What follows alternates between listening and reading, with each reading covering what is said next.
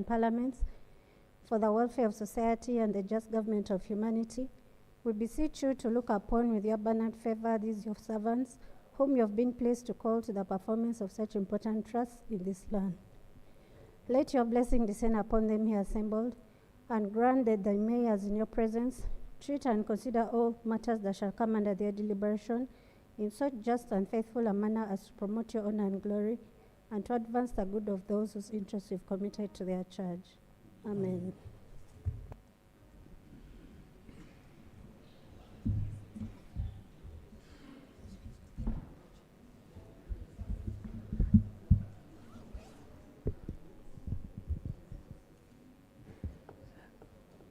Item number 2 in the order paper, communication from the chair. Thank you, colleagues. I welcome you to today's sitting. I hope our Muslim brothers and sisters, the fasting period is treating you well. Oh, they've just started. I hope Honorable Singom and the team will, who are also starting tomorrow, will observe the fasting period the way our Muslim brothers and sisters are doing it. Honorable colleagues, tomorrow the Parliament Anglican Chaplaincy will be having Ash Wednesday service officiated by His Grace, the Archbishop of Uganda, the Most Reverend Dr. Samuel Kazimba Mugaru, to mark the beginning of the Lent period in the Christian calendar.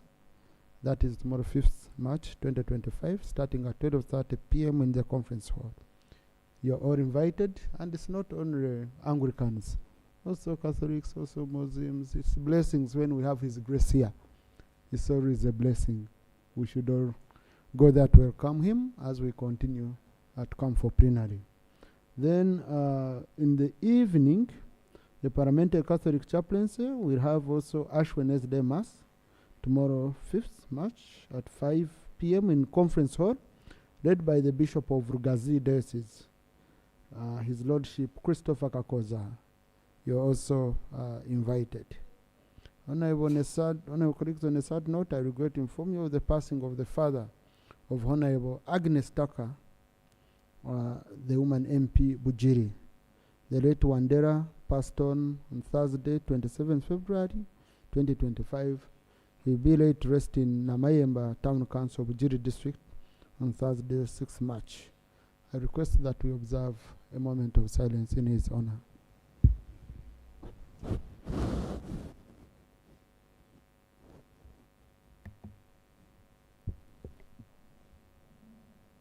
May his soul rest in eternal peace.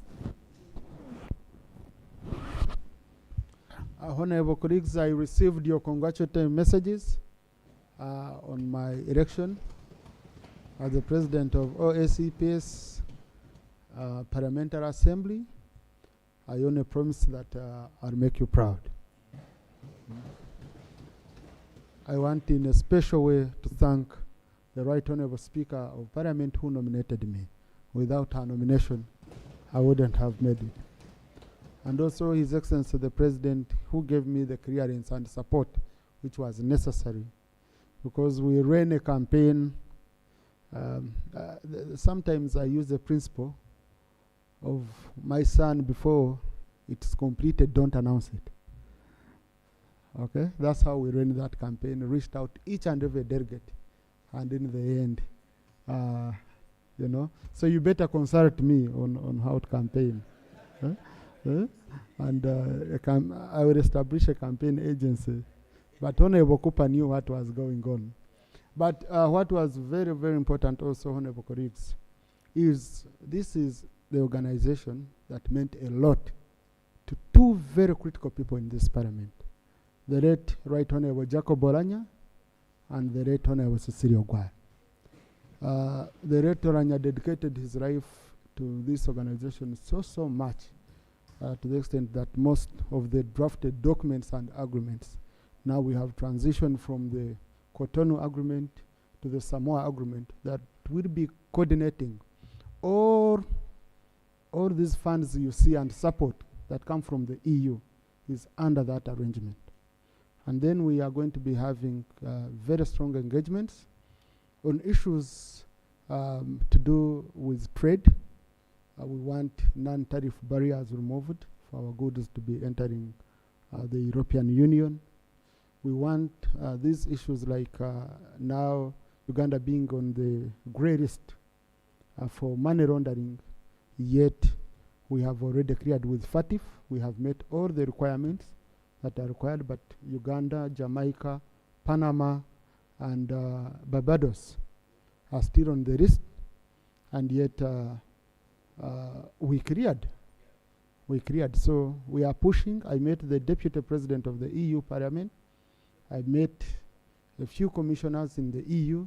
I hope we are going to have it sorted, because now it's with the EU Parliament. And now we are having very strong connections with the EU Parliament on which we can base to sort some of these issues. We shall be pushing on issues of climate change. Our colleagues in Caribbean and Pacific have been strongly affected, but also Africa, because we have had cyclones in Malawi, in Mozambique, parts of Southern Africa are getting affected, and you can see this drought that we are having here, the heat wave. All these are issues of climate change. So these are pertinent issues that we are going to be handling, but the most relevant one for our population here, now with the EUDR, European Union regulations on deforestation, where they are saying our coffee, our tea, our cocoa, all those products, if they have been planted in an area that had trees from 2020, then they won't be able to enter the European Union. We are saying that even when you're fighting climate change, promoting climate change, you must do it in a sustainable way and in a fair and just way. So whereas we support efforts, we need to see a way of meeting of minds. We don't end up suffocating people from poor families, from poor countries. So we are going to be having very, very hard negotiations, and luckily enough, some of you will be joining us in that spirit to deliver for the country, for the continent, and the world. So I want to thank you, honorable colleagues, for the support. Yes, Honorable Musasizi, Honorable Minister, on my communication. Thank you so much, Right Honorable Speaker. Right Honorable Speaker, I join the rest of the world and this Parliament to congratulate you upon your recent achievement, and thank you for making Uganda proud. Right Honorable Speaker, I have a small clarification. Uganda was cleared from the grey list in February last year by FATF, but the EU has a different arrangement called the black list. Our expectation was that having been cleared by FATF grey list, we would automatically be cleared from the EU grey list. But this has not happened, although we are optimistic. So I want to thank you for picking it up. What I wanted to clarify is that it is not the grey list, because the grey list we are not there. It is the EU black list. In the EU jurisdiction, grey list is for tax purposes, but for money laundering, they call it black list. So, and this is what we are fighting to get out from. Thank you. Thank you, Honourable Minister, for that clarification. Yes. Honourable Babiku.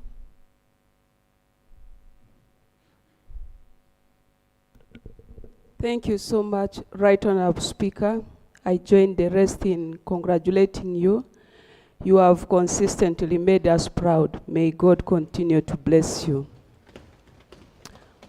Under your communication, you have talked about climate change. Right Honourable Speaker, one of the ways of fighting against the effects of climate change is to sustain the good practices that we have. Therefore, I take this opportunity to inform you and the House that the directive you made in this House for the Committee on Natural Resources to go to the field, specifically in Adjournment, on issues of Zoka forest, to date has not been implemented. And more distractions are ongoing. And people believe that we are not serious, because if directives are not implemented, then where will their hopes be? So my request is that your implementation get enforced so that the common people feel what we are here for. Thank you so much. Thank you. But the chairman committee natural resources told me they are going end of month. I don't know what has happened, and he has not updated me. So I'm going to follow up. Because you see, that issue of Zoka forest is a very, very critical issue. And for us, we are not about issues of who is fighting for what. No, the issue is protection of the forest. That's what we are looking at. So I'm going to thank you for that reminder. After here, I'm going to cross-check with the chairman committee on natural resources to ensure the team goes on ground. Bitek, Okot.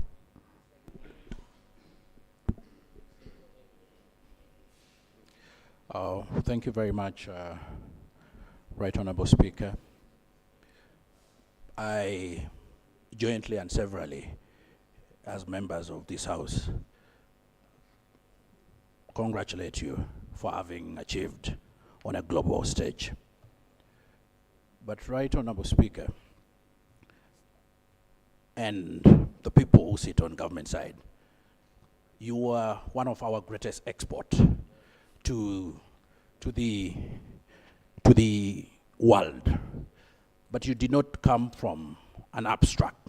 We nurtured you in the Forum for Democratic Change. If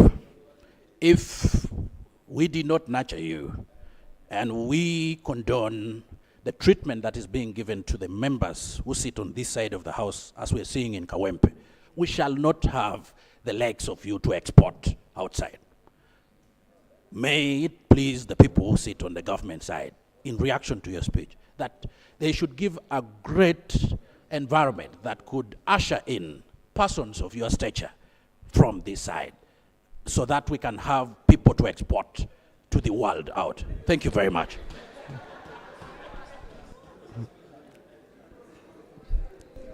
My colleague will always find a way. Thank you. Thank you for your kind words, Honorable. Yes. Just Honorable Song, wait a bit. Just let me allow Chair Committee on Climate Change. Because these are. Thank you, Right Honourable Speaker. First of all, I want to also take this opportunity to congratulate you for assuming the presidency of the EU, of the ACP. This is a very important achievement for us in Uganda and also Africa. This will come with opportunities and challenges. I will want to focus much on the challenges that you can use in this position so that we can have a benefit for as a continent, but also as a ACP countries. Number one is the issue of natural resources exploitation. There are companies that are coming from some of the EU countries and they are operating in Africa. As a result of that, they are causing conflict in some of the ethnic communities, whether in Democratic Republic of Congo, in Cameroon, especially in Bamenda region, in Somalia, Central African Republic, Chad, and so on. So this issue must be addressed at the ACP EU or under the Samoa Agreement, because it is bringing human rights issues where women and children are getting displaced and even killed. That issue must be addressed. Another issue is on the trade.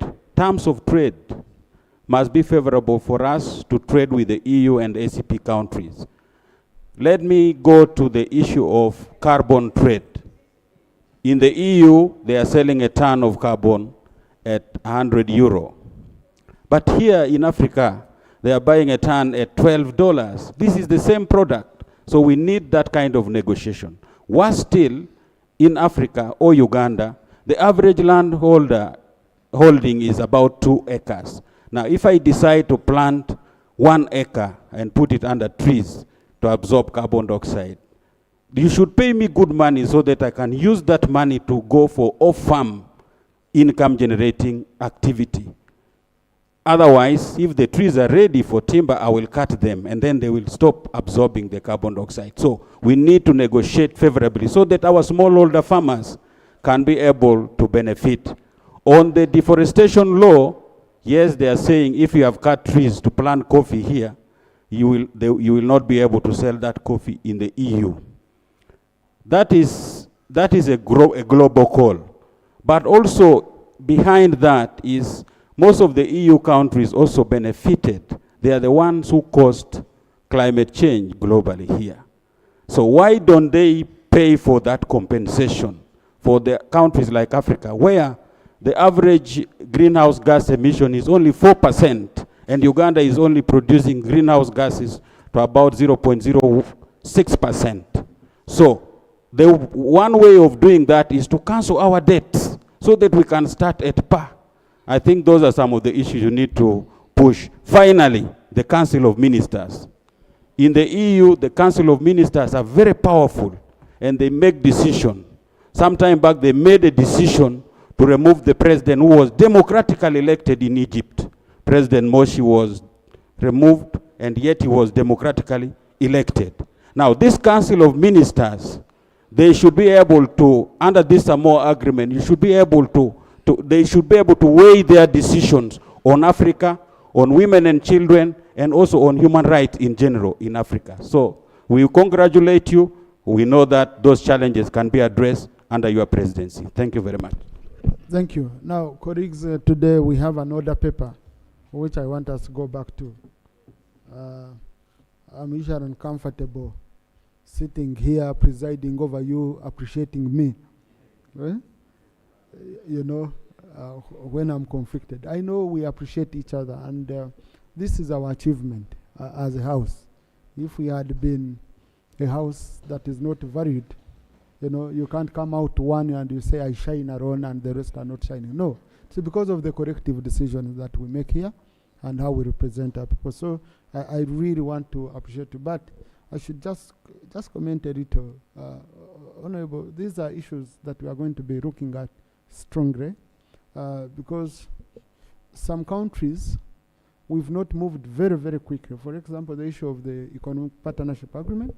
I hope Uganda can finalize it with the EU so that we unlock the potential that we are having with the EU. To me, the EU is the #1 trading partner. To me, we say UAE, but the gold, how much tax are we getting from gold, for example? How many Ugandans are benefiting from gold? So EU, where around 70% of our coffee is going, you know, that's a very, very critical market that is helping people down on the ground. And we've registered a trade surplus. I think now, I think we're already in around 150 million euro trade surplus, and we are doing extremely very well. The tourism, they are really, really big on tourism, but at continental level, we have to look at issues of intra-Africa trade, intra-Africa travel. We have to look at how we can work on the AFCTA to ensure that indeed we start moving in the right direction. But we also stop the divide and rule, which we usually face on the continent, especially with some countries signing agreements on critical minerals. Countries like Angola, countries, I think even Rwanda has signed. There are countries like Malawi. We negotiate at a regional level, at a continental level. The moment we have that strength of numbers, you know, and the strength of ideas, and I mean, we can't fail to benefit that much. So I'm looking at us, one, benefiting from the economic partnership agreements that we are going to be having. We had hoped to have it at regional level of East African community, but we failed. Kenya signed theirs. and moved ahead. SADC, they signed. They're having one under SADC. Then we have the Sustainable Investment Facilitation Agreement.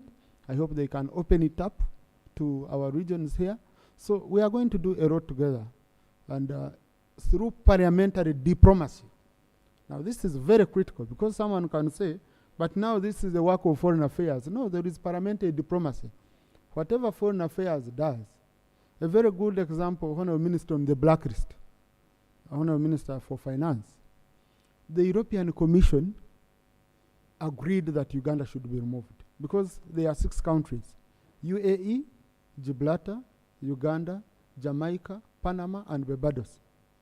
4 have fulfilled the requirements, apart from UAE and Gibraltar. But when you go into politics, the geopolitics of Europe, if Gibraltar doesn't sort its issues with Spain, then they can never get off that list. So if we remain under that resolution, we will never be cleared as a country. And investors from Europe are finding challenges when you talk to some of them. So what we've done, because the EU Commission submitted Parliament refused, said no, we want a resolution of all the 6. Now who can best get to members of Parliament in Europe? It's us. Honorable Cooper will give you a list of 50 of them right away because they are our colleagues. So now as a Parliament and as an institution, we are going to petition our colleagues in the European Parliament to clear Uganda. So that's how parliamentary diplomacy works. It complements state diplomacy. We don't compete with the state, we only complement. And the direction we go with is the direction of the sitting government. Then we complement and see how best we can support. I'm sorry, I want us to go back on the agenda. Honorable Leader of Opposition, acting. I have the acting Leader of Opposition, if we could. Under what rule? Rule 8? Okay. Procedure under Rule 8. And honorable colleagues, now on procedure, when I say under what rule, you refer to a rule, I will expect your submission to be in line with that rule.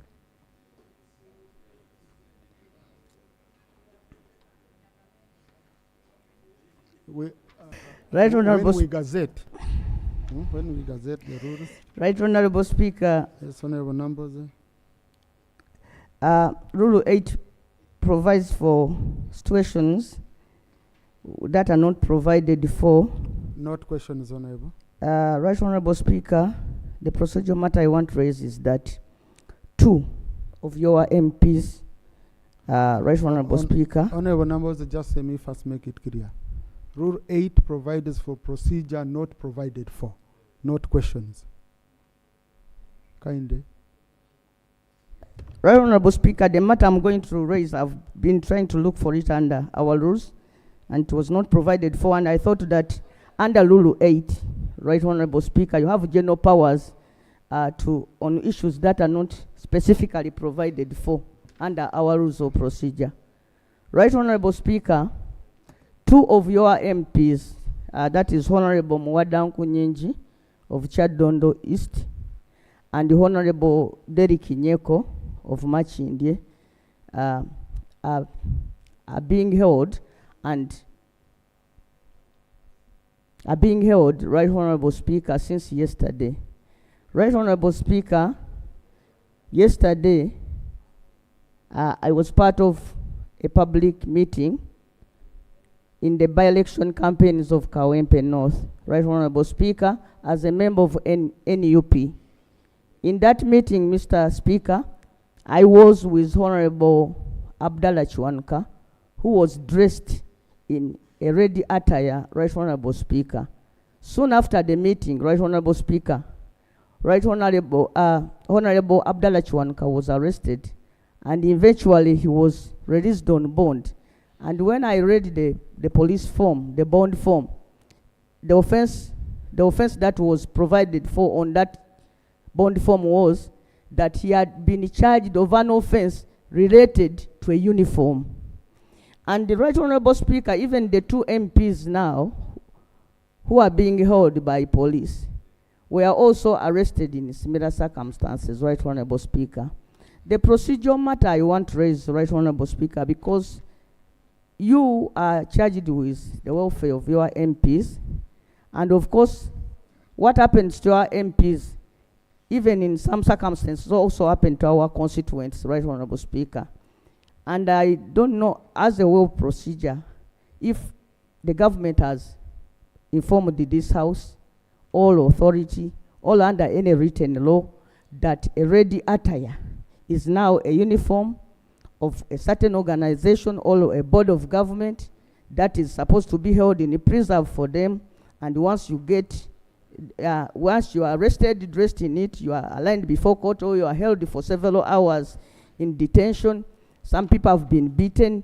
Right Honorable Speaker, I raise this because these are people who should be here representing their constituents. But now they are being held by police just because they were found putting on a ready attire.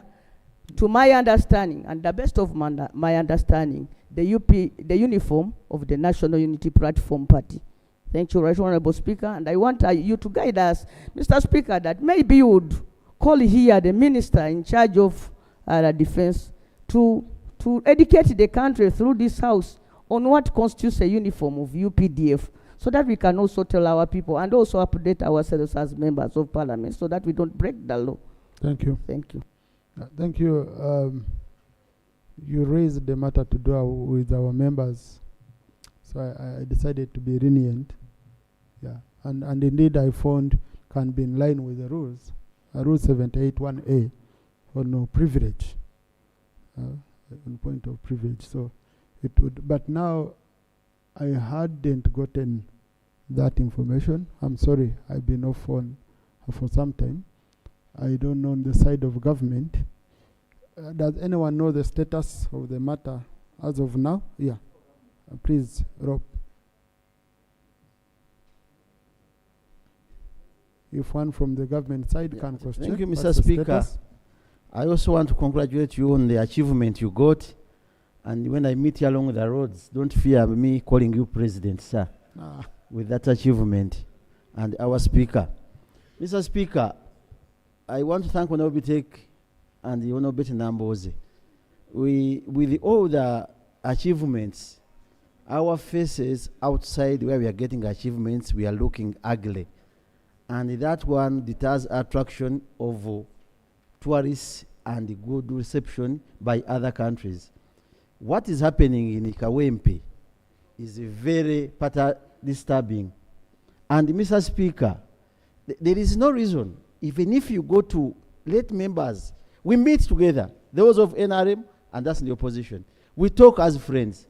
And we have been meeting on the road as they go for their campaigns, also go for our campaigns. But arresting members, first beating them, you take them for no sufficient cause is not proper. The biggest question here, Mr. Speaker, is the Electoral Commission still in control of these elections, by election. The fourth arm is beaten left and right. Yesterday, I saw a video where the policeman, the judge, was asking the fourth arm, the fourth arm to remove what they had recorded. Why do you come to attack people? Why do you arrest members when you have covered your faces? It is factual that if you're a policeman or you're a soldier and you hide your face, that means you are fearing to show your face. And what you are doing is illegal. Mr. Speaker, I think we want to ask Electoral Commission to prevail over the by-election in Kawempe. If so, that we don't need this by-election, they can stop them and declare somebody other than killing innocent citizens. Women are not supposed to be arrested by men at any cost. Women are supposed to be arrested by women. And Mr. Speaker, what is challenging? These people giving up when they see soldiers. They raise their hands. In the military law, once someone puts his hands up, you just arrest and take other than beating them. So, Mr. Speaker, my last prayer is, are we, as Electoral Commission, just to be in the control of these elections? Because whenever elections become very rowdy and they have, because I'm so happy with the NRM candidate, she's also complaining about the same. We are competing with National Unity Platform. We are competing with FDC. But why do you beat these people you are competing with? It makes us look ugly. And Mr. Speaker, my prayer is, can we know from ministry? Last week, Honorable Hart was sitting in as the government prime minister. He promised to go and see a journalist who is losing his eyes because of the work he was doing under the law. Under the law. So, Mr. Speaker, I think what Honorable Numbers have stated and the Honorable Bitex is very pertinent, plus what I'm saying. And the other Ugandans. Yesterday, they arrested about 26 with the MPs. Finally, Mr. Speaker, I looked at Mugabe when he was the president of Ghana, 39 years. Whenever members of the opposition were rioting with the members of parliament, police would arrest them without beating them. They say, do this, please, can you go and we do this? But what is happening here? Nobody, we have the Anti-Torture Act. But torture... Thank you. Come, Mr. Thank you, Honorable Saungu. You know, some of these things I see and I ask myself, what's wrong? Who provoked this? And sometimes, I think these are people who even are against the state. I don't think, like that journalist whom I saw being operated in the eye, I don't think the person who did it loves his government. Because they are destroying the image of the government. Some overzealous people. I really ask myself, what would provoke you to get a journalist and you hit them? I saw pictures which my eyes couldn't tolerate. And so, Honorable Bahat, are you? Let's first get a response. I will allow you. But as Honorable Bahat comes, Honorable colleagues, in the public gallery this afternoon, we have a delegation of students and lecturers from Bishop Stewart University in Mbara District. They are represented by Honorable Mwinempaka Ramirama and Honorable Atkwasa Rita. They've come to observe proceedings of this house. Please join me, Honorable colleagues, in welcoming them. You can stand up for recognition. Thank you. Thank you. Honorable colleagues, we also have a delegation of leaders of Chiboga Women's Circle from Chiboga District. They are represented by Honorable Kaya Christine, Honorable Kefa Kiwanuka, and Honorable Mutumba Abdul. They've also come to observe proceedings of this house. Please join me in welcoming them. Yeah. Thank you. Honorable Bahati, Acting Government Chief Whip.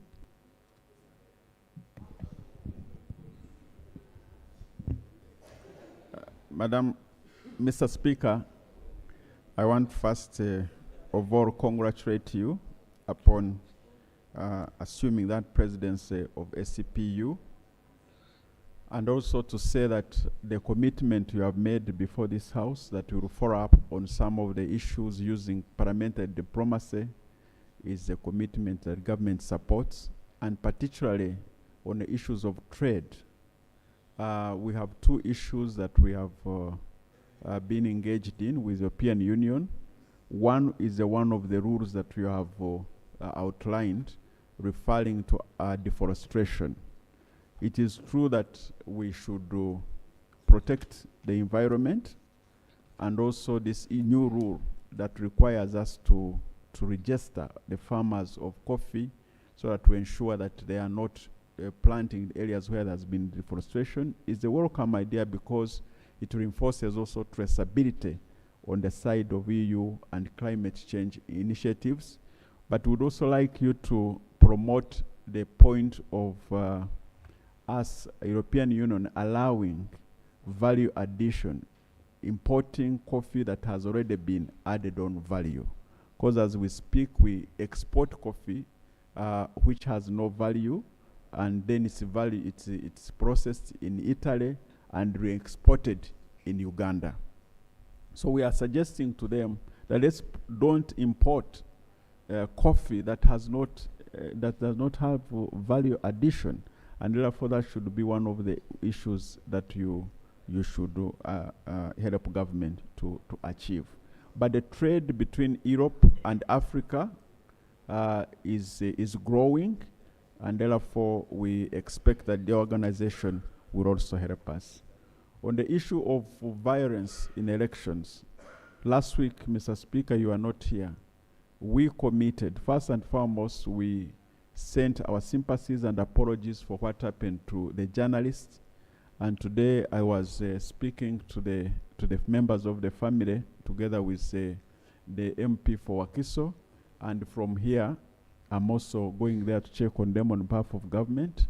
We stated last week that there is no state-sponsored violence in these elections, that the state has not sanctioned this, and people who are doing it, harming people in elections, should be brought to book.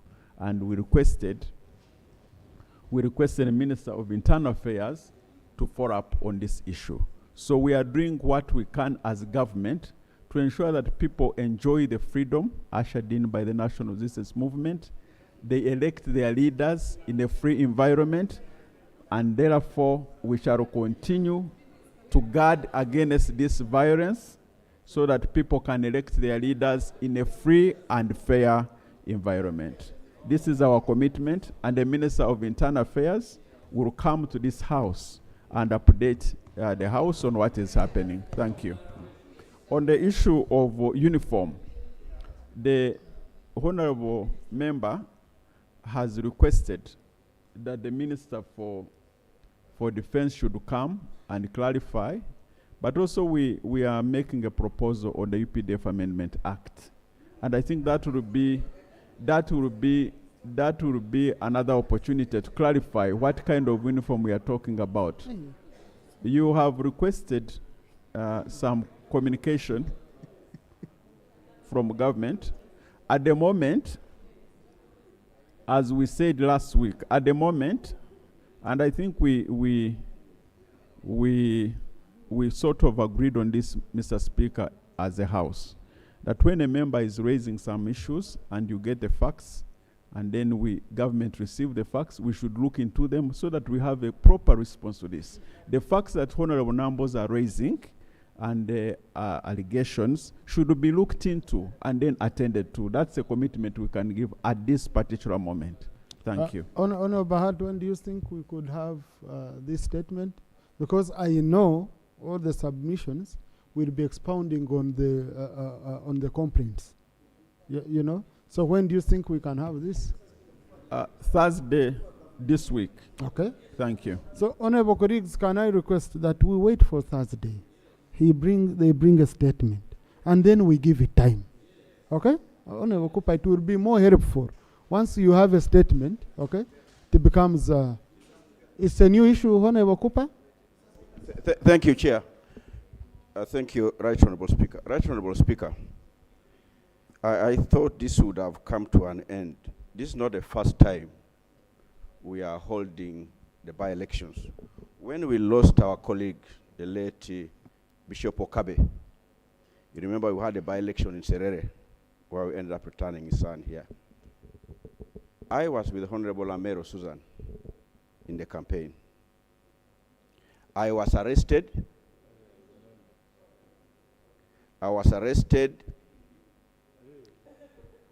I spent a night in the police cells from 4 a.m. up to 4 a.m. Up to date, I have not seen any charge. No one has given an explanation. And I thought, someone would make an explanation. These matters were raised, but nothing. No response. I hope on Thursday, when the minister is coming, he will be able to provide an explanation as to what was the reason for my arrest. But I want to thank you, Right Honorable Speaker, and the Speaker, for those who reached out to me. Electoral Commission tried at that time in vain. I could not get out. So, Right Honorable Speaker, I think this should really stop. This really must stop. We were picked from a church where we're giving the appointment letters to the agents. And Honorable Echero there knows all this. So, Right Honorable Speaker, it is something which spoils the name, not just the name of the government, but the name of the country. And when we travel, what do you expect us when we ask this question? But because we love our country, we are forced to defend our country. But when it comes to this, it's painful when it happens. Thank you, Right Honorable Speaker. Now, Honorable Cooper, you want people to come here to explain what happened to you. You want them to complete investigations and take you back. Eh? I think yourself and your investigation is still going on. They might declare they are completed and then tomorrow you're taken. But it should be, we should have a general explanation just beyond Kawempe. Because this is what I saw for the journalists. It looked really ugly. It looked ugly. Honorable Commissioner, give a chance to the Thank you, Mr. Speaker and the President. Of course, of the SCP, because they have, if I simply call you President, then it could be... Always learn to qualify your statements. Yeah, sure. You don't call. Yes, Mr. President, sir, and Right Honourable Speaker. Right Honourable Speaker, I'm not trying to impeach your guidance on the statement of Thursday, but I think we are leaders in this country, and we should be well educated as to where we are. And I saw my very honorable brother, the Honorable Bahati, very constrained to no end, to trying to hazard an explanation. Right Honorable Speaker, from the last election, those who committed crimes against citizens have never been brought to book, including the gentleman who shot a journalist, Kasirye Ashraf. He's well known, well documented. Kasirye is exiled in the US. The gentleman who shot him was promoted. So we have to speak to ourselves, probably put a big mirror in our faces and agree as to what we are dealing with. I'm very sure the minister will come and make the usual statements. The Kawempe by-election is a rehearsal of hard times ahead of us. And I pray I will be around, Right Honourable Speaker, to remind this House and the honourable members acquainting with violence and state violence, that it will not help anybody. So whatever comes on Thursday, there's no rational explanation as to the presence of the military in a by-election. Right Honourable Speaker, I pray that if we maintain UPDF representation in Parliament, we amend the law, and the army votes their MPs from whatever they are in their barracks, and then we see the kind of democracy they exercise. So there's an explanation, and I want to invite this House, Honourable Speaker, with your guidance, that the commitment should not just be about the minister. We need to understand as a people what we are dealing with. We are dealing with an actual commission that is disempowered. They can do nothing. My brother here, Okupa, could be frog-marched. You'll be frog-marched. You'll be beaten. You'll be disabled. The pretense must stop. If we are intentional on building a democracy, we must speak to what we are dealing with. If you don't want elections, do away with them and rule by martial law. So there's no pretense about statements. It's simply illegality, it's simply impunity, it's been incubated, it's been accepted, and people think it's the norm. As long as you have power, you are powerful, you can get away with murder. People have gotten away with murder. In fact, murder rewards with promotion. Right Honourable Speaker, you ordered for the minister to come and make a statement on missing Ugandans. The days passed. It's normal. So what about beating some heads in Kawempe out of their wits? You know, break a few skulls and the day passes. It's become normal. And the House of Parliament, they're supposed to be the firewall of the country, is looking on and lamenting. So, Right Honourable Speaker, I am not waiting for the Thursday statement because I know it's business as usual. They will look at you. In fact, they think they will even sneer at the Speaker. The Speaker will do nothing unless all of us, from both sides of the aisle, say, stop this is our country. We shall have ourselves to blame, I'm afraid. Thank you, Honourable Speaker. Thank you. Now, honourable colleagues, this would fit into the debate of Thursday when the statement comes. Let's first get it. Yeah, because you see, our rule 8 on anticipation doesn't allow me to say a minister is going to bring a statement which doesn't satisfy. No, we should first receive the statement, we look at it, and honourable colleagues, there was a mention of our two colleagues who are arrested, who are in jail. So I'm going to follow up immediate after here to know their status, and then tomorrow I will update you. Okay, colleagues, we really have an order paper to go to. Honorable Christine Kaya, matters of national importance. I'm sorry, I know, but let's go back on schedule. Thank you, Right Honourable Speaker. And Right Honourable Speaker, thank you for hosting our women from Chivoga Women's Circle, a circle of over 600 women covering the entire district. Thank you for hosting them. Right Honourable Speaker, I have a matter of national importance. In November, sat with the Association of taxi drivers, and they cited a challenge with motor vehicles called drones, Toyota drones, especially from Japan, that these vehicles brake a lot.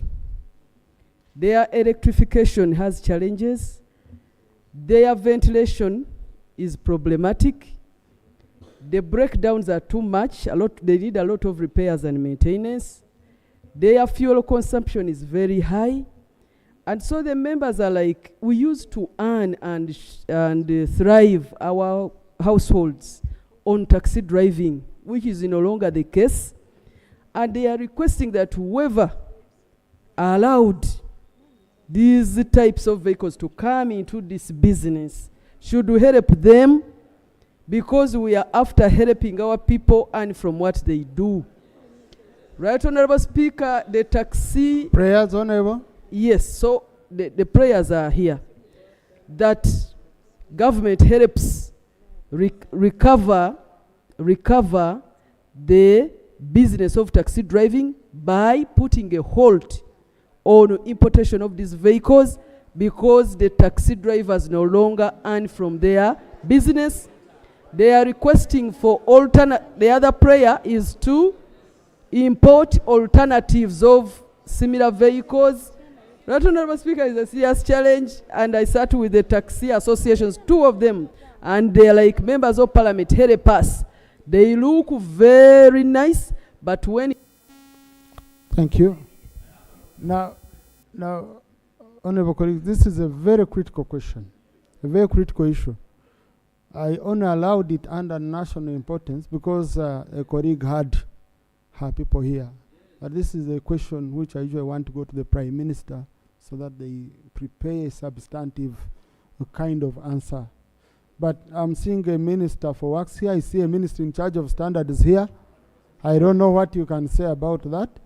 Who allows the vehicles? No, on matters of national importance, we don't allow supplementary. Honourable Speaker, under Rule 78, first of all, Honourable Speaker, I want to take this opportunity to congratulate you. I'm one of the members who has been, when I was a youth MP, we are participating and attending those ACP-EU meetings. And at your age, now the President, we are proud of you, especially having the old address of Najana Nkumbi. Honourable Speaker, I also saw you recently in the field with the President, following up PDM. Honourable Speaker, it is a pity and pain that while now we are in the 5th year... Honourable, I respect your OB. Honourable Speaker, thank you very much, Honourable Speaker. Honourable Speaker, we are in the 5th year of PDM. And you are with the President. The President was in the East, in the West. I saw you visiting, and farmers were their body language. But it is a pity, Honourable Speaker, that my parish, as in a parish, about 120 parishes in this country have not received PDM. This matter was raised to the Minister of Finance. This matter was raised to the Prime Minister. This matter was raised to the President. The President directed the Minister of Finance, local government, and the Prime Minister to ensure that the 120 parishes in Toro County, North and Toro District, there are 27, and other parts of the country, that these parishes should be given their PDM. Honorable Speaker, we are coming to the end.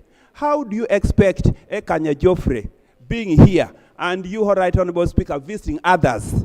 And then we have 120 parishes not receiving PDM in the 5th year. Even one of them is where the Minister of Finance comes from in Kabale there. What is happening, Right Honorable Speaker? I'm seeking for your indulgence to ensure that the directive and the resolution of this parliament where we appropriated money, these parishes receive their money. I'm seeking for your indulgence. Thank you. Now, the Honorable Ekanya, my senior brother, he started by diverting me and thanking me and ensuring. Of course, when someone has thanked you very much, now you lose the appetite of putting him to order. So don't compromise me next time, Honorable Korin. Okay? Don't stop compromising the presiding officer. Because we wanted an answer on the issue of the cars. I needed the ministers. And then after, Minister for Local Government should tell us on the PDM, the parishes that have not received. Thank you very much, Honorable Speaker. I must say we are aware of the matter, but this one came in when we banned the bring in the country of the old cars. And I must assure the honorable colleague, to buy a car which you want to use for transport is by choice. We have many forms of cars which you can buy. And the problem with this specific car we have, for it, once it has got a mechanical problem, you must fix it as soon as possible because it has some form of electrical transmission it uses. But the problem is our tax people, they want the other old model vehicles. When it has a mechanical problem, the person can proceed and do business, add his own mechanical issues because of money, at the end of the day causes accident. But this one, we recommend it is very good. Once it has any mechanical problem, it will force you to go back to the garages. So I must assure my honorable colleague that maybe I will contact you to give you other forms of vehicles which those people can buy to use on the roads. Thank you very much. Thank you. I think, Honorable Byamukama, on top of that, it would be important for you to meet the tax operators. And you pass on this information to them. Because now the feeling they are having is that these vehicles have issues, have technical issues, they are substandard, so you need to reassure them that they meet the standards. In other countries, they are doing well, and you explain. I think it would be much more helpful. Isn't it, Honourable Minister? Thank you very much, Honourable Speaker. For her case, since the special request, I will get in touch with her to go and engage the drivers that side, show them the available options of the vehicles they can use, including runs from Kira Motors, and also to advise them on how they can effectively use these taxis so that they be safe, because also still with them in the country, and also we advise them to remain in the business when they have the knowledge on how to operate them. Thank you. Honorable, under what rule procedure? Under what rule? Rule? No, honorable colleagues, please. Let's. Honorable, you see, but honorable, is it related to this? Because I don't want us to reopen this issue. Right Honorable Speaker, allow me also to congratulate you for that elevation, but also we hope that you can now push for an EU SCP trade agreement and not hiding, certain values which we don't believe in those trade values. So we have a lot of hope in you. As Africans, as you take over that seat, please take note of that. And congratulations from the friends of Africa, from the US and the UK. I bring their congratulations to you. Right Honorable Speaker, the ministers of transport, works and transport have not been here for some time. And Right Honorable Speaker, you are aware that we had issues around the intelligent vehicle tracking system. And when we passed the report, when we passed and allowed them to proceed with this new number plates, the instruction was that they would come and update the house at least after every 6 months. We have been seeing media reports that the vehicle number plates, the car trackers that we had hoped would track the vehicles, is actually not doing what we had hoped. And this information has been in the media. So, Right Honorable Speaker, since the ministers are here, would it not be procedural right for you to direct them to bring a report as directed when we are passing the report to this House? How are we performing, Right Honorable Speaker? And we are going into the budgeting process, Right Honorable Speaker. Some of the monies that are supposed to fund the road fund have actually going to go to yes, they are actually going to go to the investor who has invested in this number plate system. So, Right Honorable Speaker, would it not be right that the ministers bring a statement as to how we are performing and the progress made so far before we get into the budgeting process, so that we can know what to do, whether to abandon and start afresh with some other company or proceed. Thank you, Right Honorable Speaker. Honorable Minister for Works, I think Tuesday, because this was a commitment made. Thank you, Right Honorable Speaker.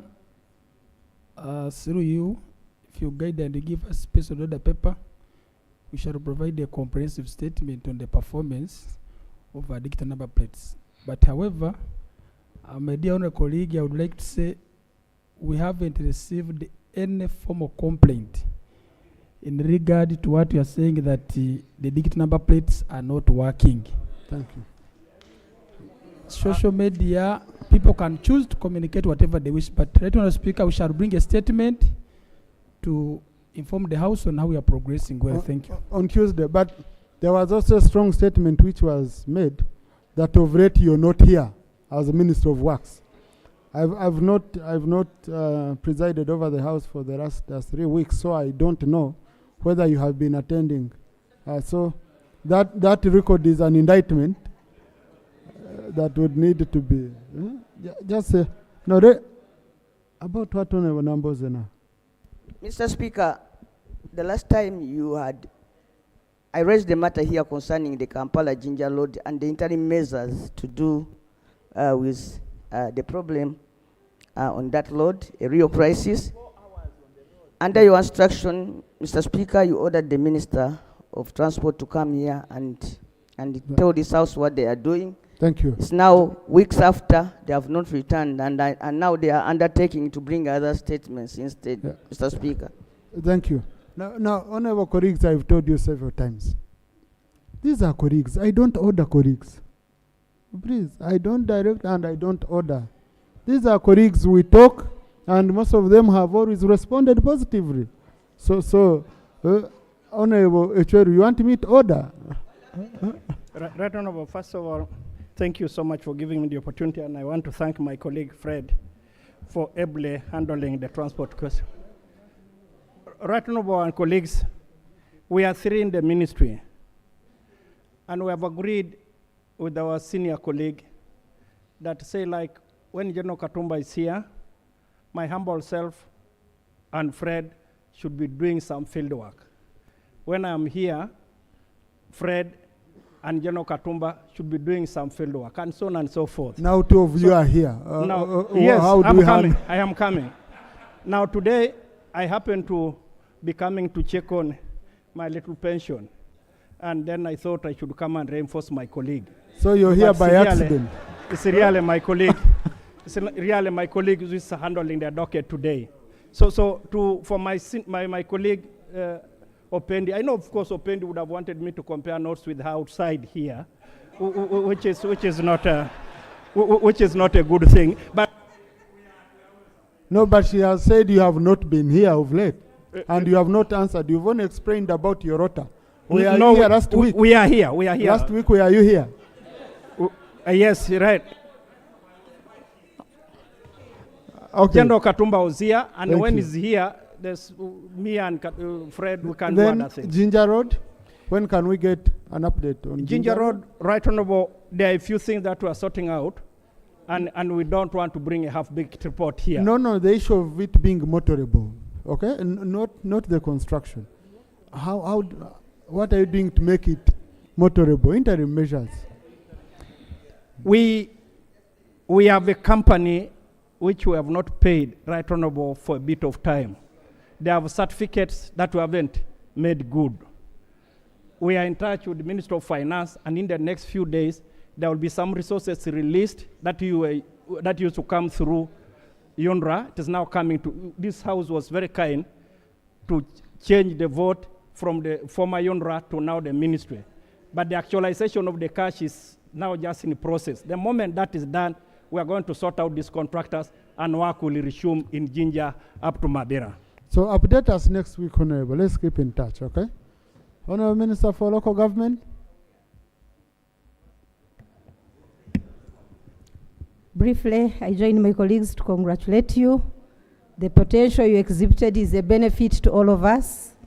Congratulations. Right Honorable Speaker and members, the country has 594 parishes that have received PDM money to date. But 594, pay attention. But the Electoral Commission has 717,000. 123 parishes have not yet received PDM because they are not coded. And the reason they are not coded is they are not created by the Ministry of Local Government, approved by Parliament. The mistake came, as I explained last week, this matter was here once again, when Electoral Commission demarcates areas to ease the election distance. Members take advantage thinking that these are already government-approved parishes, which is not true. So because they are not coded, they don't have an instruction of operation generated by the mandated Ministry of Local Government. They are not forwarded to the Ministry of Finance for funding. However, now that elections are going to take place, these have also been earmarked for elections, and now they will become official, get coded after getting an instruction from the ministry, and finance will respect them. And now, honorable colleagues, I think this is an issue we need to look into deeply. I have 2 parishes of that kind in my constituency. I took trouble to engage with the Minister of Local Government, Minister of Finance, and even the Electoral Commission, and I found these were parishes which the district passed in the resolution when they were creating a sub-county, but they were not included in the instrument of the minister. So down on the ground, people know there are parishes. But on this other side, there are no parishes. They are not gazetted. And with the ruling of Honorable Kwizera, you remember, you cannot create administrative units in the middle of a term. So I went, I'm giving my experience, I went, I met my people, I explained to them that you are going to start getting parish model money in 2026 after you have been gazetted, voted, readers elected, okay? And the situation normalized. That's how I handled mine. And of course, they know I wouldn't be lying to them. They understood. So the issue would be, when was this parish created? Huh? Right Honorable Speaker, you are correct on one aspect, that some of these parishes were created by the district council when the Electoral Commission was doing the demarcation. In my case, and in most some of them, elections were done in the last election cycle. The only omission which the minister said, the minister refused to capture it on the Gazette. But we have councillors paid by government, recognized. We have parish chiefs paid by government in some of these parishes. So these are even me, I have parish chiefs. Yes, so you have parish chiefs, you have councillors. They said. So, Right Honourable Speaker, my proposal that this matter should be referred to the Committee of Local Government to look through it and bring for us a report here. No, Honourable colleagues, that will be long. I think what we can do, Honourable colleagues, I think let the minister present a statement on these parishes. Okay? Let the minister present a statement on these parishes, explaining how they were created, when they were created, and we see if there are those which qualify before we go back to the committee. Okay? Honourable Minister? Most obliged, Right Honourable Speaker. Honourable Minister, this can be even ready for Thursday, because it should be, or even tomorrow. Give me up to next week, Right Honourable Speaker, on Tuesday. Yes. So I Tuesday. want to promise what I can fulfill. Thank you, Right Honourable Honourable Minister, Tuesday, okay? Honourable Minister for Finance, I hope you don't reopen this. Mr. Speaker, we are not reopening. However, as the minister has said, for PDM purposes, the parishes we know in our records are 10,594 parishes. These exclude the cases of like the two you have in your constituency, and also it is true in my district there is one parish. However, Mr. Speaker, we are the Ministry of Finance. We don't want any Ugandan to miss an opportunity to access parish development model. And what have we done? We have advised the accounting officers in the district that these parishes, before they were created, these were villages from a parish. For instance, in my district, the original parish is Kagarama, with 11 villages which were divided into two. And what we have done, we have said we are sending 100 million to this original parish, and it is still the people in the villages which were annexed to another parishes, which became part of another parish, are also still part of the original, and they are benefiting from PDM. I therefore encourage colleagues to work with their cows to ensure that these people go back to their original parishes for PDM purposes and they benefit accordingly. Thank you. Thank you. Honourable Sir Maureen. Let's wait for the statement, Honourable colleagues. Honourable Sir Maureen. Thank you, Right Honourable Speaker. I join my colleagues in congratulating you on behalf of Arua City. Right Honourable Speaker, I rise on a matter of national importance. The matter that I have before this August House has been there. Now that we are heading towards the elections, the people of Aivuni in Aivu West, that is in Arua City, they have been for such a long time pleaded with the government. The contractors of Ministry of Energy, when they went to install high electric voltage poles in Arua City, the contractors went off board. They went deep down in people's land, yet were informed where the pole lands, you are not supposed to do any cultivation or any development. Now, most of the land that is owned by our people is customary, and they are small in sizes.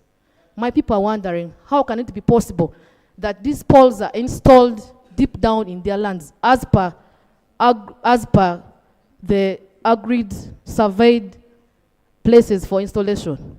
The Ministry of Energy should come in to correct whatever mess they caused there. Otherwise, it has become a problem for us, the leaders. Right Honorable Speaker, I request that the ministry should go down there in Arua City. Let them go and realign whatever poles, because we are told those poles have radiation effects on people. That means health-wise can affect them. I'm talking about high electric voltage poles, not just ordinary poles. So I request the minister to meet the leadership of Arua City and such they can sort this before we go for campaigns. Otherwise, we are killing the votes of His Excellency. Thank you. Thank you. I request the government chief whip to arrange a meeting between the Minister of Energy and MPs from Arua City. Thank you. Honorable Hassan Chirumira.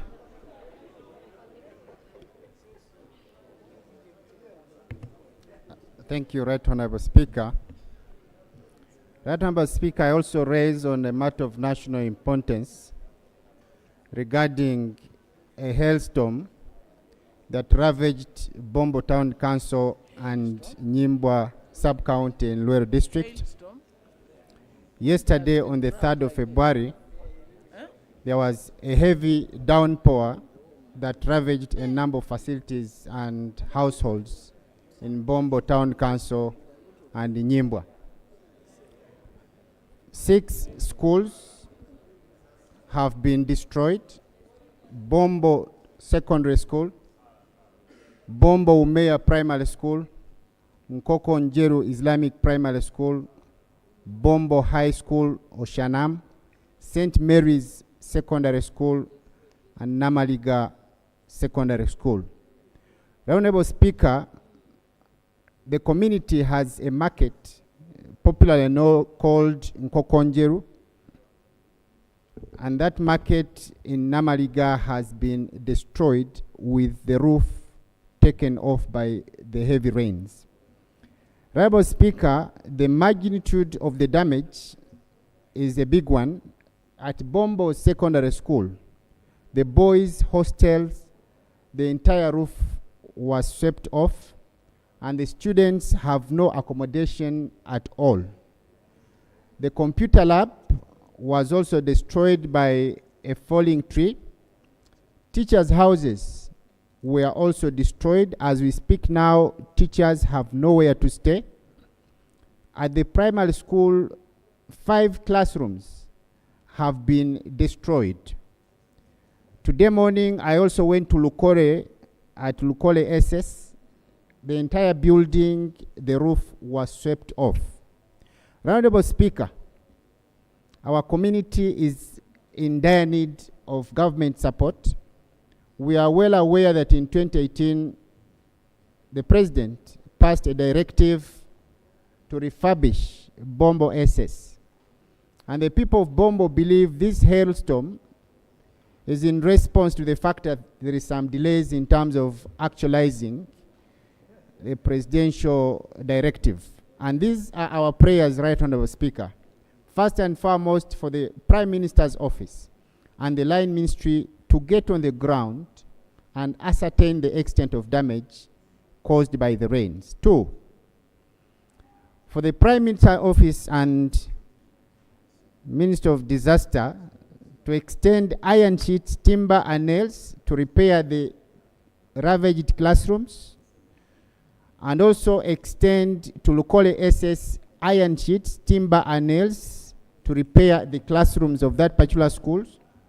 Provide tents, and this is a critical and Right Honorable Speaker, provide tents and tarpaulin to provide temporary accommodation for the students who do not have hostels.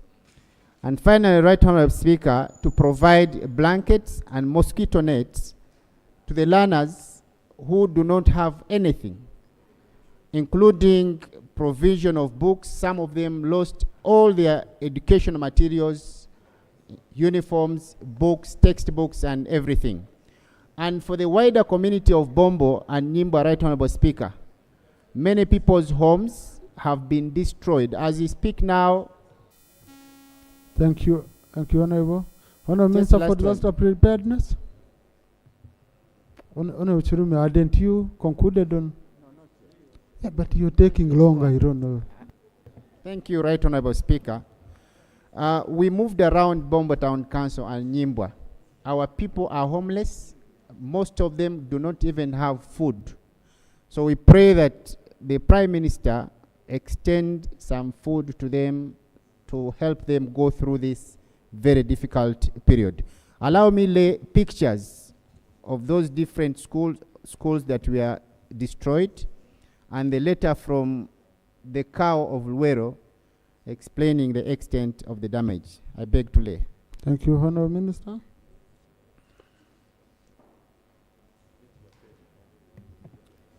Right Honorable Speaker, I would like to Honorable, confirm. you give the documents to the clerk. You don't just pass on that side.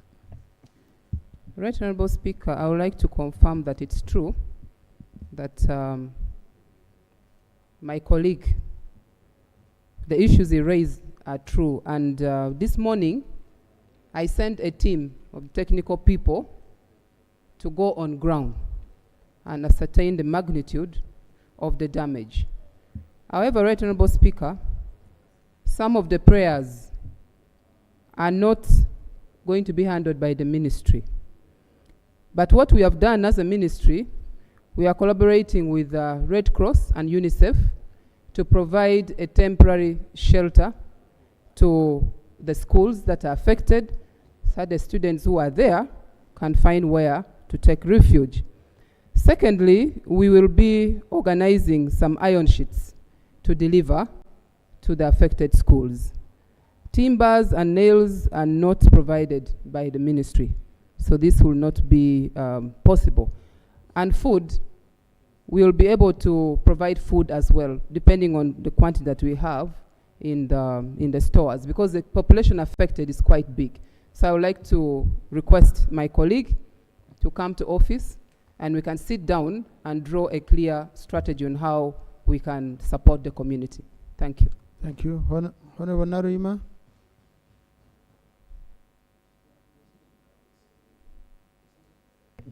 Thank Honorable colleagues, we don't have much time. It's Rob. Mr. Speaker, I just wanted to have our records correct. I am very delighted by the minister, the assurance he has given to this honorable member. But asking a member of parliament to pick those items, procedurally it is the cow. I don't know. Could you be guided?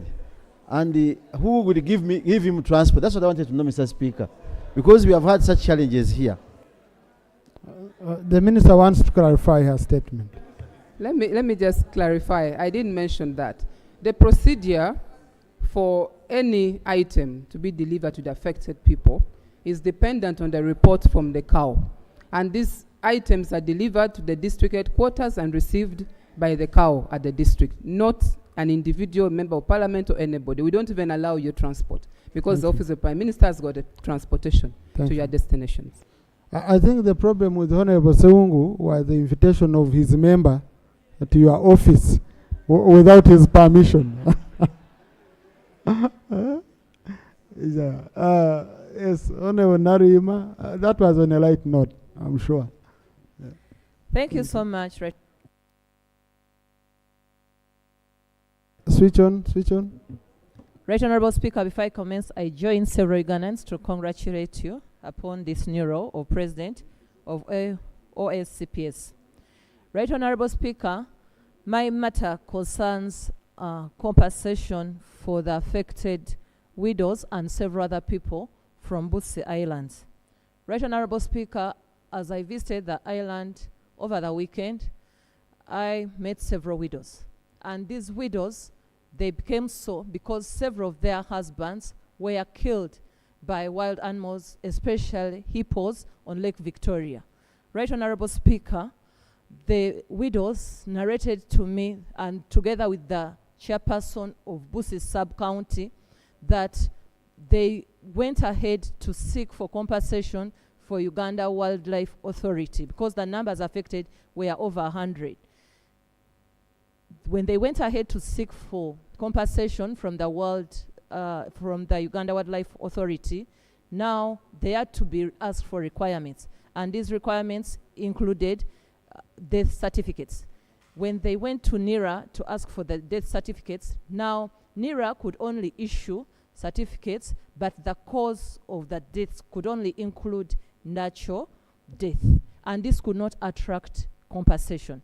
Right, Honorable Speaker, given such scenarios whereby over 36 certificates had been processed, but now compensation could not proceed, could we have the following, and these are my prayers.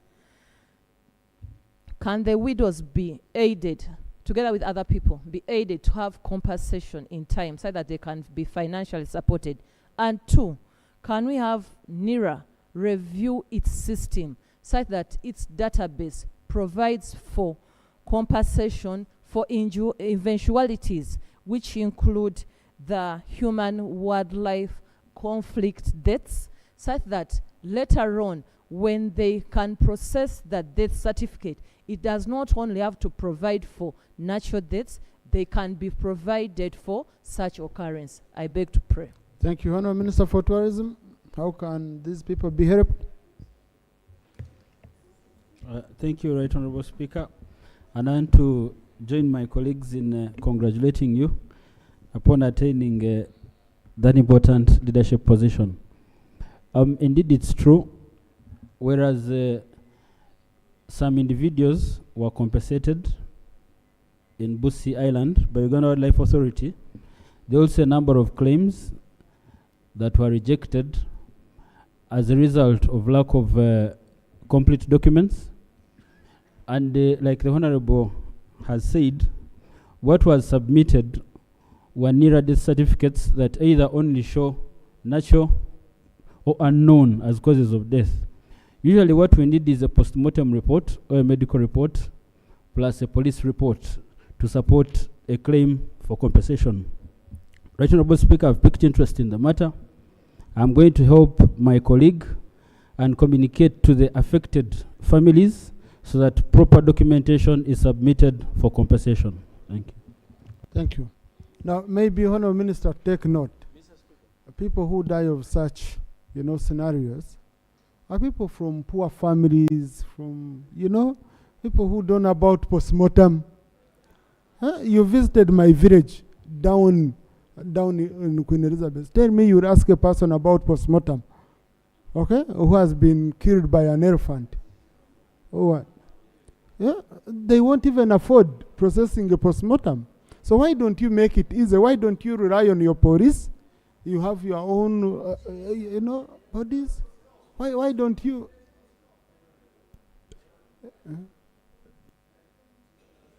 Honorable Tinkasim, if I say from Honorable Tinkasim.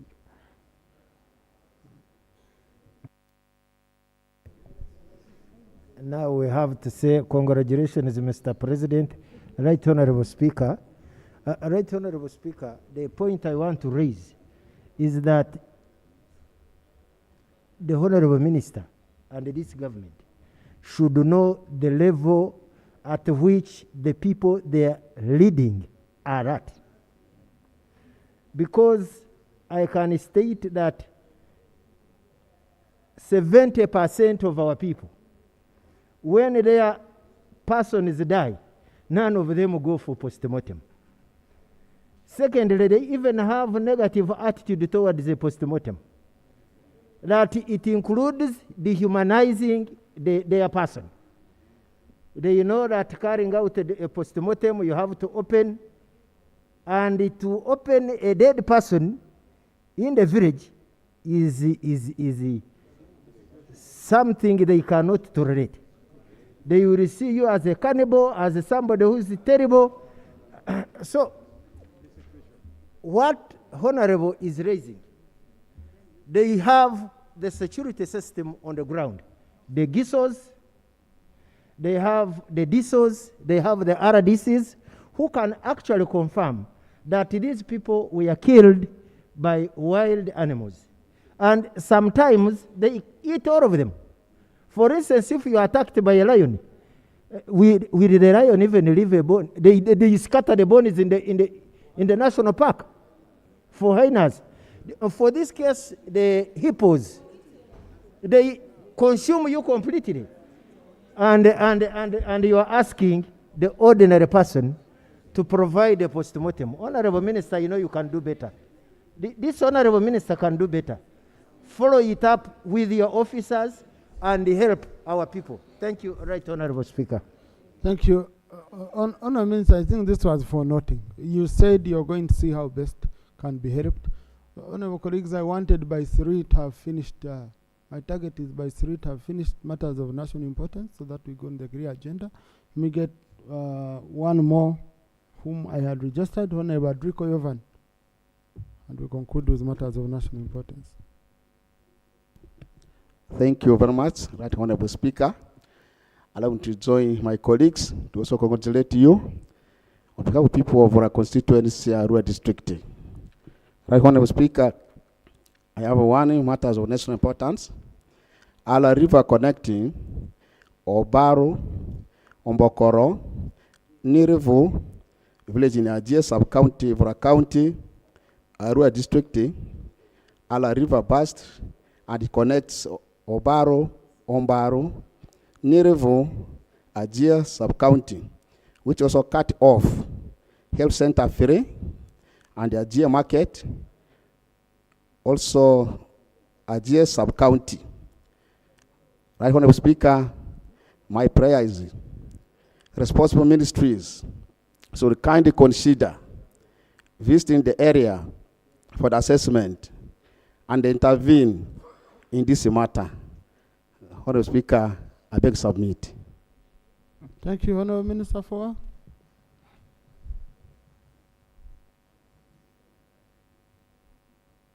Thank you very much, Honourable Speaker. I will consult the Honourable colleague to be specific. Is this on the national road or district road? If it's national road, we shall send our team on the ground. If it's a district road, then we shall work together with the Arua district team to guide them on how to quickly intervene on the problem. Thank you. Thank you. Thank you, Honourable. Next item.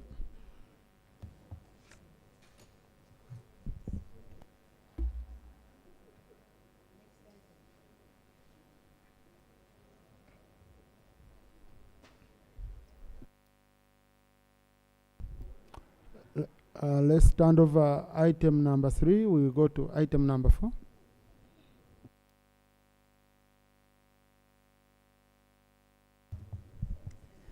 Item number 4 on the order paper, statement by Minister on the status of settlement of terminal benefits and severance pay of former employees of the public entities affected by the government policy on rationalization. Now, Minister for Public Service, I can see it's a huge statement. Okay?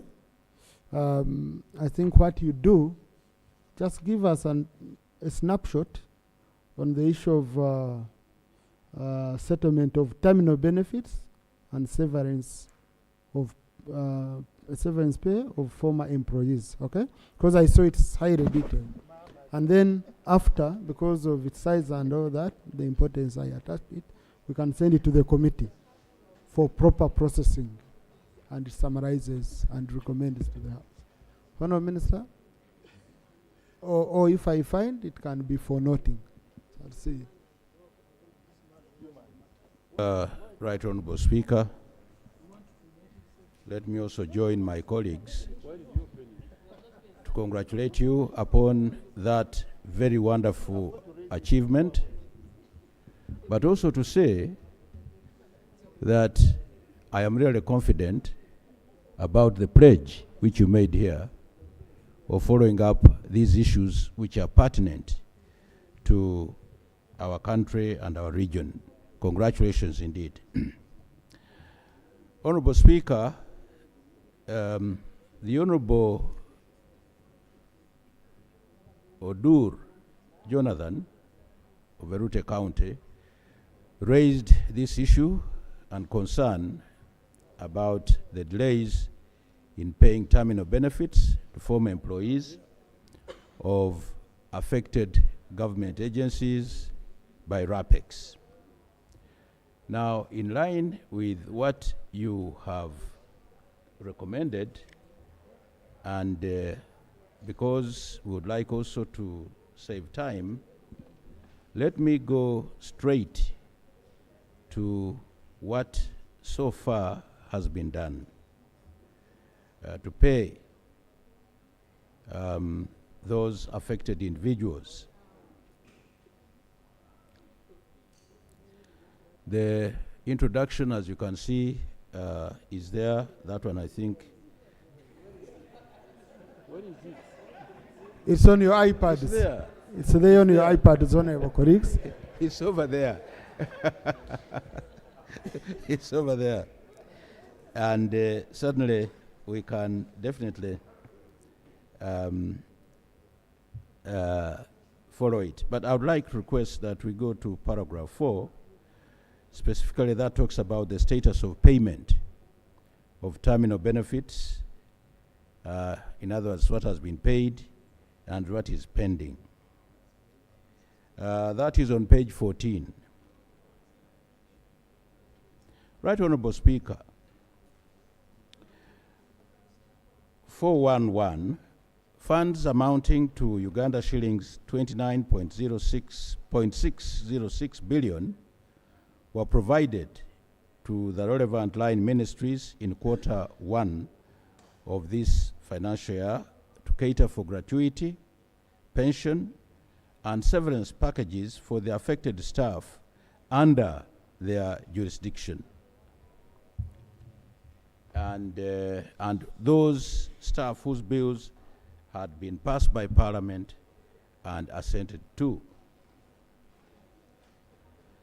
The Ministry of Public Service has also requested the Ministry of Finance, Planning and Economic Development to provide the remaining funds amounting to Uganda shillings 85.916 billion, including 61.3 billion for UNRWA in this financial year, to the line ministries to cater for gratuity, pension and severance packages for the affected staff under their jurisdiction, whose bills were also passed by Parliament under Batch 2, and they have been assented to.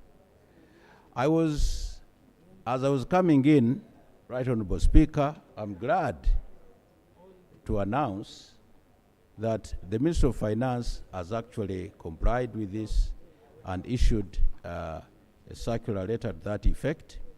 Therefore, what has been pending is actually going to be covered shortly.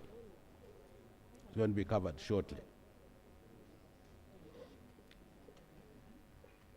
And now, you're also aware, honorable members, that Parliament authorized the transfer of funds from the various votes where these agencies were to now their new places of votes, and this was also very, very well executed by the Ministry of Finance and by Parliament. So, Right Honorable Speaker, as we talk now, yes, the worry and concern that has been registered and was registered by Honorable Dur is something which is likely to go away very soon now that the funds are available and the transfers have been effected. So nobody has been paid yet? Um, No, even taking absorption, nobody has been. Of course, still a few challenges that were actually expected. That is the streamlining of some of the sticky issues, even when we pass these laws. And this process is going on very well, being undertaken by the Ministry of Public Service and the concerned agencies in order really, sir, to achieve the intended purpose of streamlining, of efficiency, and of making sure that the transfer is as seamless as possible. Right Honorable Speaker, with that submission, I beg to stop here and to say that really the matter is under control. The money that was not yet there has now been released by the Ministry of Finance, and everything is going to move smoothly. Thank you. Yeah. Thank you. Honorable colleagues, I don't know whether this is a matter which Honorable Nathan Byanyima, Honorable Guzoli. Thank you. Thank you, Mr. Speaker. I am not surprised that the same minister who came here and convinced the House that things would move smoothly, and he still insists the word seamless. It is not seamless. People are suffering.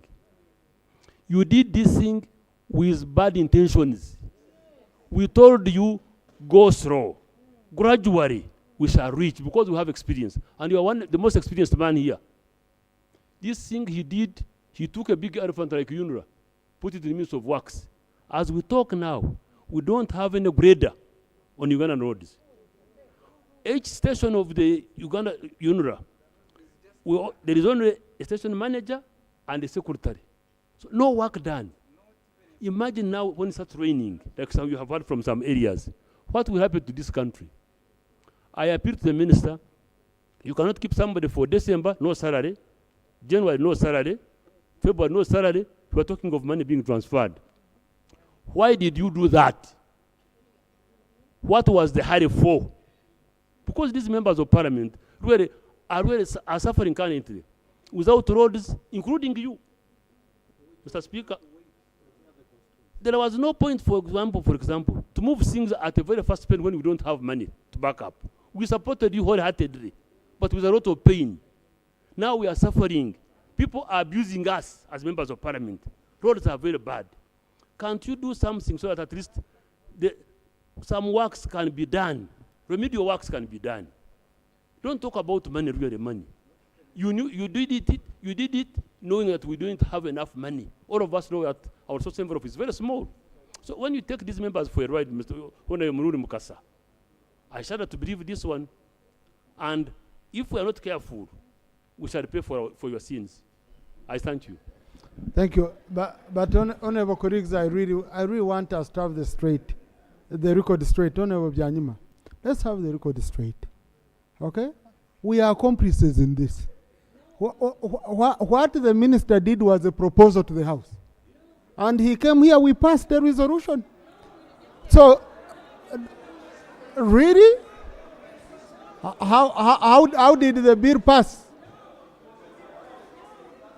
Okay? How did the bill pass? Whether it was intimidation, whether it was coercion, you passed it. Yeah. So now, when we come here and we say we are going to pay for sins of Honorable Mururi Mukasa, then it's like we are disowning our decision as a House. So Honorable colleague, this was our decision. Let's live with its consequences. Yes. Yes, I had picked Honorable. Madam, Mr. Speaker, you had picked Honorable me. Guzuri.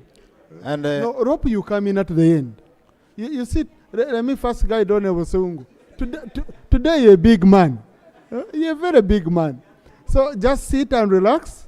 Then you leave the small people to keep standing up. And then I will show you how big men and women are treated. Mr. Speaker, first, I would like to join in congratulating you two, but most importantly, to agree with you on the role of Parliament in accomplishing these things. I think today, going forward, we must reflect if we want to continue to be rubber stamping things and cry later. And the Speaker is very categorical on that. Honourable Minister, the country is disappointed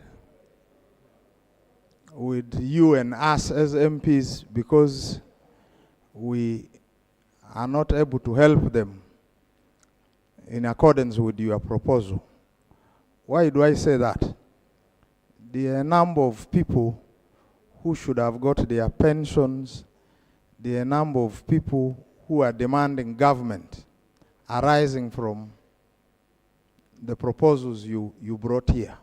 We have people in hospitals, they have been working and they cannot get paid. And yet, what we are grappling with is a first call on the budget. It's a statutory obligation. So, how will Ugandans look at your future proposals, there was guarantee by the Minister of Finance that whatever you are bringing to us, there is money. So it would be important you give us clear timelines on when you are going to implement these things. People have pensions, they are not getting them. People need to be paid, but you are not clear on when we expect this money to go to them. I think as a minister responsible, you need to give proper guidance to the country. As a person, I'm not yet satisfied. I actually must declare my interest. My mom just retired and she cannot be paid. Who should she blame? And I'm facing you squarely. I need a better answer. I want to know, when are you sending this money? And when are you going to clear all of those areas? Which... Thank you. Thank you. Honorable colleagues, you know, I didn't finish when I was, I think, referring to Honorable Byanyuma's submission. Honorable Byanyuma, I think we raised our fears, okay, as a house. And we got assurance from government. Okay? I think the approach should be that angle. We raised our fears when you brought these proposals. You assured us with certificates of financial implication, with everything, and our decision was based on your assurances. And you have not delivered on those assurances. Now the people are coming to us, and they are saying, what's this? So I think that's what is very, very... There's an MP, a colleague, who came and said, now you people, after this merger, the person is standing against me and is in the village saying I chased him from a job, and so he wants a job, and they are giving him mine. So I'm stuck. That's the kind of situation you're facing.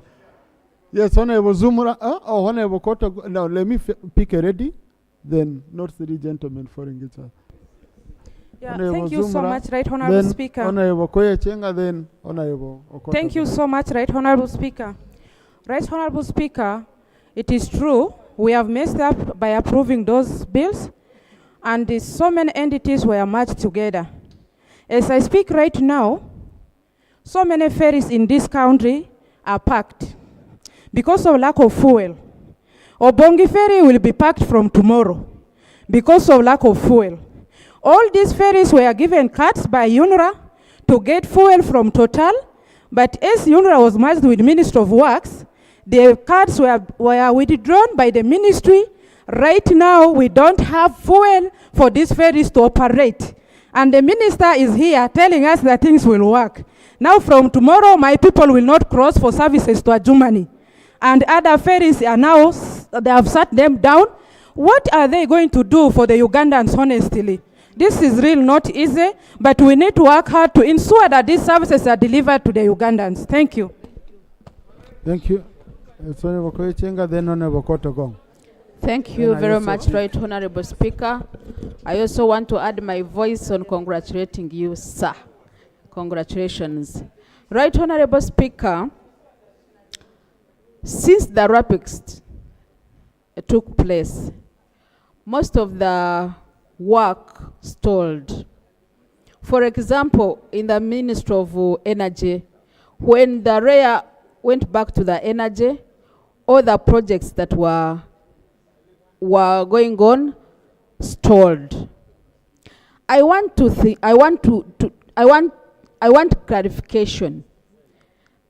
These people want to tell us that when they were being merged, on their accounts, there were no single coin.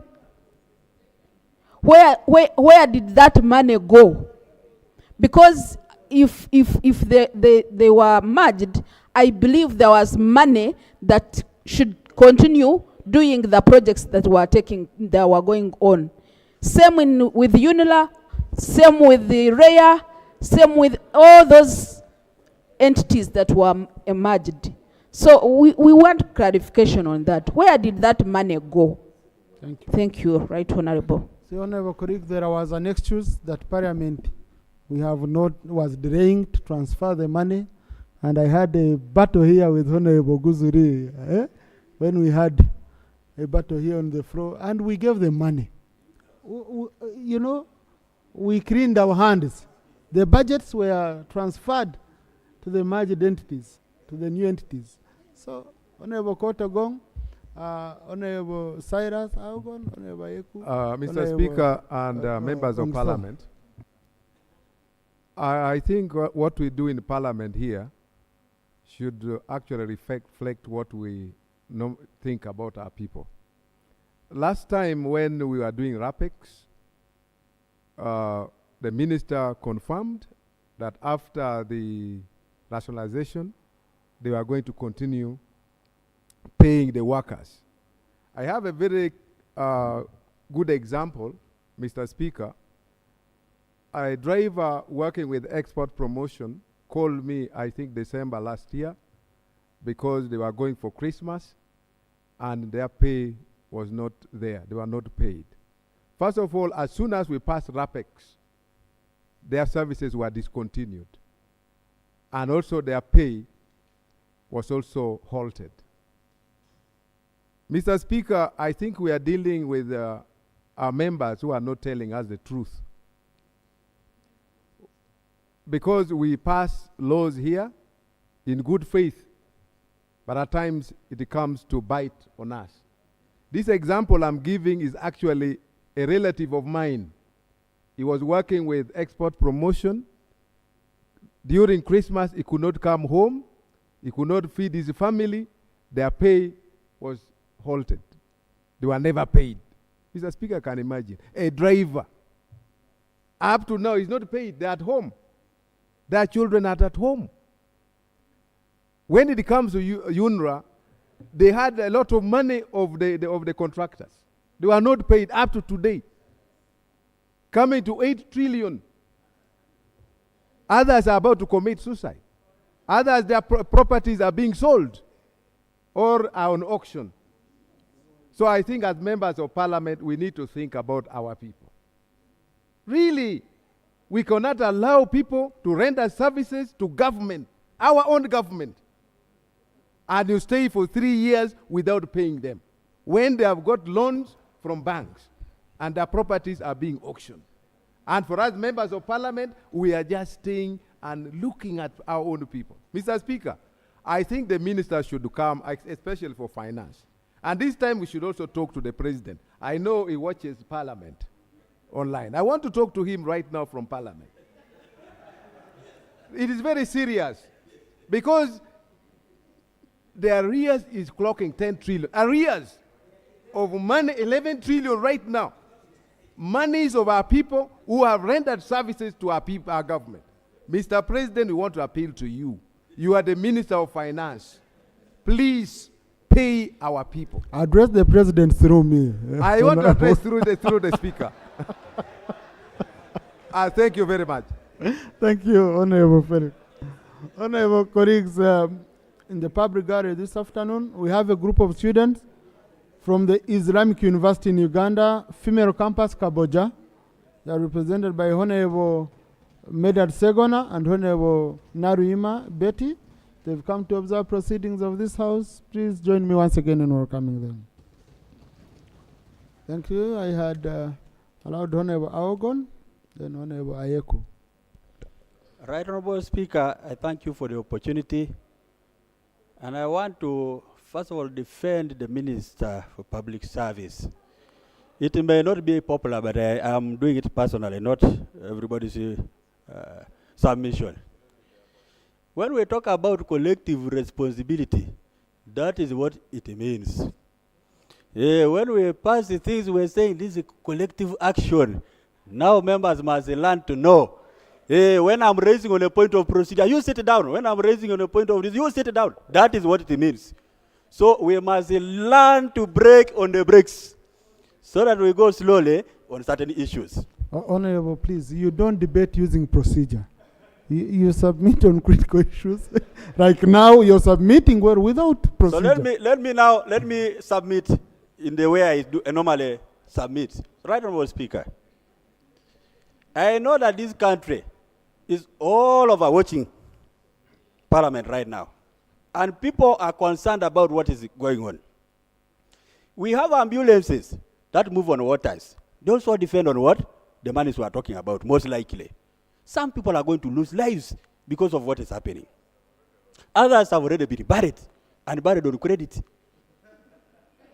So, Right Honorable Speaker, I think, yes, it is time for us to take really things. Yes, it is time for us to take things so seriously. So seriously. When the merger between REA, when there was a transition from REA to Ministry of Energy, over 500 billion shillings was moved. When that money was moved, I can tell you there was a lot of work which was left undone. But up to today, we have many members of parliament here who are not satisfied about what happened with that money which was moved. Over 571 billion. The work which was done in 2017 around that, wires going here, going there, no transformers, no connection, no what, this one missing, the other one missing, the other one going, this one coming. Information.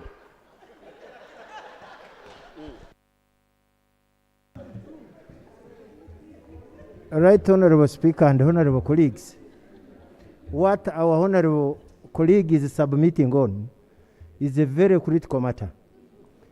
It is our bloodline as members of parliament. If you have no wire moving in your constituency, you are going to pay by your back. Right Honorable Speaker, as we speak, REA is being headed by a commissioner, is called Engineer Atwine Abdu. His budget, current budget, is 3 billion. 3 billion in the mathematics of this country to send wires into any place. Those are just 15 kilometers. 15 kilometers is what the commissioner is having for all of you, honorable colleagues. That's beautiful information. Thank you. So, Right Honorable Speaker, you can imagine the extent of the damage created. The people of Ministry of Energy needed to be supported, but we don't know how this money was transported between REA and the ministry. What did they use? A fusolore? A bus? A minibus? A taxi? What? So we are worried about that. So I am concerned about what we used to call in this law the transitional clauses. Transitional in that you take charge of the obligations that the person was taking charge of. You take Thank you. In terms of assets and liabilities. Honorable Sire, please.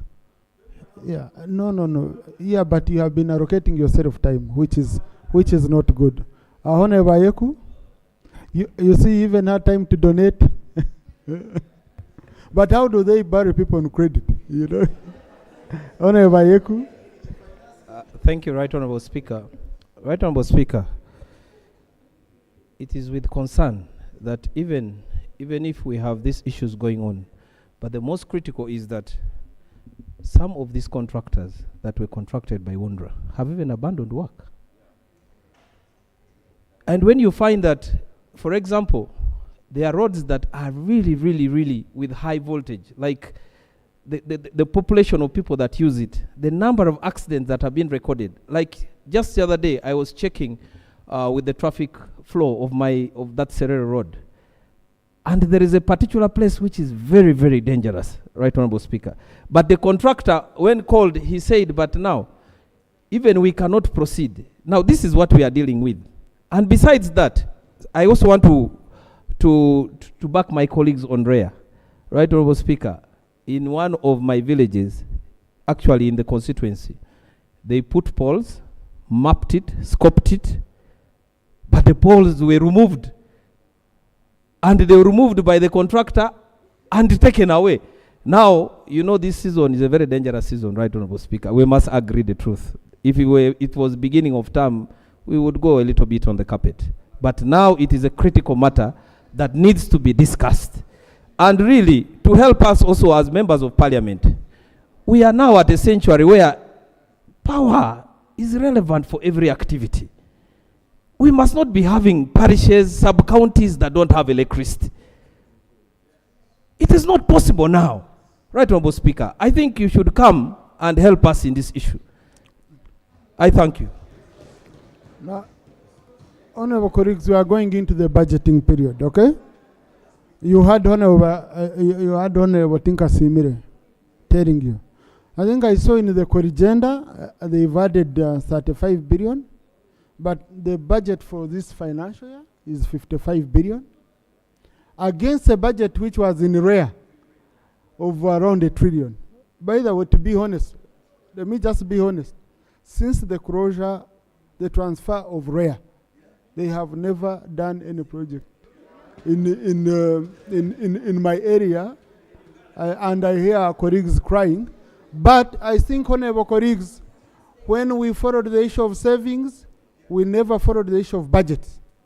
Because I don't expect Honorable Nankabirwa to sell her goats and come to do electricity lines in your constituency. So that brings us to the question of how do we budget? And where we are lamenting, Honorable Byanyima told us. Honorable Byanyima several times, he warned us. So that's why you saw him blaming everyone else apart from himself. He did his part. Honorable Ngso, let's close this. Honorable Ngso. Thank you, Right Honorable Speaker. I also want to congratulate you.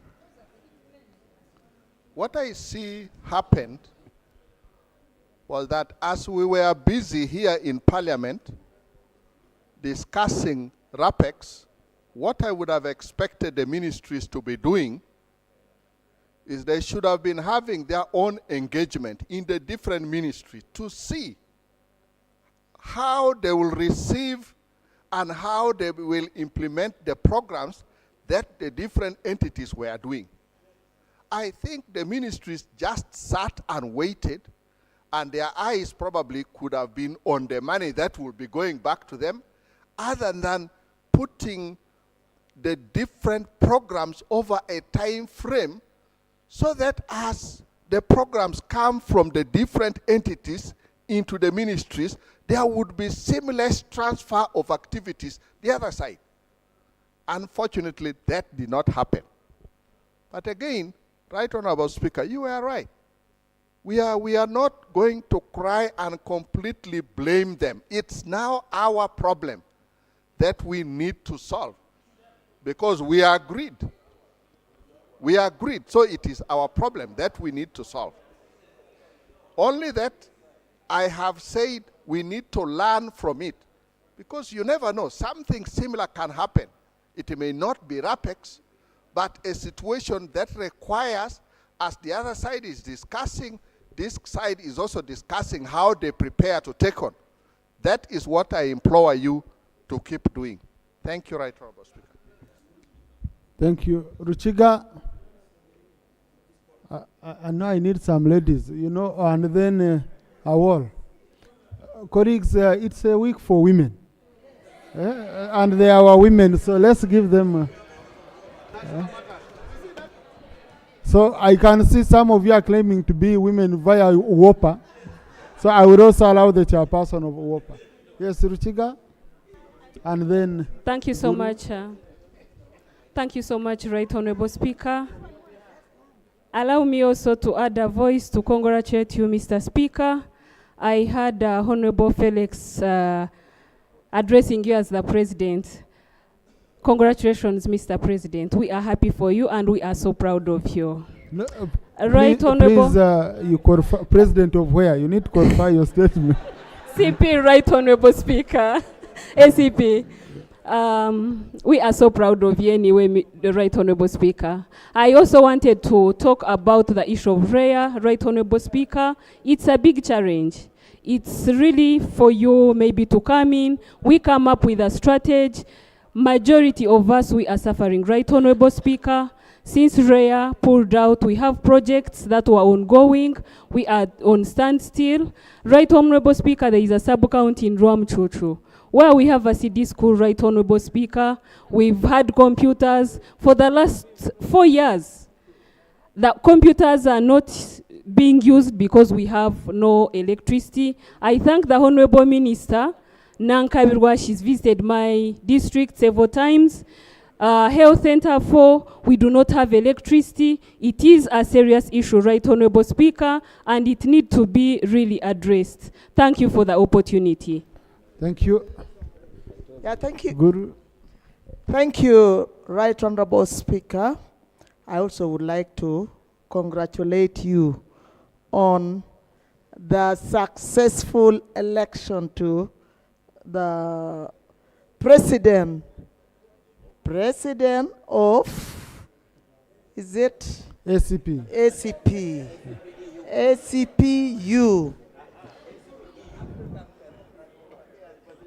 Okay, ACP. Congratulations on behalf of the Gulu City people.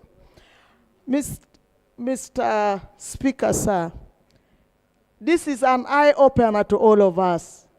When some people resist, a lot of other people just want to say yes for the sake of yes. Now it is biting. So we must learn. The eyes have opened. In the RAPEX, a lot of us said, please, let's go slow. And now, this one, when we say some other people are being buried on credit, it's because when they are being buried, or sometime when they commit suicide, they totally have nothing. Or when they are sick, they are taken to hospital with when there is nothing to help them. So, we are learning the hard way. Let us do the right thing for the people of Uganda. And let us always prepare when we want change. There were people who are very, very happy with the RAPEX. But some of us said, no. When we decided to have these entities, what did we want to cure? And when we decide now to put them off, like energy, last week I was with the Minister of Energy. I even asked him, I said, please, for us cities, for cities not to have, is it electricity in other parts of... Thank you. Now, honorable colleagues, I wanted us to limit ourselves to the terminal benefits and severance pay. Okay? Yes. Honorable Pendi. Thank you. Okot Amos. Thank you very much, Right Honorable Speaker. Right Honorable Speaker, it's extremely unfortunate that we are now moving in this way, and yet we are aware that we have deaths of even former employees whose services were terminated when government decided to do away with the agencies that they owned at that time. And Right Honorable Speaker, maybe I'll raise this tomorrow. We have people like employees of the former Nile. No. The Posta Uganda and all that, Tororo Cement, Uganda Cement Industries, Uganda Railways. The list is long. They have never been paid. Now we are getting into another challenge of RAPEX. Right Honorable Speaker, the Minister of Finance is here. When you read the statement by the Minister of Public Service, he's pushing the blame to the Minister of Finance. It is the Minister of Finance that issued the certificates of financial implications. And it is shocking, Right Honorable Speaker, to read the statement by the Minister of Public Service, if I can just mention one. Most institutions have not finalized the calculations for payment of pension, gratuity, severance packages for deserving staff. How did you come up with the certificate of financial implication without these computations? I thought these computations were made, and it was the basis on which you issued the certificates of financial implications and told us this agency, this is what we shall, that this is the cost and the money is available. So, Right Honorable Speaker, when you read, Right Honorable Speaker, when you read further, they are saying the Ministry of Finance, Planning and Economic Development is supposed to fast track the process of revoting of budgets and funds for the receiving entities. How long does this take, Right Honorable Speaker? I thought we are now not moving on caterpillars, but this is a digital era. How long does it take you to revote? We passed the money here. You actually called us and quickly, Right Honorable Speaker, pushed us, this can't wait. We need to revote the money to the ministries from these entities. How long does it take you as Minister of Finance? Why are we looking for opponents, pushing opponents to us? They should go for these ministers. Actually, each of these people who has, yes, all those who have lost their jobs should target these constituencies of the ministers. Because you are now the problem. And you assured us that government is going to save so much. I actually said there is no saving. Now you can see where we are heading. So, Right Honorable Speaker, the delays in constituting the governing structure, these are things that should have been done much earlier before we actually went into even rationalizing. So how long does it take you now, Minister of Public Service, to constitute the governing structures? So, Right Honorable Speaker, for me, I think I am not happy, and next time really, as a Parliament, we had accepted some and said these ones should wait. We were pushed into accepting all of them. We all sinned together. Can you save us as executive? Because you led us into sin. Thank you, Right Honorable Speaker. Thank you. Honorable Okot Amos, and then Honorable Max Ochai, and then Honorable Baba, then Honorable Christine. Thank you, Mr. Speaker. Mr. Speaker, last week on the floor of Parliament, when this matter was raised, it was stated here that some members have already have started paying the former staff of those agencies. But today, the minister, when we demanded that bring the names of those people, many of these former staff of those agencies, they were following. They started calling us. And even they were very straight to us, say that these people are lying. Let them produce the names of the people that have started receiving the money. Today it is very clear that all this time we were taking things for granted.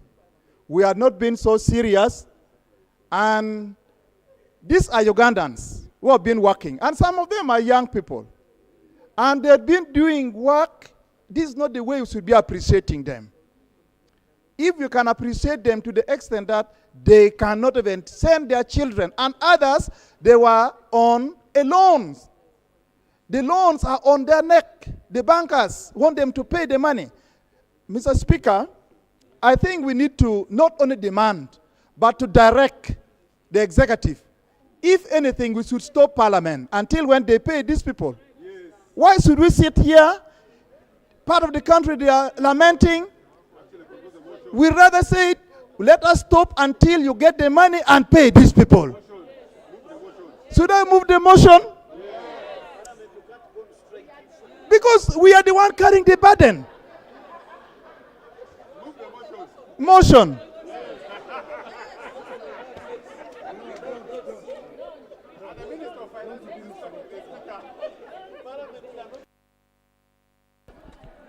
Mr. Speaker, you say this is the time. You say this is the period we are going in for budgeting. But some few weeks ago, we had been considering budget framework papers. And you know, that is the basis where normally we derive our budget from. And now the minister have been saying they need supplementary budget. He mentioned that about 1.2 trillion, if I read him well, immediately when he said the thing was removed from the overhead. As Parliament, we should not wait. If anything, we should constitute and ask for supplementary budget immediately. If the money that we have given them the warrant to move the money to the mother ministry, they cannot fulfill and finish all the work. To me, thank you. We should not. Thank you. Thank you. Now, Honourable Minister, I think you need to bring us back into where you had, where you've reached. You bring us up to speed. Because I heard you saying the minister has released the money. Okay? So,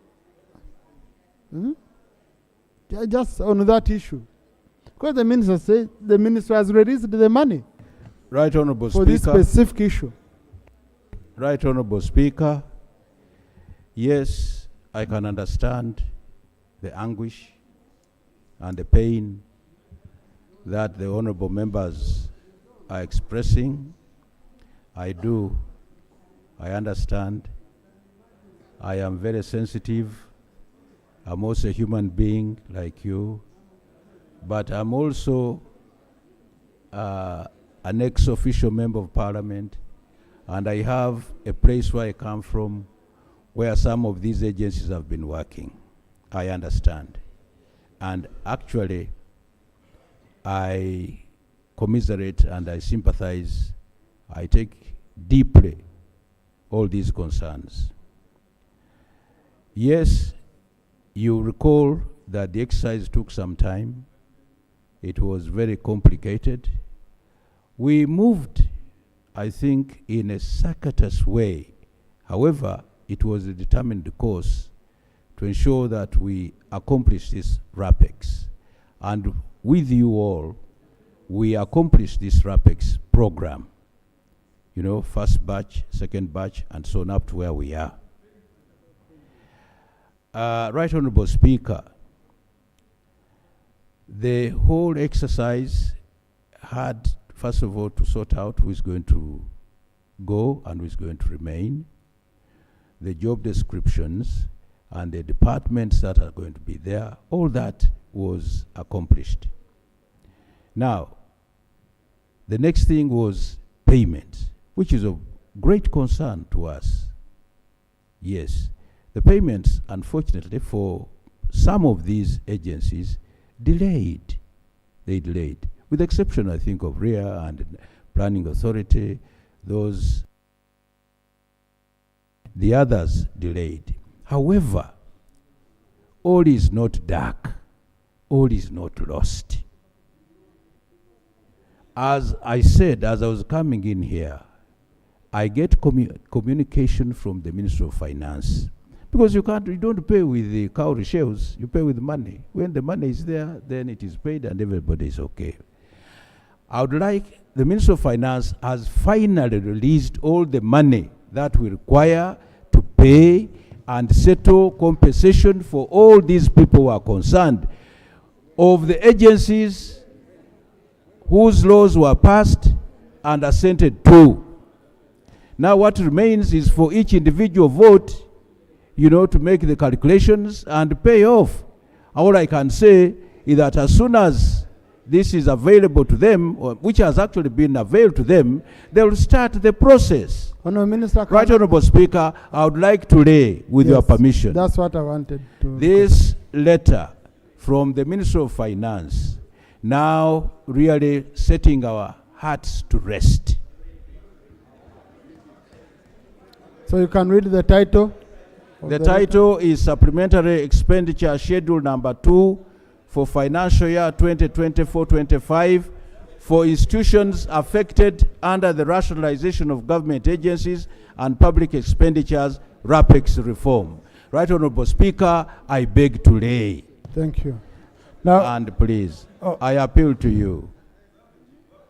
Let's look at this matter quite rationally, and let's help our colleagues who are suffering under this to overcome this problem. I beg to lay. No, I just have, I need a clarification from the Minister, okay? Minister for Finance, that has this been released under 3% or it's for prior approval? Because he has said it's a supplementary. You can have a copy, Honourable Minister, if you need. Thank you, Mr. Speaker. Mr. Speaker, I think you are the one who presided over the supplementary schedule, which moved money schedule 2 from the votes which had been wound up to the votes of the ministries which received these entities. Subsequent to the decision of Parliament, which you communicated to us in writing, we communicated to agencies that funds have now been moved. What that means, the budget is available for these entities to begin spending accordingly. And the minister has confirmed that this has been done. So the issue is not about the budgets which were existing then. The budgets were not corrupted. The monies remained, and these monies can be accessed by various ministries for spending on the affected activities. So we don't want to say the ferries have no fuel now. Mr. Speaker, that issue has been resolved. We don't want to hear that there is no money for road maintenance now. That issue has been resolved. Because the Ministry of Works, both works and the monies which were existing under road fund, is now funds available for spending. Yes, clarification. No, just before that, let's make it easy, honorable colleagues. I think it's important to know what is in this letter. Okay? 26 February 2025, accounting officers, supplementary expenditure schedule number 2 for financial 2024-2025 for institutions affected under the RAPEX. Parliament approved supplementary budget schedule 2 for financial 2024-2025, totaling to shillings 1.243 trillion for institutions receiving the rationalized functions. This is to enable implementation of revised structures, new mandates and functions as summarized in the table below.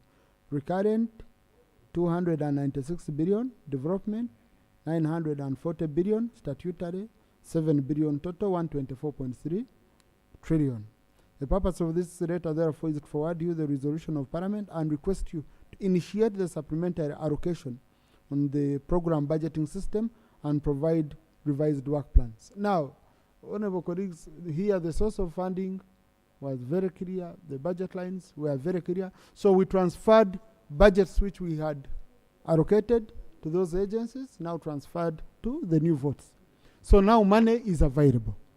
Now, what is very important is to put to task the different ministries, the different agencies, to ensure that they start executing their plans with the available money. Okay, I think that guides us. But the minister had given you clarification. Yes.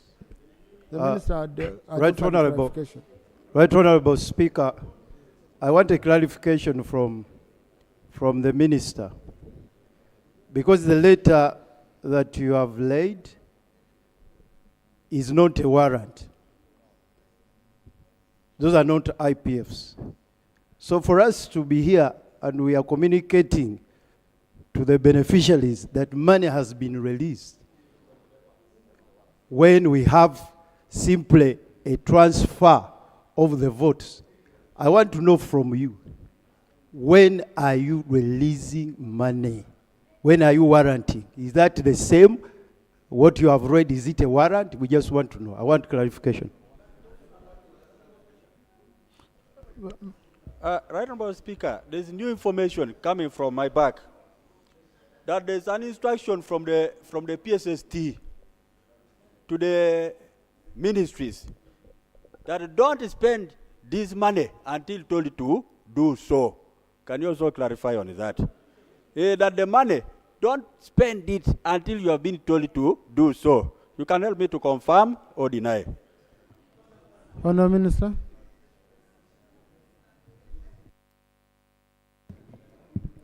Thank you, Mr. Speaker. Mr. Speaker and colleagues, when we communicate availability of funds, the implication of this letter means is that the accounting officer now starts the process of accessing the money. What is the process? First, release, which this letter is communicating. Second process, warrant. By who? By the accounting officer now providing a breakdown.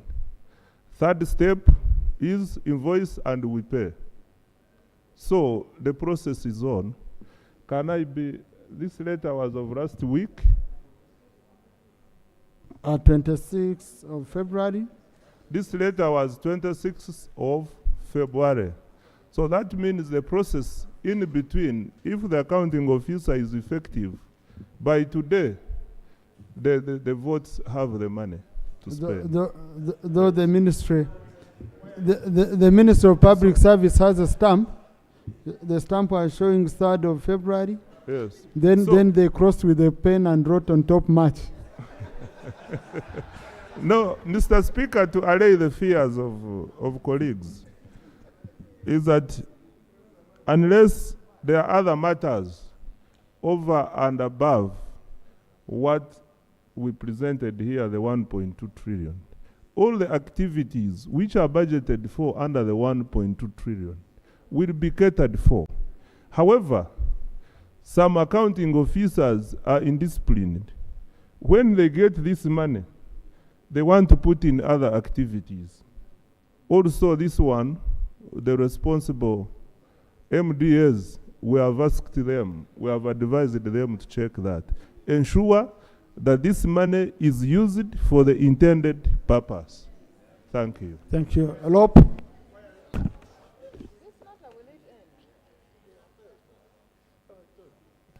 Thank you, Mr. Speaker, and I want to thank the two ministers.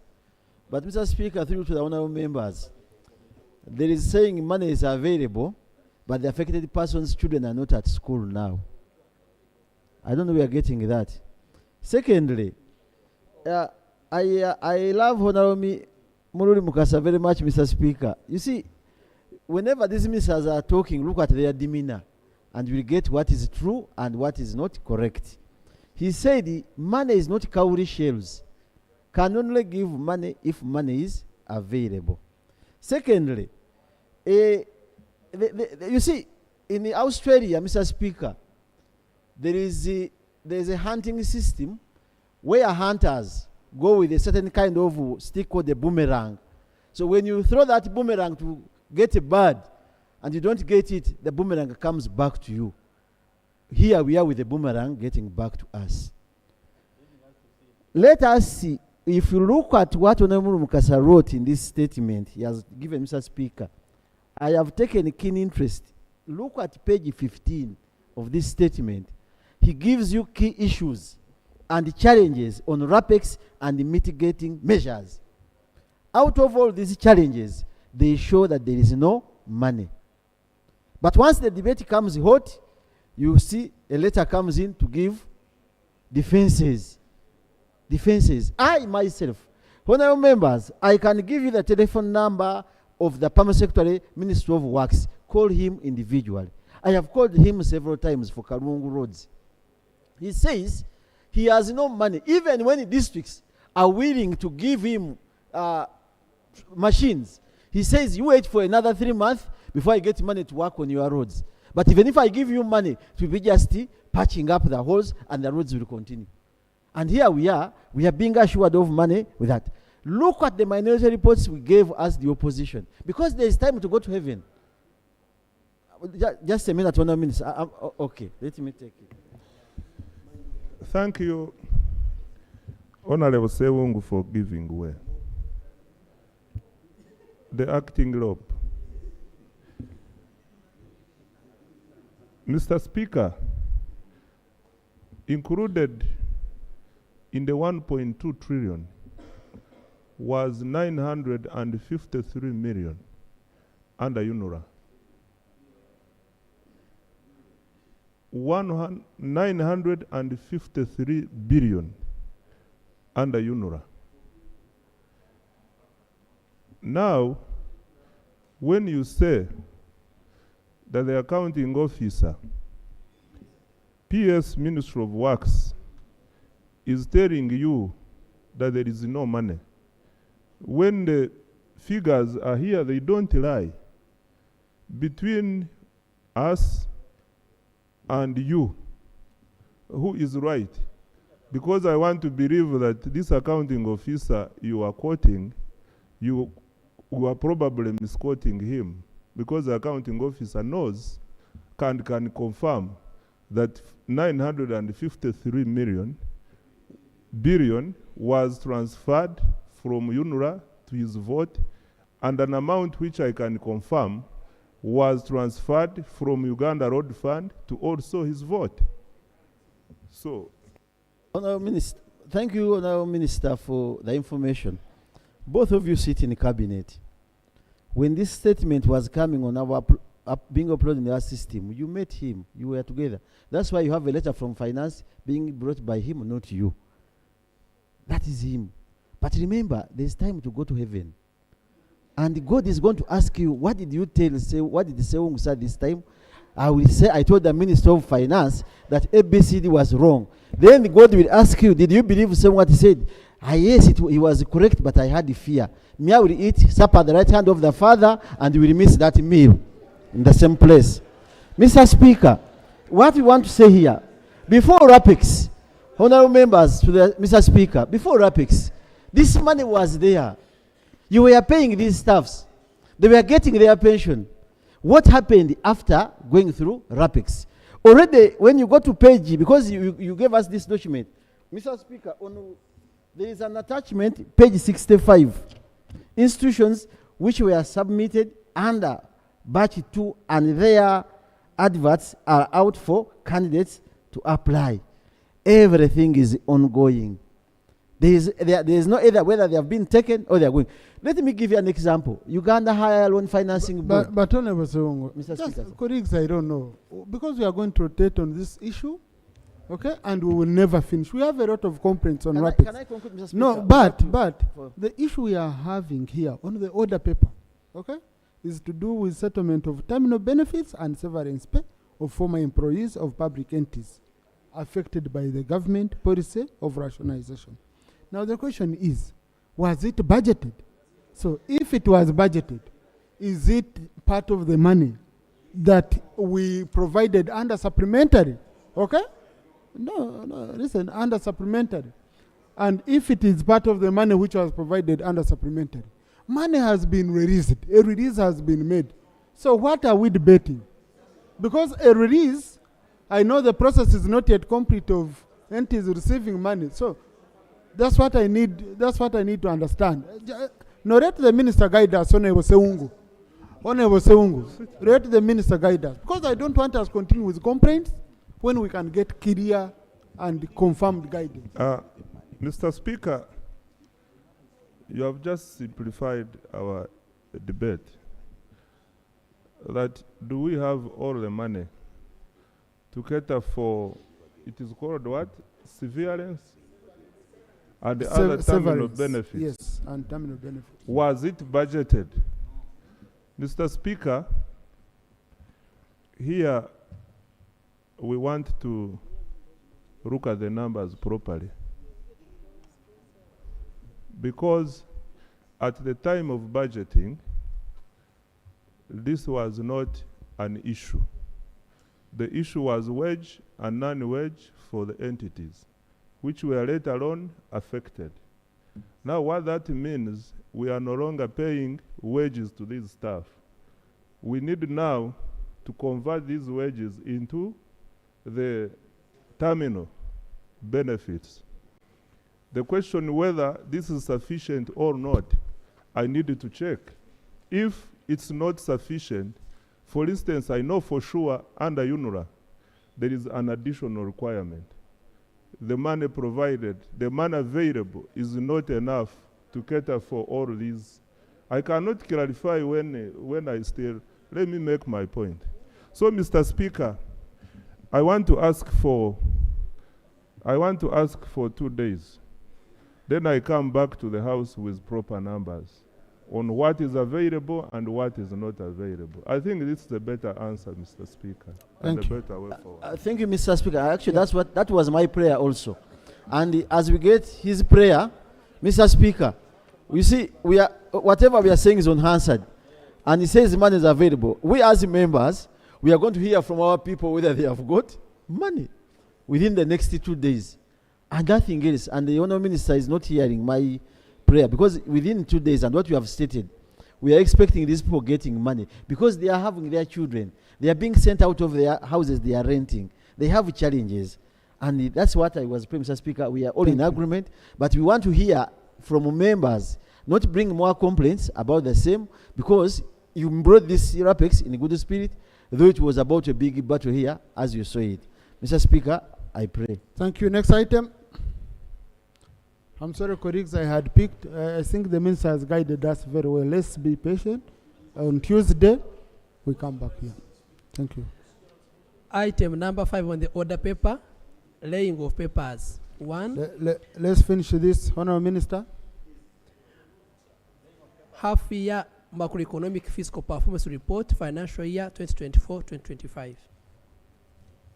Mr. Speaker, sir, I beg to lay on the table the half-year macroeconomic and fiscal performance report for financial year 2024-2025. I beg to lay. Thank you, Honourable Minister. The report is referred to Budget Committee for processing and reporting back. Honourable Puga, you had a procedure matter? Item 5.2. No, just wait. Oh, sorry. Let's first finish. Let's finish laying of papers. Same annual budget performance report for financial year 2024-2025, volumes 1, 2, and 3. Honourable Minister. Right Honourable Speaker, I beg to lay on table the semi-annual budget performance report for financial year 2024-2025, volume 1, volume 2, and volume 3. I beg to lay on table, Right Honourable Speaker. Thank you. The reports are referred to the Committee on Budget in line with Rule 173 for processing and reporting back. So, Honourable Semuju, Honourable Mpuga, sorry. Right Honourable Speaker. I'm sorry, not trying to break back. I was still under Rule 52 because I wanted it to adjourn the debate. But we had concluded the debate. That's why I moved procedurally, Right Honourable Speaker. Right Honourable Speaker, because RAPEX was a bit bungled, there are still issues which government needs to guide the public. To wit, RARE, UNRA, and other entities, including UMEME, still possessed or rationalized with private property, people's land titles. And many members of the public, private persons, are stranded as to where to go. When they go to former RARE, former UNRA, they say, we are closed. Where do we go? We do not know. Will you instruct the minister or government to guide either through a circular the public where they can go and access their property that were in the possession of these entities, such that the public is not stranded like the ministers seem not to be know where they are. So that is also Minister, handled. will I have your attention? Honourable Minister, I would need you to respond to this. Yes, So Right Honourable I need Speaker. your attention.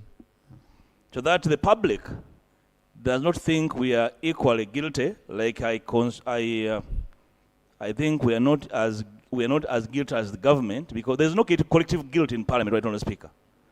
It's only under executive. In the Parliament, you can object to an issue. That's why they have several modes of voting, which does not happen in the cabinet. So will the minister or the government clarify to the public, provide either a circular or any other framework to where they can go, where they need help? For example, UNRA was owing lots of money under compensation over various road projects, and the individuals do not know where to go. Right now, Speaker, I seek your guidance or an instruction to the government to move over that matter. I thank you. Thank you. I think that's straightforward. It's good for the public to know where they would go. So, Honourable Minister of Public Service, since you are in charge, I think meet with your colleagues and you see how best you can inform the public about how they can acquire the services which were mainly still pending like people who are demanding money, people who had their titles, and all that. Honorable colleagues, I really beg you, let's go on. Most obliged. I think guidance will be provided now that we have seen light at the end of the tunnel.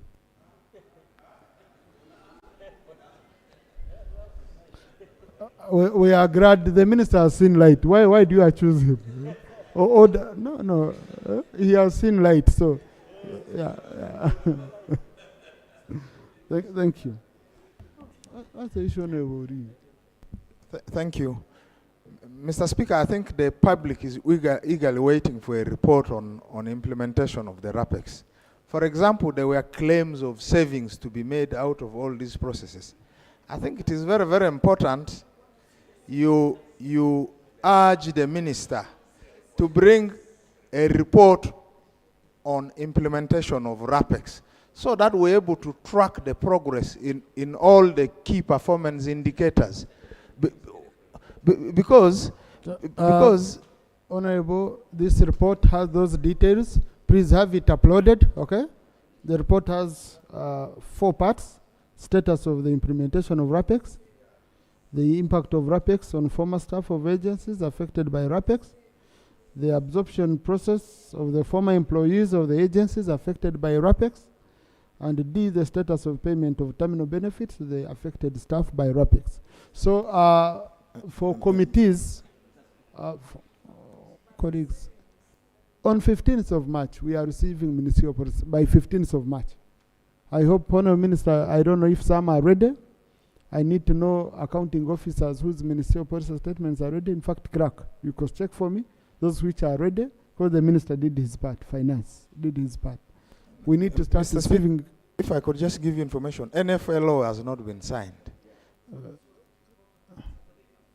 Yes, please. Just let's. We've done our part, and now we are going into the budgeting process. Okay, we are going into the budgeting process. So, ministerial policy statements are coming. I urge chairpersons of committees to pick interest in this report. Chairpersons of committees, pick interest in this statement of Honorable Mruri Mukasa. It's detailed. It has a lot of details, and then use it when you're processing ministerial policy statements to ensure everything is aligned. Next.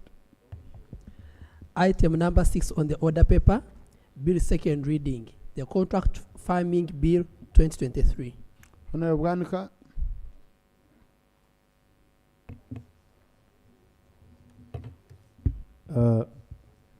Right Honorable Speaker, honorable members, I beg to move that the bill entitled the Contract Farming Bill 2023 be read a second time. Is the motion seconded? Honorable Aogon, Honorable Sewugo, Honorable Lilian, Haji Saudi, Honorable Mudimi, Honorable Sarah, Saro Pendi, yes. Mitiana, Honorable Joyce Bagara, Honorable Beta Hall, DP Whip, Honorable Nebanda, and many members. Honorable Maui, Muuma, Honorable Milton Muuma, Chegegwa, woman MP. I hope I'm not out of order. Right Honorable Speaker. When we bring the bills here, we do expect the government to be in support of it. I have looked at the front page that represents the executive. No one has stood to second. Is it my understanding that the government is not supporting this bill? So it's in the order for the executive to keep quiet as if they don't support this bill? Are they in the order? Thank you. I've on several occasions seen some ministers not standing up on even government bills. Because when they are here, they are members of parliament. So I would not force a member of parliament, to come and support a bill. But honorable colleagues, on this one, what I want us to do is to receive the committee report, okay? So that I give you time, you go, you read through. Because I don't think it would be right for you to receive a report now and then We go on committee stage and conclude when it's such a wrong and new bill, not an amendment, but a new bill. So I want to give you some little time to go and read through. Yes, even betting, I'm trying to see how we manage time. I had wanted us to debate, so let's see the time. But I had wanted that on the journal to be with us when we are debating. So, Honorable, would you want to justify your motion? To speak to your motion, sorry?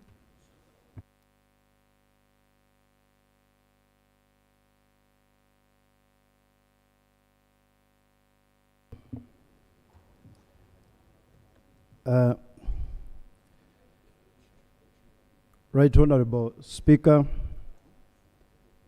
and honorable members, this bill entitled the Contract Farming Bill 2023 is a bill for farmers, and the farmers of Uganda have been waiting for this bill. Right Honorable Speaker, the biggest challenge to agriculture in this country, which supports over 70% of the people of Uganda,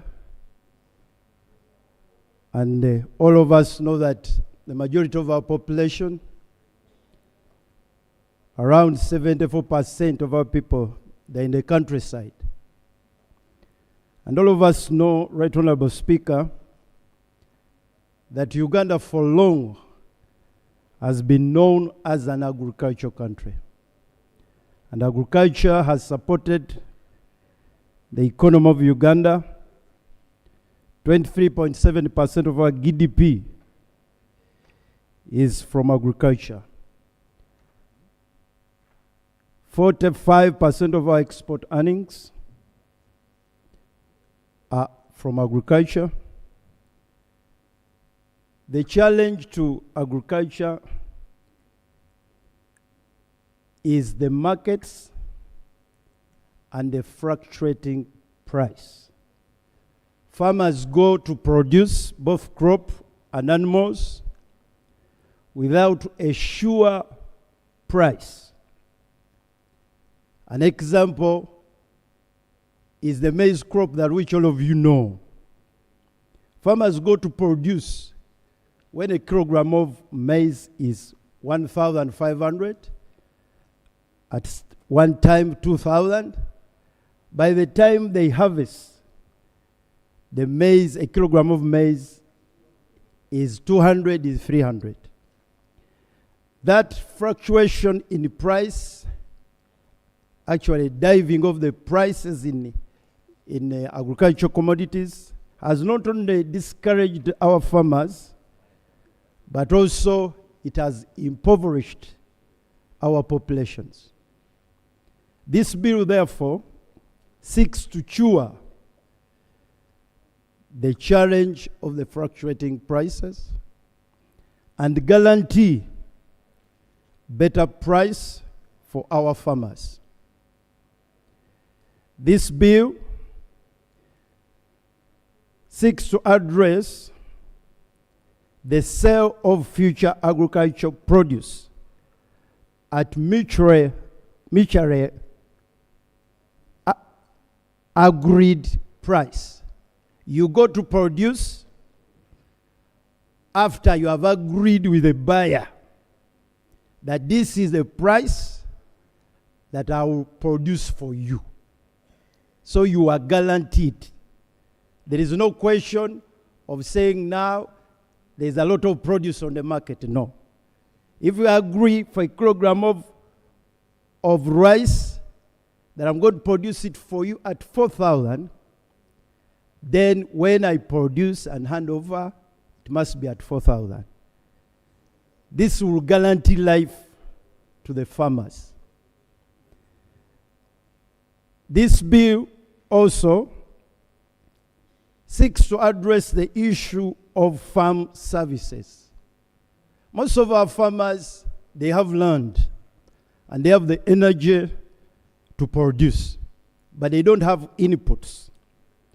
This bill seeks to put a legal framework so that when a farmer lacks inputs and can get them from a buyer, they can work out a contract. You give me the inputs, when I sell my produce, you discount. But it must be in an arranged, agreed legal framework. That's what this bill seeks to address. This bill also seeks to consolidate parcels of land and aquaculture establishments in a single land unit for commercial agriculture. All of us know that Uganda, the average land size is 2.5 acres. That's the production unit. You cannot do serious farming on those small plots. This bill seeks to come up with a legal framework on how we can aggregate land, but without losing your ownership. You don't lose the ownership, but we can work together so that we benefit from the economies of scale.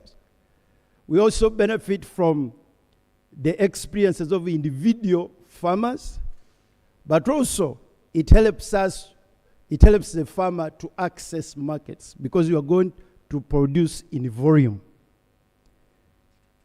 Right, Honorable Speaker and Honorable Members, that's what this bill is about. There are so many laws in Uganda. Honorable, now you've gone into the work of the committee. Yours was a simple justification of the motion. Thank you, Honorable Speaker. Honorable Speaker, that's what this bill is about.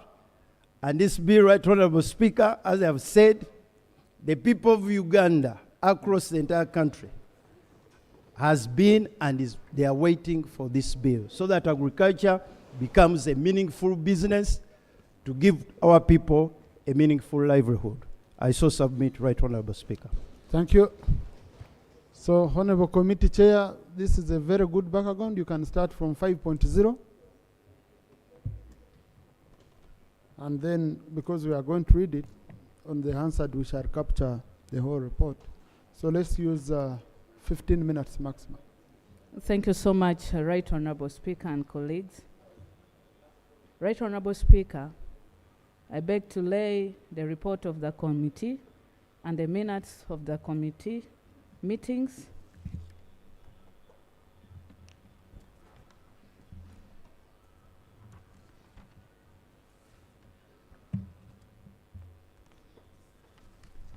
Right Honorable Speaker and colleagues, I beg to present the report of the Committee of Agriculture, Animal Industry and Fisheries on the Contract Farming Bill 2023. And because of the time, I would just like to go through a bit of the introduction and we move straight to recommendations. The Contract Farming Bill 2023 was read for the first time on 31st April 2024 and referred to the did committee. you hear my guidance? I told you to start from 5.0 because all this, we have it on record. Just 5.0.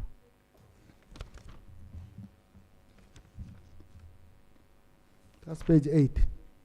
Yes, I'm moving there. Yes.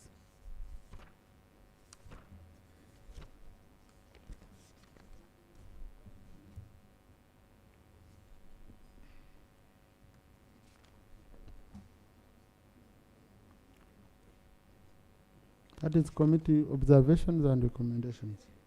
Yeah. Observation.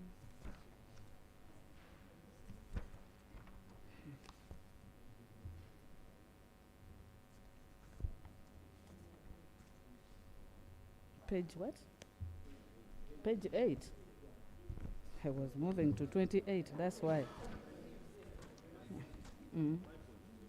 Thank you so much, Right Honorable Speaker. The committee observation and recommendations. Justification for the contract farming bill. Contract farming bill in Uganda has been in existence for some time, has a means of organizing commercial agricultural production for both large-scale and smallholder farmers. Currently, contract farming is used as one of the promising frameworks for the delivery of price incentives, technology, and other agricultural inputs among smallholder farmers by private farms, multinational companies, and international aid and lending agencies. While the motive behind contract farming may vary by actors, it is a fact that contract farming is crucial in the commercialization of smallholder agriculture and aims poverty reduction in Uganda. In Uganda, contract farming has been traditionally restricted to plantation crops, sugarcane, tea, tobacco, and currently oil palm, where outgrowers have been supplementing production of large processing agribusiness farms. However, today, contract farming has been embraced by cereal farmers. Many other agribusinesses and farms have some cooperative unions, have also extended contracts to smallholder farmers to ensure a continuous supply of critical inputs. And the use of contract farming has spread to other agricultural commodities, namely cotton, sunflower, maize, sorghum, coffee, sesame, oilseeds, rice, honey, dairy products, beef, and poultry. Some of these contract farming schemes have been credited for playing a key role in increasing the profitability of crop and animal farming and reducing marketing risk. While the committee was processing the bill, it faced the following preliminary questions that required disposition before going to the specific of the bills. 1, whether there is need for a specific legal framework on contract farming. 2, whether the bill satisfies all legal requirements needed to process a private member's bill, namely A, a certificate of financial implication, B, consultation with Attorney General and affected government ministries, departments, or agency for technical assistance before introducing the bill. We move straight to get the response to these questions, whether there is need for a specific legal framework on contract farming. The committee had an interaction with a number of stakeholders who either appeared personally or sent in their memoranda on the bill. The farmers indicated that they have been exploited by big dealers in the industry who forced them to sign agreements they have not read and later on discover that this agreement favor the buyers. They added that the buyers charged a high price for farm inputs, include other costs the farmer never agreed to, and changed the cost of farm inputs into loans, attracting huge interest. The stakeholders further contended that when prices fall, the buyers refuse to take the agricultural produce. In addition, sometimes farmers are affected by adverse weather conditions, which are beyond their control, yet the buyers are only interested in recovery of their investment. The buyers indicated, on the other hand, that some of the farmers are dishonest and do not even honor their contractual obligations. That in most cases, farmers are supplied with farm inputs, and at the time of harvest, they sell their produces to other people. They also contend that it is not easy to fix prices since agricultural prices fluctuate from seasons to season. They further contend that there are farmers who are so negligent that they fail to attend to their farms, making the buyers to lose their investments. The committee, therefore, was concerned and sought to find out whether these challenges are already addressed by other laws in the country. The committee studied the Contract Act and Sale of Goods and Supply of Services Act. When we observed and analyzed the Contract Act, the purpose of the Contract Act, Cap 284, can be deduced from the memorandum of its bill. The Contract Bill 2008 whose purpose was to codify the principle of common law and case law in Uganda in regard to socio-economic needs and values of the people of Uganda. The Act covers the ingredients of a contract like offer, acceptance, communication, and contingent contracts that are subject to the happenings of a certain event in the future. The Contract Act Cap 284 is general in nature and focuses on finished goods and services. The Contract Farming Bill is a unique legislation that specifically handles the arrangement between the farmers and the buyers of the agricultural produce for farmers to grow or rear animals for future transactions. By clearly spelling out the roles and obligation of each party to the agreement till their objective is achieved.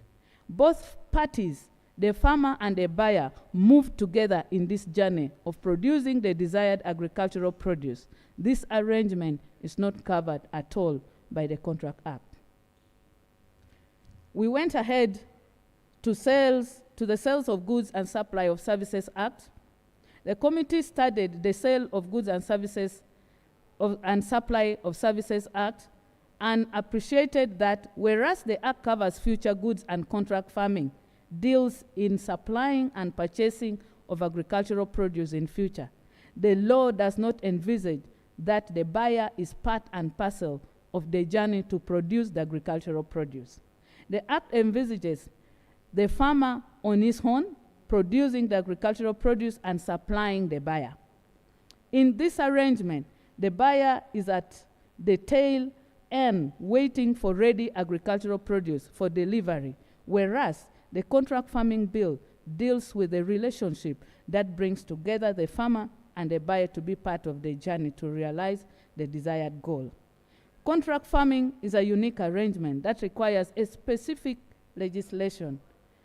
The same way public procurement and disposal of public assets is unique and would not fit under the Sales of Goods and Supply of Services Act.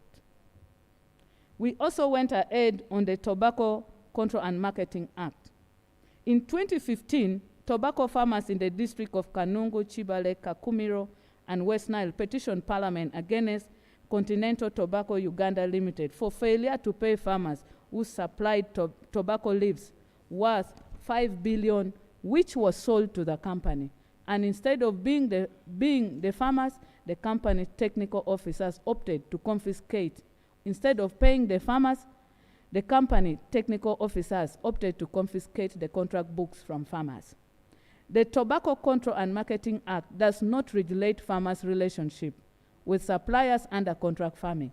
The Act regulates supply of seeds just for quality assurance, harvesting and marketing, stroke sales. And the Act does not deal with the contractual relationship with the supplier of the seeds, rather provides the seeds quality assurance to be followed while procuring the seeds. From the Act and the statutory instrument issued under the same Act, government had a big role to ensure seeds planted are of given standards. It was easier for government to control the value chain. This is no longer the case. The statutory instrument under the same Act does not clarify on the obligation of each party to the agreement, neither does it take care of what happens when there are acts of God.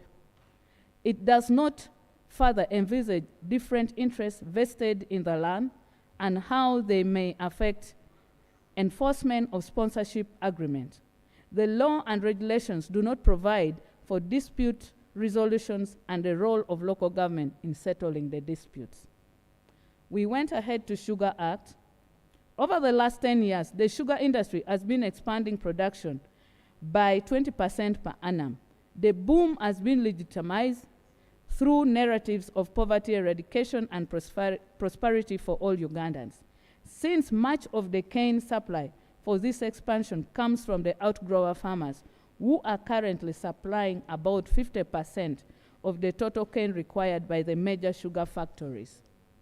The outgrowers and smallholder farmers to sustain the supply of sugar canes required financial support and technical expertise to improve their farm in order to enter commercial farming in the aftermath of state removal from the provision of agricultural services and inputs under the marketing boards and cooperative system.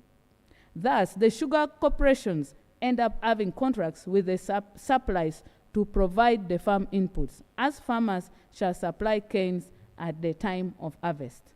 However, there are complaints between the farmers and the buyers of sugar canes over exploitation, corruption, mistreatment, missed payments, sparking into friction between sugarcane outgrowers and the sugar corporations. There were complaints from farmers in Oima, Masindi, Mayuge, and Jinja. Whereas the Sugar Act under Section 24 provides sugar agreements between the outgrowers, the smallholder farmers, and Honorable Chair, this is the law which is already before the House. Yes. Okay. Thank you. And it's already on committee. Right, stage. Honorable Speaker. So let's go straight to 5.2 committee observations and recommendations. Because we are going into uncharted waters. Okay. Where rules don't allow us. Yeah, thank you so much. Right, Honorable Speaker. We move to the committee observation and recommendation on key provision of the bill. Nomenclature. The committee observed that Clause 2 of the bill defines key terms used in the bill. However, some terms need to be revised in order to give them the actual meaning under the Act. Other terms are introduced as the review of the bill requires introduction of other clauses with terms for purposes of clarity and ease of application. The committee recommends that the definitions of key terms used in the bill be amended appropriately and other relevant ones be introduced. Application of the Act. Clause 1 of the bill deals with the circumstances where the Act shall apply. Subclause 1 provides circumstances that will be covered by the bill. The circumstances enlisted in subclause 1 are basically the ingredients of contract farming. For instance, A, inclusion of carbon credit harvest in the bill.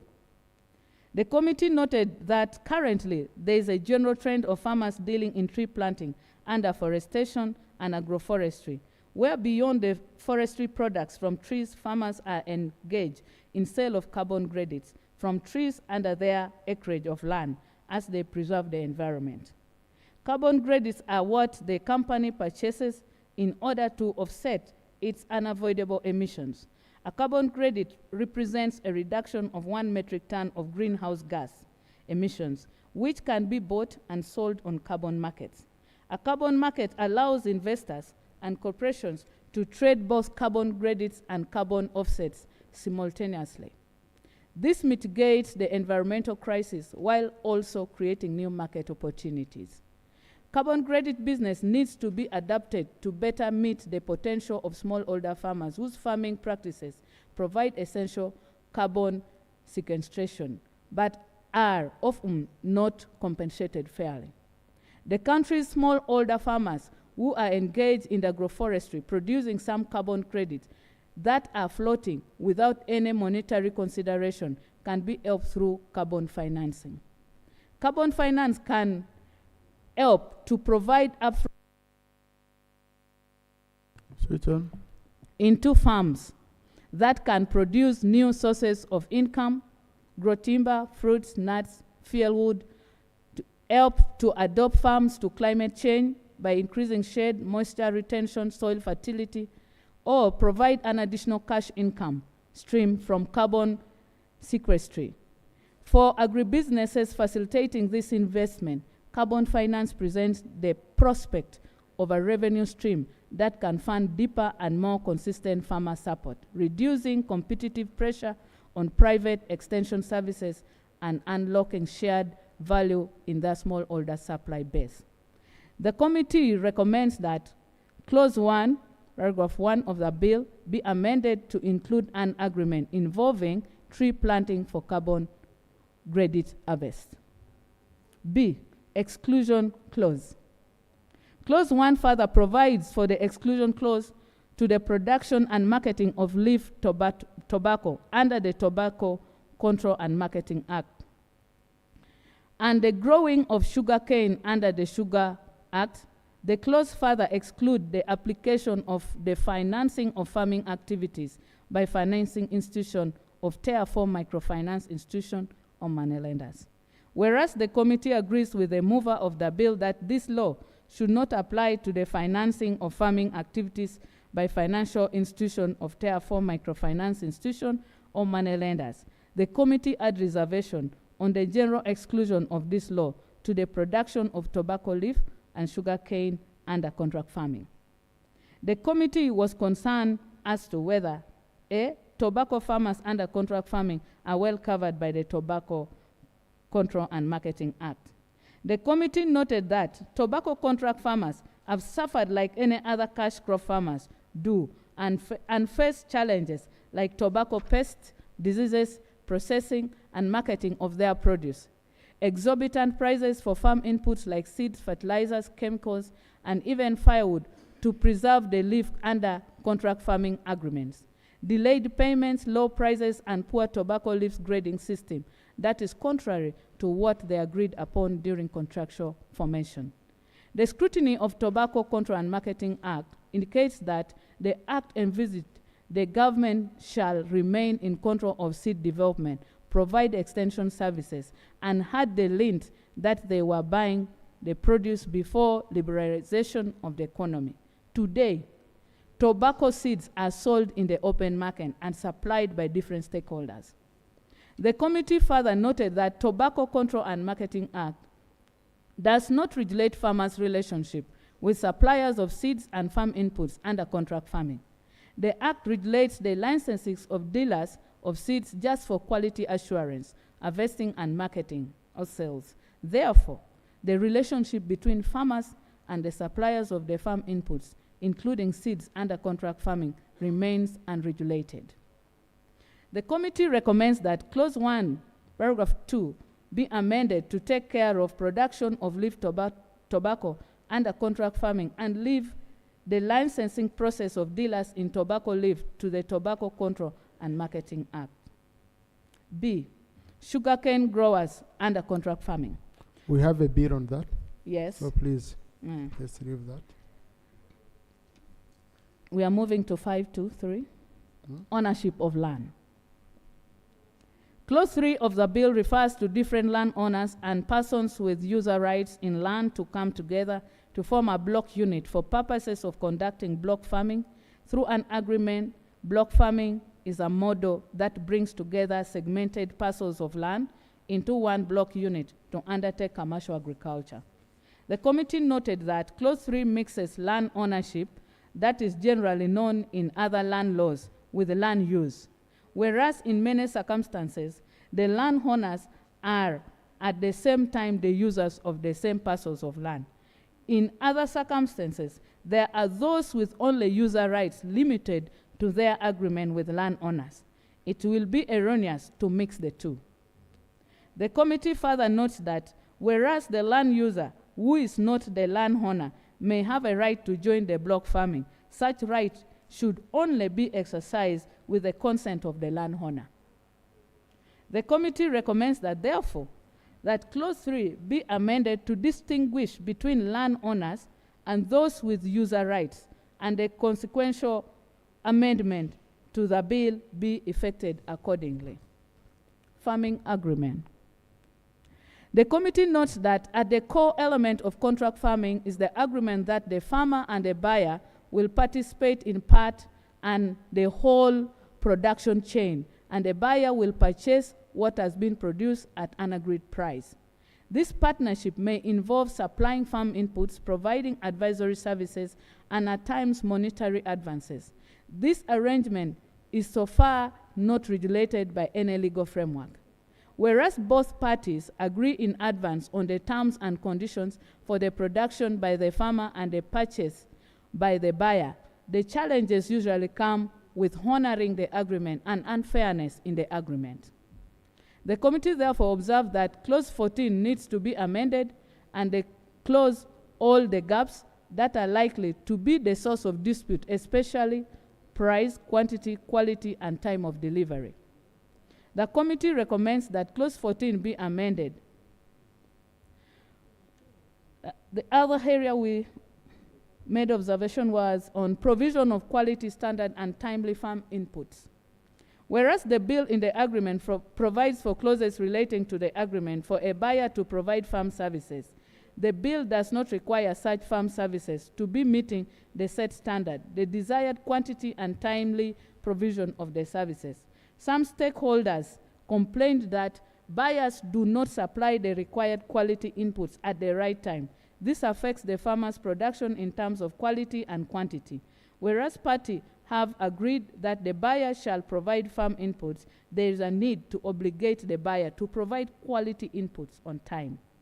The committee recommends that Clause 14 of the bill be amended to provide for the buyer to provide farm services that meet the standards and delivered on time. 526, risk management in agro-businesses. In Uganda, agriculture is dependent on nature, which is prone to vagaries and climate change.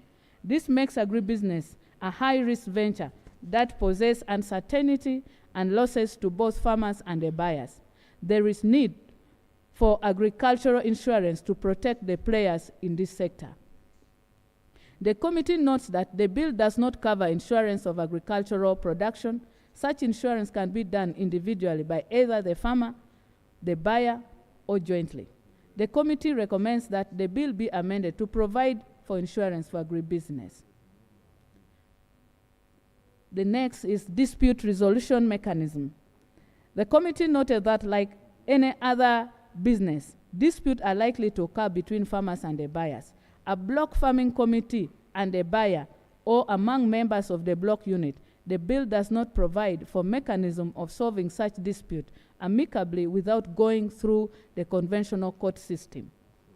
The committee further noted that the court of first instance in case of dispute are local council administration and later the commercial officers and production officer in each district.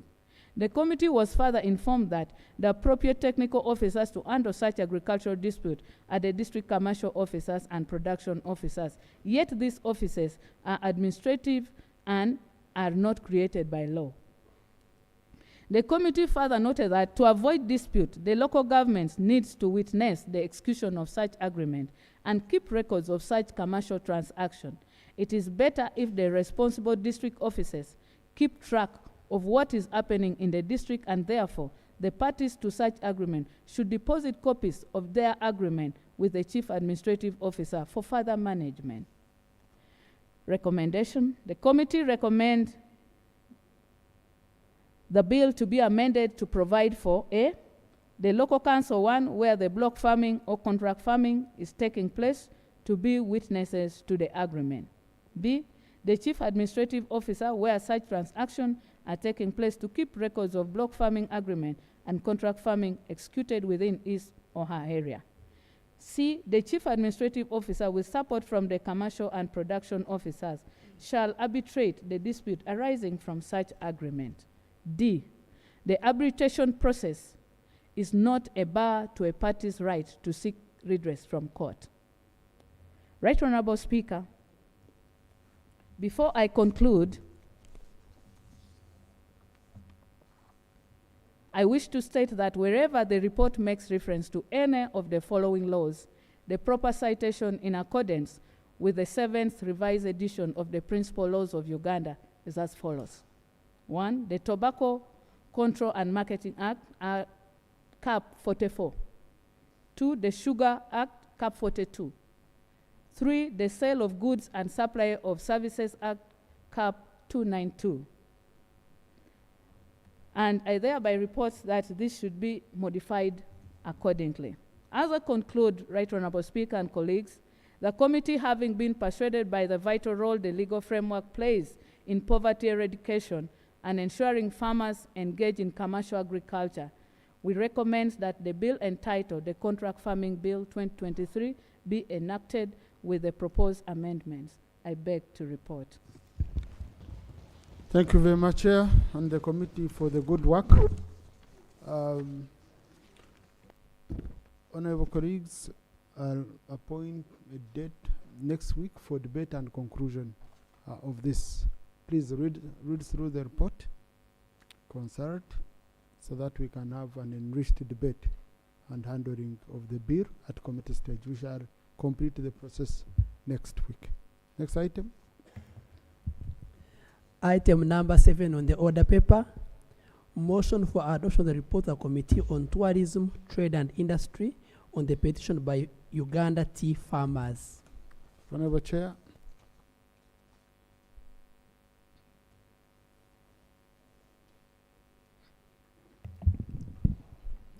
Thank you very much, Right Honourable Speaker. On behalf of the Committee on Tourism, Trade and Industry, allow me join the rest of Parliament in congratulating you for the new position of service.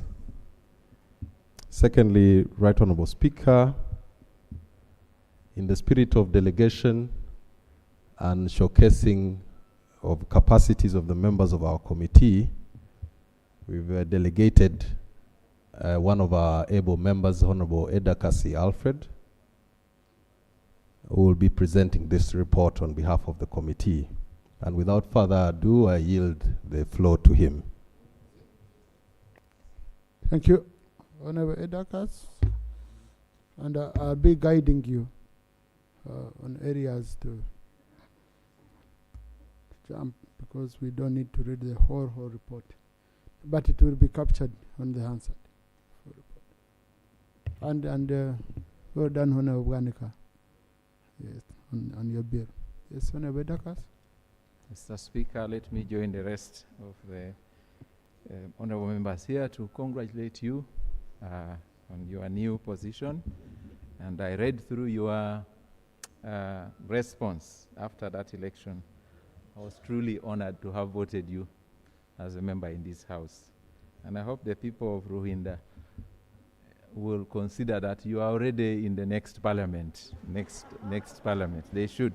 Because I anyway, hope Saropenda agrees to the that. options are fewer for them because you have to serve 2 terms. Thank you. Thank you. That Mr. has been Speaker, seconded by Honorable Saropenda. So.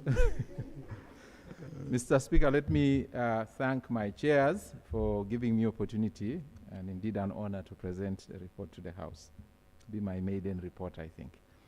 Mr. Speaker, sir, I start by laying the minutes and the report of the committee. I beg to lay. Mr. Speaker, it's a short report, so I will try and go through it pretty fast. Mr. Speaker and honorable members, during the sitting of the House held on Thursday, 26 September 2024, the Honorable Mbwatekamwa Gafa, Member of Parliament representing Igara County West, tabled the petition on behalf of Uganda tea farmers. In accordance with Rule 30 of the Rules of Procedure, the Speaker referred the petition to the Committee of Tourism, Trade, Industry for scrutiny. The committee now reports. Uganda tea industry, once a leading traditional export commodity and foreign exchange earner, is facing unprecedented challenges. The sector, which has a mainstay of the country's economy since its introduction for commercial production around 1925 to 1930, is struggling to stay afloat. The crisis triggered by the Russia-Ukraine war in February 2022 has led to a global economic shock, depressing the demand for tea and causing prices to plummet. In Rwenzori area, to be in particular, tea farmers have been protesting against the absurd low prices, with some even cutting down their tea bushes to replace them with bananas. The situation is dire, with the average price of Uganda tea in Mombasa auction market falling sharply from around $2 per kilogram of made tea to less than $1 per kilogram, below the production cost. Locally, the green leaf price has declined by over 50%, from 600 Uganda shillings to 200 Uganda shillings per kilogram, with some farmers fetching as low as 140 shillings per kilo. Despite efforts by government to revitalize the industry, including the provision of subsidized fertilizers and allocation of shillings 126 billion as working capital for tea processing factories, progress has been limited. The industry's decline has resulted in tea slipping from its position as leading traditional export commodity after coffee. According to the export statistics from Bank of Uganda, monthly export revenue from tea declined from 7.4 million in 2018 to $5 million in 2024, with non-traditional export items now surpassing tea in terms of export revenue. With the recent decline, members in tea sales at Mombasa Tea Auction 2024, Uganda's tea farmers are grappling with low gate prices for green leaf tea, forcing them to sell their produce below cost price. This has led to vicious circle of inferior quality, low prices, and economical operations, causing many farmers to abandon or uproot their tea plantations for banana plantations. The decline of the tea industry would result in the loss of over 100,000 jobs, primarily in tea factories, but also along the value chain, including tea pluckers, plantation laborers, suppliers, transporters, and others. Furthermore, the economic collapse of business centers established around tea factories would have a devastating impact on local communities. The livelihoods of at least 60,000 farmers involved in tea production would be lost, and 49,000 hectares of land under tea would be rendered unproductive. The cost of uprooting tea from this land would be prohibitively expensive. Perhaps most significantly, tea would cease to be a vital export revenue earner, displacing it from its long-standing position as the second largest traditional export commodity. Mr. Speaker, because of time, I'll skip the petition, and I'll also skip the methodology and ask members to view those. The prayers are critical. For a petition, the prayers are always critical because they guide us in debate and the resolution we are going to. With your guidance, Mr. Speaker, I'll go through them very fast. The petitioners prayed that one, government subsidizes fertilizers to tea growers by 75% in the first season, followed by 50% in the second season, and 25% in the third season, respectively.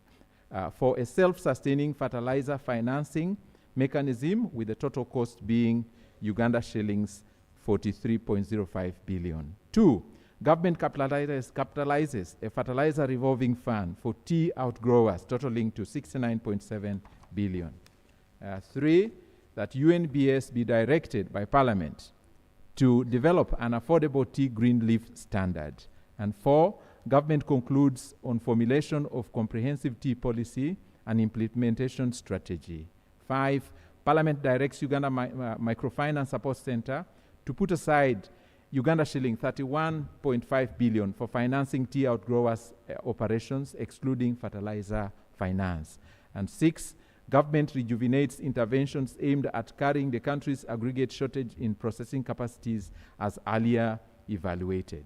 Seven, government finances support and incentives to tea processing factories to replace aged machinery and upgrade technologies to increase value of farmers' green leaf. And eight, government supports investment into product diversification and marketing of new tea products.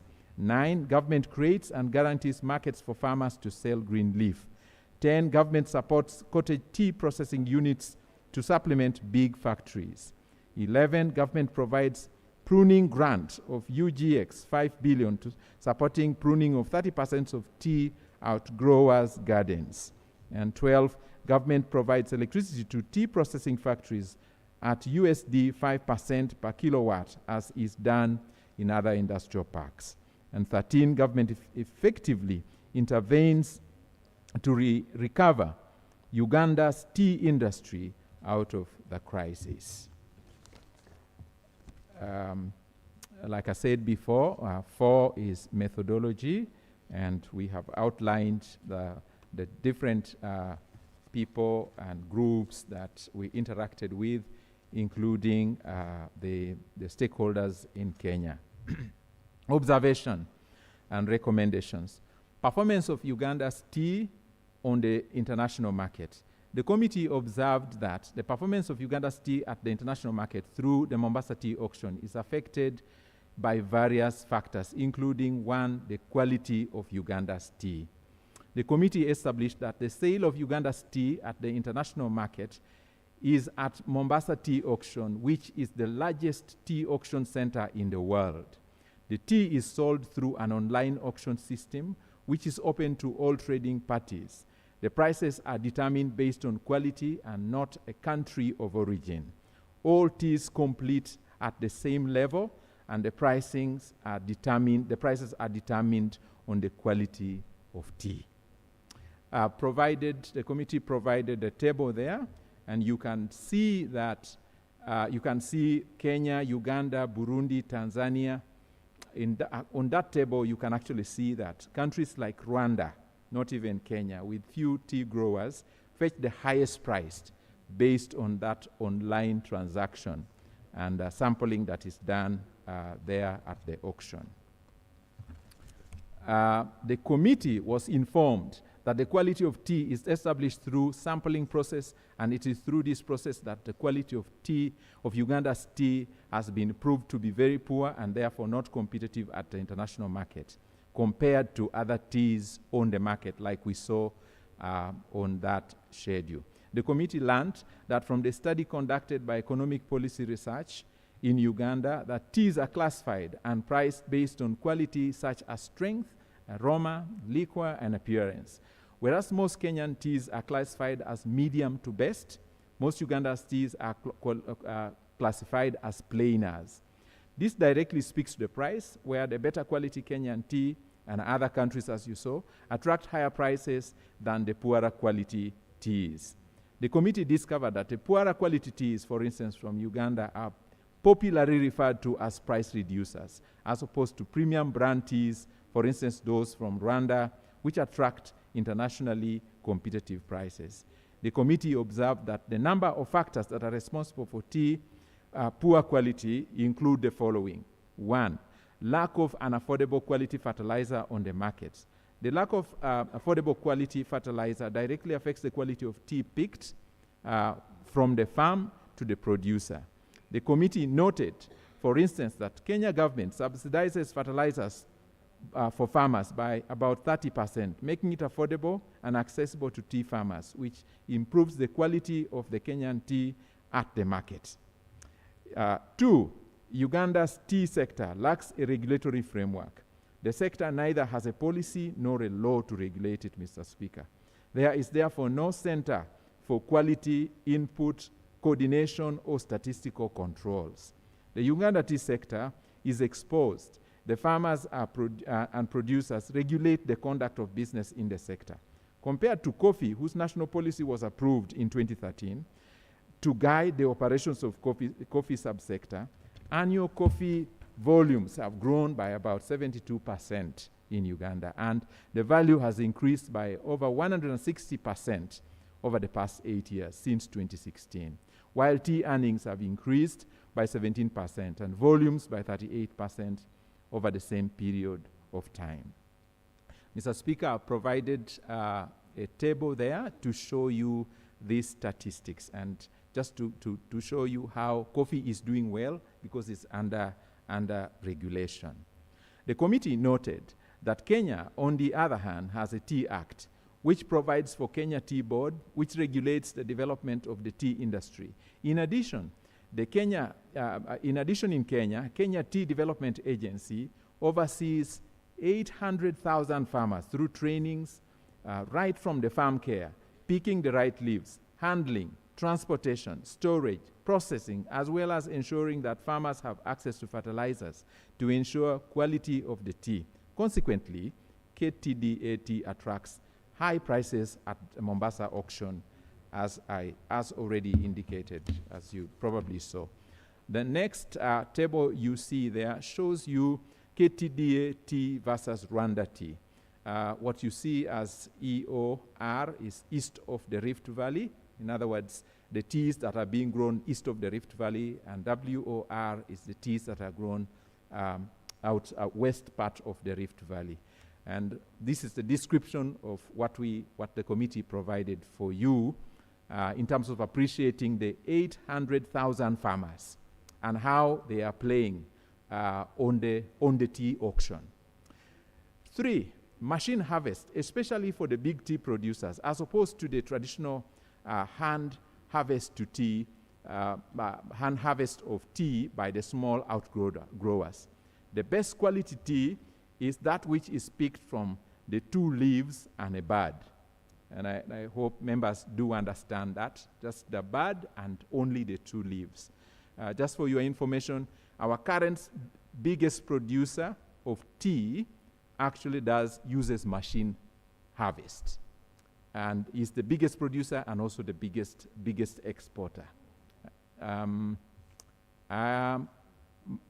think it is, I don't know if we should say that here. No. but they are the biggest producer. You can research. Machine harvest in most cases, through though cheaper, is indiscriminate in the leaves harvested, leading to poor quality tea. It was noted by committee that Uganda farmers were not keen on the tea and the 2 leaves and a bud standard, and therefore should focus on quality of tea as opposed to the quality to fetch better prices on the auction. The other issue that contributes to low quality is poor post-harvest handling of tea. Due to the lack of regulation and sensitization, many farmers and producers transport tea on heavily loaded trucks without proper ventilation, leading to withering of the leaves before they are processed, which results into poor quality tea. The best quality tea is that which is processed from freshly maintained leaves. The other, Mr. Speaker, is the high cost and unreliability of electricity for tea factories, which forces producers to opt for diesel generators. The unreliability of electricity slows down the production process, which includes withering, rolling, oxidation, and drying, ultimately affecting tea quality and the final price. On the other hand, the high cost of electricity increases production cost, ultimately increasing the price of the tea. The other is ignorance by most tea farmers about the best practices on tea growing, tea varieties, and post-harvest handling of tea. For instance, the orthodox tea variety, which is used in countries like India and is produced using traditional or rather orthodox methods involving plucking, withering, rolling, oxidation, fermentation, and drying. This is better quality tea and attracts better prices on international markets compared to the CTC method, which Uganda predominantly uses. CTC is curl, tear, and cut as a way of production. So if you compare it with the orthodox method, where you pluck the leaves, the 2 leaves, 2 and a bud, you wither them very well. They are rolled and oxidated, they are fermented, and then they are dried. The big producers, because of use of machinery, don't pay attention to that, and therefore spoils the quality of the tea. Recommendations, honorable members. MAIF expedites the development of tea policy to regulate the quality of a country's tea within 6 months of the adoption of this report, in order to improve the quality and incomes earned by farmers, as well as reserves with higher tea foreign exchange earnings. In the meantime, MAIF should sensitize and train tea farmers on best practices to enhance the quality of their tea exports. Mr. Speaker and members, 2 is heavy reliance on export market. Foreign export market. The committee was informed that Pakistan is one of the world's largest importers of the tea sold at the Mombasa Tea Auction in Kenya, accounting for over 40% of Kenya tea's exports. Domestically, tea is a popular beverage in Pakistan, where chai is part of its daily life, resulting in high per capita consumption. The committee, however, observed that whereas Pakistan is the largest importer of the teas from the Mombasa Tea Auction, where it buys those teas, it does not domestically consume all the tea. It re-exports some of the tea, often in blended forms, to other countries. Pakistan's tea re-export activities are part of her broader tea trade strategy, with Pakistani companies blending and repackaging the tea with other varieties to serve different markets, particularly in the Middle East and Central Asia. The strong tea culture, combined with re-exporting practices, support Pakistan's large imports and the Mombasa tea market, which affects Uganda's power to negotiate for favorable prices with the biggest buyer of the tea, who inevitably dictates the prices for which it buys the tea. We provided you with a diagram there, just showing you how much Pakistan gets out of that auction and how it dominates the market, and how that eventually pushes the Ugandan tea from competing in that market. The other is limited domestic tea market. The committee observed that Uganda exports over 90% of its tea through Mombasa tea auction, which is partly attributed to the poor domestic tea consumption culture in Uganda for our locally produced teas, and the minimal value addition within the tea industry, as well as the high prices of quality local teas on the market, which limits accessibility for the average Ugandan tea. Just for your information, Uganda is per capita consumption of tea is about 0.4. If you compare to other countries that are consuming over 3.14 kilograms, that also affects, because we're exporting 90%. And when that 90% is bashed out of the market, it puts it down.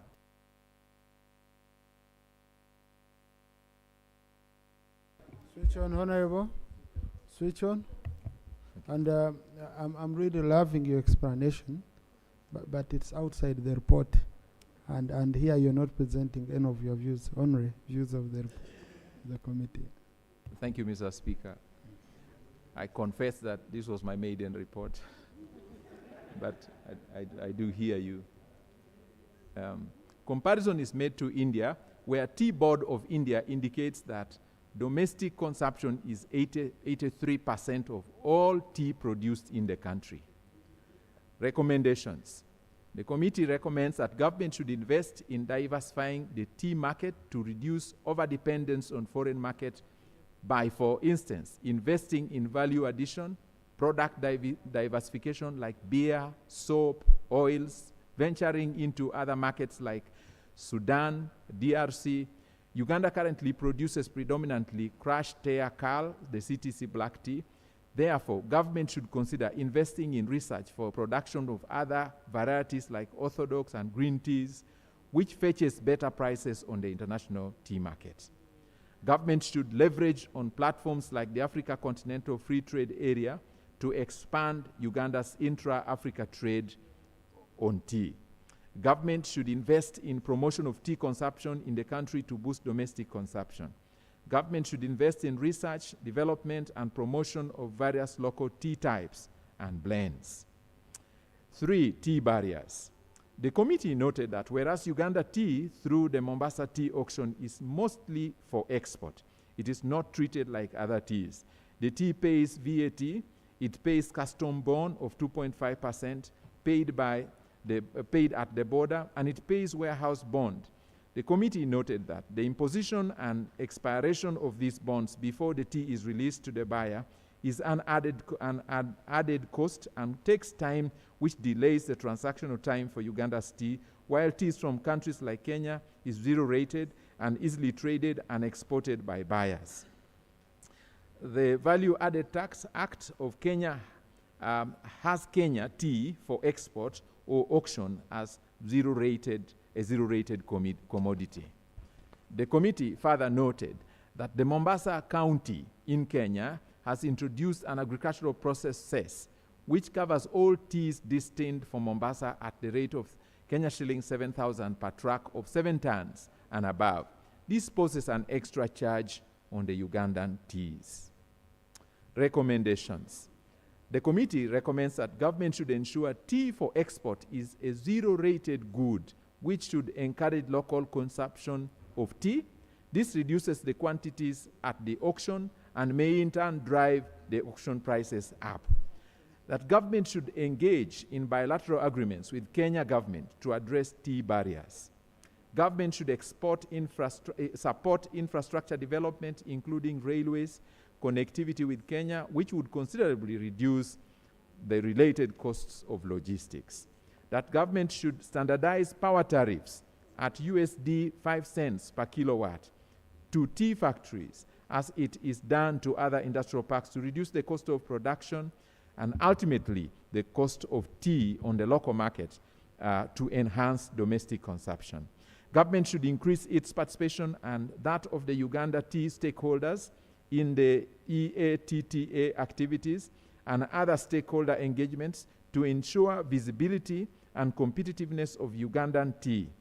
Government should invest in marketing and blending of Uganda teas as Uganda tea. The Ministry of Trade should offer a certificate of origin for Uganda tea to give it tax-free access to other international markets besides the market provided by the Mombasa auction. This would provide a viable alternative market for Uganda tea. Currently, there is only an East African certificate of origin, which is used by the East African countries and does not give Uganda a competitive edge on the international markets. Review tax regimes on tea packaging materials to encourage value addition, reduce cost of tea, and encourage increased domestic consumption. For global tea production trends, the committee observed that the relationship between the overall tea production and consumption at the global level directly affects Uganda's tea pricing at Mombasa tea auction. Global tea production in 2023 stood at 6.604 billion kilograms against 6.482 billion kilograms in 2022, an increase of 1.88%. Global consumption stood at 6.212 billion kilograms from 6.233 billion kilograms in 2022, resulting in a decline of 0.34% in consumption. This therefore means global tea production has outstripped consumption, therefore affecting the global tea prices. Tea prices at the Mombasa tea auction are affected by market forces of demand and supply.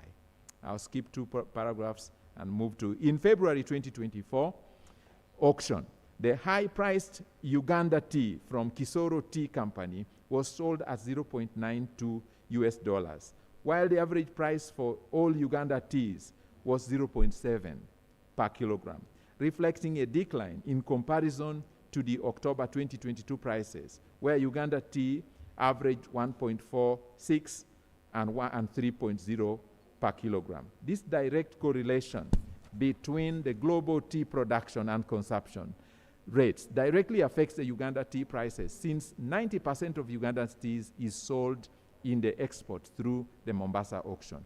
This directly translates into the country's foreign exchange earnings, and at the current quality, the country has been earning a third of what would have been realized annually.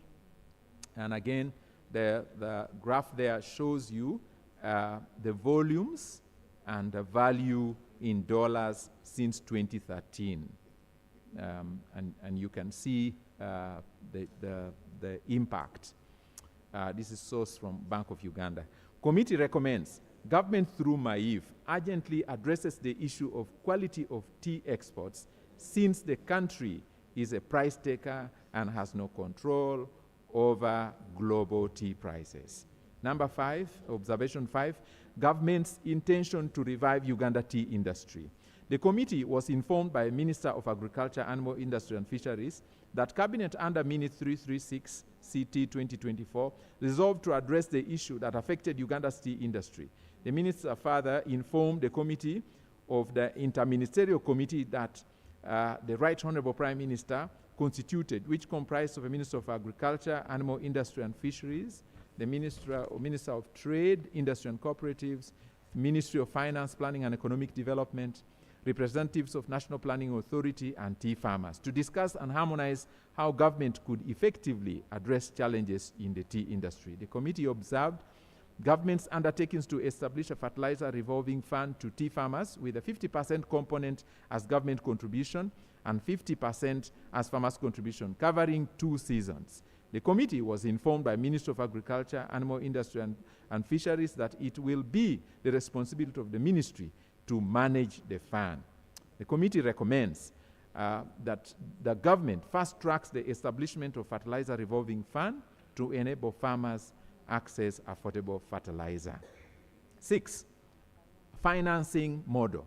The committee was informed by Minister of Agriculture, Animal Industry and Fisheries that Cabinet resolved to establish a stabilization fund attainable at the agricultural credit facility to ease credit accessibility to enable tea farmers remain in business. The committee was informed by the minister that government intended to waive license fees to tea factories that would be enrolled in tea export processing zones. The committee therefore recommends that government fast tracks the establishment of a stabilization fund attainable at the agricultural credit facility to ease credit accessibility to enable tea factories remain in business, for instance, through technological upgrades. That government should offer tea value chain financing, excluding fertilizer financing, to reduce farmers' reliance on processing factories to provide financing for primary production. Government through UDC invests in partnerships government through UDC investment partners should increase support to cottage tea processing units. Honorable Chair, Right Honorable Speaker and members, as I conclude, the instructions by this August House, by the instructions of this August House, the committee considered the tea petition, and it emerged that Uganda does not have a policy and regulatory framework which has impacted negatively the quality of tea produced in the country. The committee, therefore, seeks government agency in responding to the petition in order to restore farmers' confidence, attract investment in the sector, and promote sustainable growth of the tea sector. I beg to report. Thank you. Well done with the maiden report. Yes. Thank you, Right Honourable Speaker. Honourable colleagues, this is an issue I have been following up with seriously. I want to report that I had an interaction with the head of state over it, because the people who are affected, like in my constituency, people started uprooting the tea. I don't know areas which had started like Zombo, the challenges, and so he promised that immediately after his tours, which is soon, he's going to call a meeting of all tea stakeholders.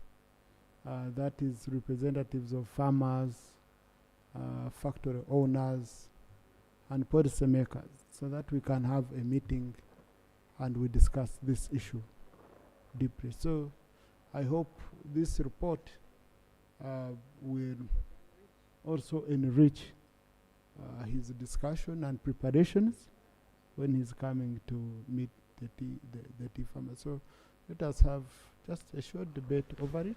It's an issue which the executive is taking up seriously, and then we conclude on it. So, procedure. Thank you, Mr. Speaker. I do agree with you that this is a matter we need to find solutions to. The tea farmers have cried over and again, and in the report, a number of very useful ministries have been highlighted. For example, the Ministry of Trade. We would like to understand what role they are playing in relation to accessing the Africa continental market, which is available. We have Ministry of Agriculture that should show us what research they are doing, and all those ministries are not there. So I don't know if we move without these people, shall we not get the useful input we should have got to help us debate and find lasting solution to this matter? I just thought I'm seeking your indulgence. Yeah. No, thank you, Honorable. Well, their input is extremely critical, but you see, the final issues to do with this will be the executive. So whether they are here or not, they will not run away from it. It will find them wherever they will be. Okay, so I think let's conclude our part, and then and they appeared before the committee and gave their input. Isn't it, Honorable Edakas? Yeah. So we shall ensure indeed it is implemented. So no, government is present here. Honorable Seungo, no, government is very present here. Speaker, I was signaling the two to see who is going to report to the other minister. We have a senior minister here, so who's standing in for the one I'm going to interface business with on this matter. Yes, then that's clear on our record. You can say Honorable Seungo has enjoyed being acting rope. He even once clearly know whom he will shoot. Yes. So I'll start with Honorable Martin Muzari, Honorable Dr. Bwanika, Honorable Batua, and then I come this side. Thank you, Right Honorable Speaker. And let's be brief on this. Yeah. Right Honorable Speaker, it's good that the Honorable Mloli Mkasa is the one here as the official representative of government now. Honorable Mloli Mkasa, I want to tell you that when the RAPEX exercise was here, our complaint was that most of these products that are under the Ministry of Agriculture have not been managed well. So we are worried to take their other products. Now you can see what is happening in the tea industry. And another one is coming tomorrow, the issue of sugarcane. Right Honorable Speaker, I hope you will give me the platform tomorrow.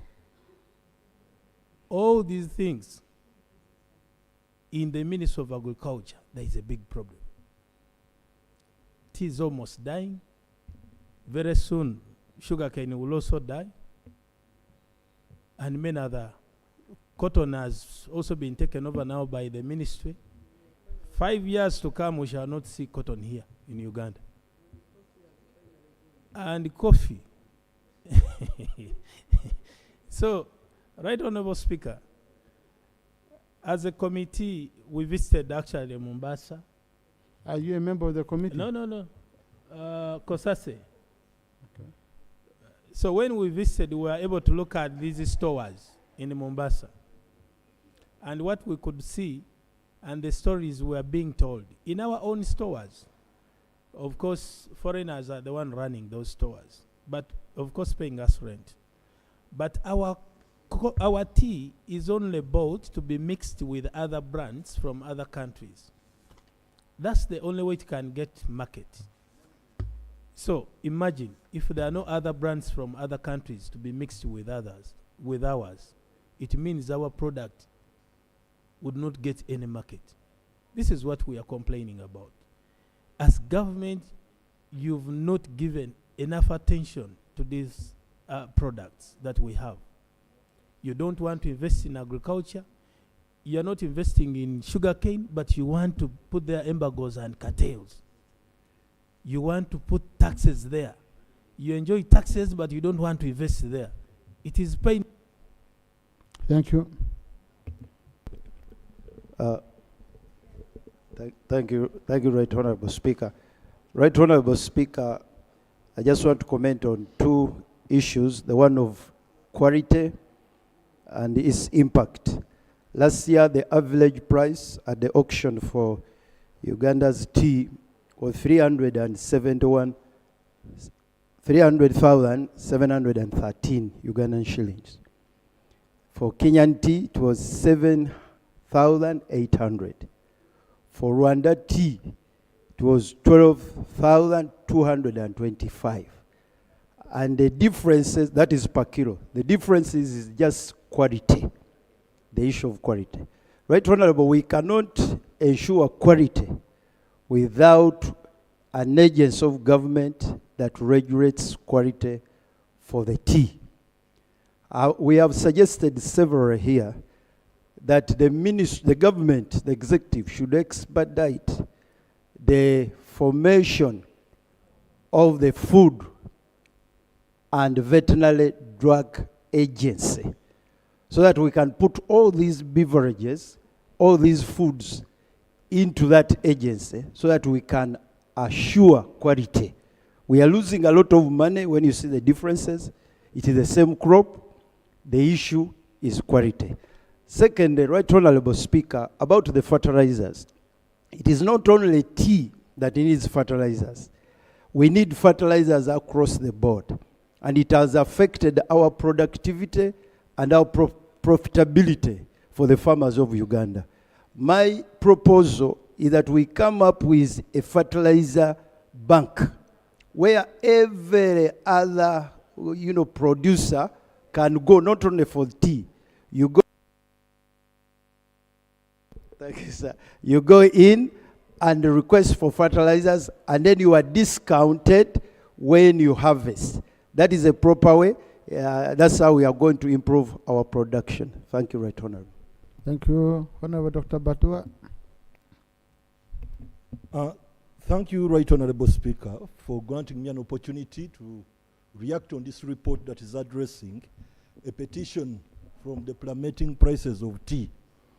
Right Honorable Speaker, the report was very good. It properly elucidated the problem and enabled us to diagnose exactly what the problem is. And the problem is quality. And I'm here to address the recommendation because I found gaps in the recommendation. When the problem is quality, fertilizers, especially in the context that it has been addressed to us, fertilizers may not be the remedy. Right Honorable Speaker, I reflected on this problem with the mind we had in coffee, especially from the region I represent, where we were plucking coffee, both the ripe and the unripe. And when I got the point that our practice in plucking tea, the two leaves and the bud, which is recommended, for us we are plucking everything. And consequent to that, our tea is not tea, it's a diluent. We only get that product to actually dilute the real tea and be able to sell. We can't have a remedy right now of value chain financing because that's not where the problem is. So, Right Honorable Speaker, the problem of quality is not happening in tea for the first time. It has happened in coffee. And in coffee, we solved it using the Uganda Coffee Development Agency. In tea, we do not have an equivalent. I was browsing the Uganda Tea Development Agency that I came to find is actually existing as an agency brought about by farmers in Igara and Kayonza, and it is manifesting as a limited company. We need to see government effort, especially the... Thank you. One minute. No, just but you're on a microphone. Who has allowed you? I'm suggesting that the UP... Again, honorable colleagues, please. Thank you so much, the Right Honorable Speaker. Please wait, honorable again. Please, honorable colleagues. Please, and please, don't allocate yourself time on a microphone. Okay? You don't switch on and then you start asking when you... that's not tolerable for me. Okay? Honorable again. Thank you so much, the Right Honorable Speaker. The Right Honorable Speaker, I want to thank the committee for the report. My concerns deeply is on the issue of the quality of the tea. Now, when we look directly on the report that has just been given, we discover that our tea is the poorest. Number two, we also discover that we are bound to lose over 100 workers if the tea industry collapses. Over 100,000 workers if the industry collapses. What does it mean to the economy of this country? Loss of job mean loss of life, because people who have been earning money, they are not able to support their children at school. They are not able to support their livelihood. And that means the lives of the local people will be jeopardized. Not only that, the Right Honorable Speaker, now when we look at the farmers, over 60,000 farmers who have been involved in farming teas, and many of them have been contesting. They want to resort to farming bananas instead of tea. Now, this discourages the farmers who have interest in boosting the production in this country. So the government should be concerned about this. And I was also wondering, why is it the government are not taking the initiative to do assessment, regular assessment, to find out the level.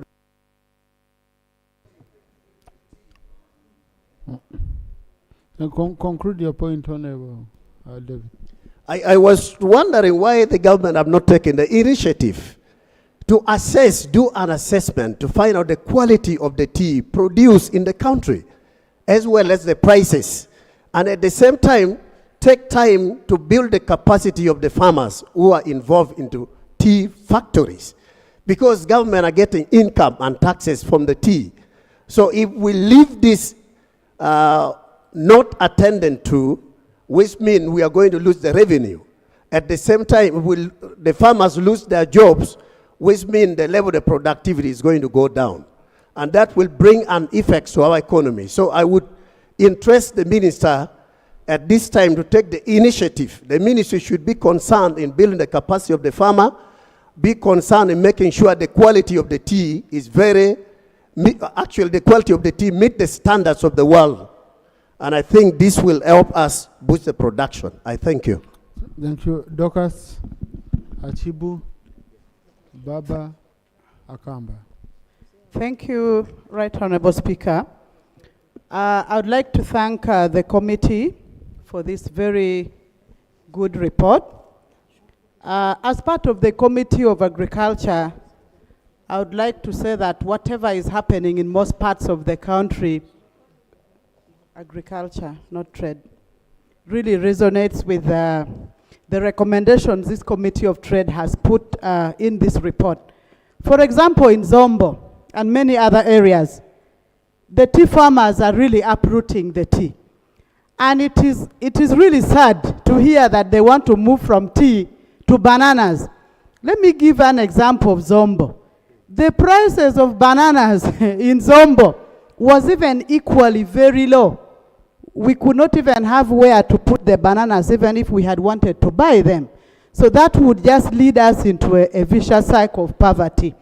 And I'd therefore like to request government, the minister here present, that indeed let government interest itself in supporting branding of tea. When we were in Zombo, we saw very nice branded tea. And I think if a lot more is done to improving what it is right now, making the quality better, and we begin from there, at least from what we already have. That would help us as a country to have Ugandan tea, which we can be proud of, and which farmers can also benefit from. Thank you. Thank you. Honorable Chibagina.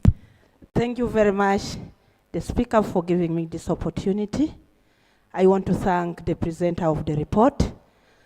Today we are talking about tea. And already we know that tea was under the Ministry of Agriculture. And we added another burden of coffee to Ministry of Agriculture. As we discussed this report, however, I wished the ministers were here to hear our concerns about the falling prices of these crops we are talking about. As we talk about this tea, already Honorable Dorcas was talking about tea in Zumbo, and Nebi is a neighbor to Zumbo district. Tea was introduced, but as we talk now, tea plants have grown into very big trees, and farmers do not know what to do with the tea crop. And as we talk, of course, as a farmer, we know that Uganda as a country, the population is increasing. Food is to be eaten, and therefore the farmers, some are even opting to cut down the tea tree in order to plant the bananas, like in Zombo and also Nebi district. I therefore call upon the government, especially the ministry, before we talk about improving on the quality of the crops we have, we should do a research to ensure that we have the market where to sell our produce. Otherwise, the farmers are induced to certain crops.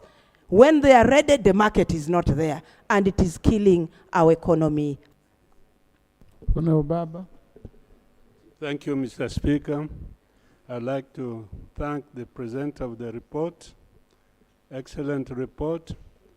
Honorable Minister, the leader of government business now, the signals are very clear that we in government must begin to put priorities of the kind of agricultural produce we should pay attention to and invest money, and tea is one of them.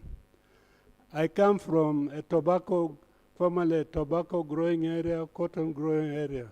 But in my travels around this country, tea estates are some of the most beautiful sceneries in this country.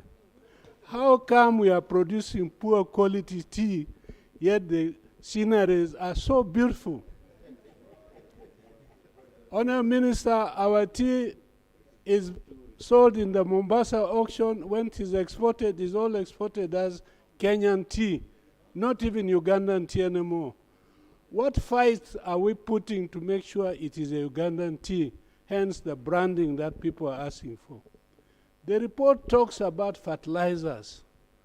Honorable Pendi's area, Sukulu, has vast deposits of fertilizer there. We have been talking about it, phosphorus, since Kingdom Come. There is another mineral in Mbale area called the vermiculite. That mineral has the advantage of water retention in the soil. It would help a lot of crops around this country. What are we doing about it? Lastly, Mr. Speaker, sir, the issue of value addition. We're establishing a number of industrial areas, industrial parks. None of them are using any of our raw material. Conclude, Honorable Baba. Conclude. Just switch on. You go to Mbali Industrial Park, there's not any single raw material input in those factories. I've been to Kapeka. The Chinese are sewing textile materials, they are sewing school bags, they are making shoes, all with imported materials. Nothing, even their tiles, Goodwill tiles. Those are no raw materials from us. Our local base, our agriculture, our country, the base is agriculture. All these investors who are attracting, their first priority should be agro-processing.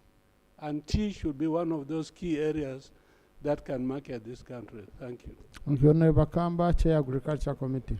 Thank you, Mr. Speaker. I want to thank the committee for a very good report. Mr. Speaker, government needs to prioritize the issue of supporting the tea growers in post-harvest management. Because if quality is pertinent to having better prices over a product, an agricultural product that brings in foreign exchange, then we need to prioritize it. If we do not prioritize an agricultural produce that brings in foreign exchange, then what are we going to prioritize? Mr. Speaker, I also testified the fact that our tea is sold as Kenyan because I went to Mombasa myself and I witnessed this. Mr. Speaker, the issue of certificate of origin. This is a sovereign state. It has all the brains that can go and negotiate to ensure that Uganda gets a certificate of origin to be able to sell her products directly to the international market. What are we waiting for?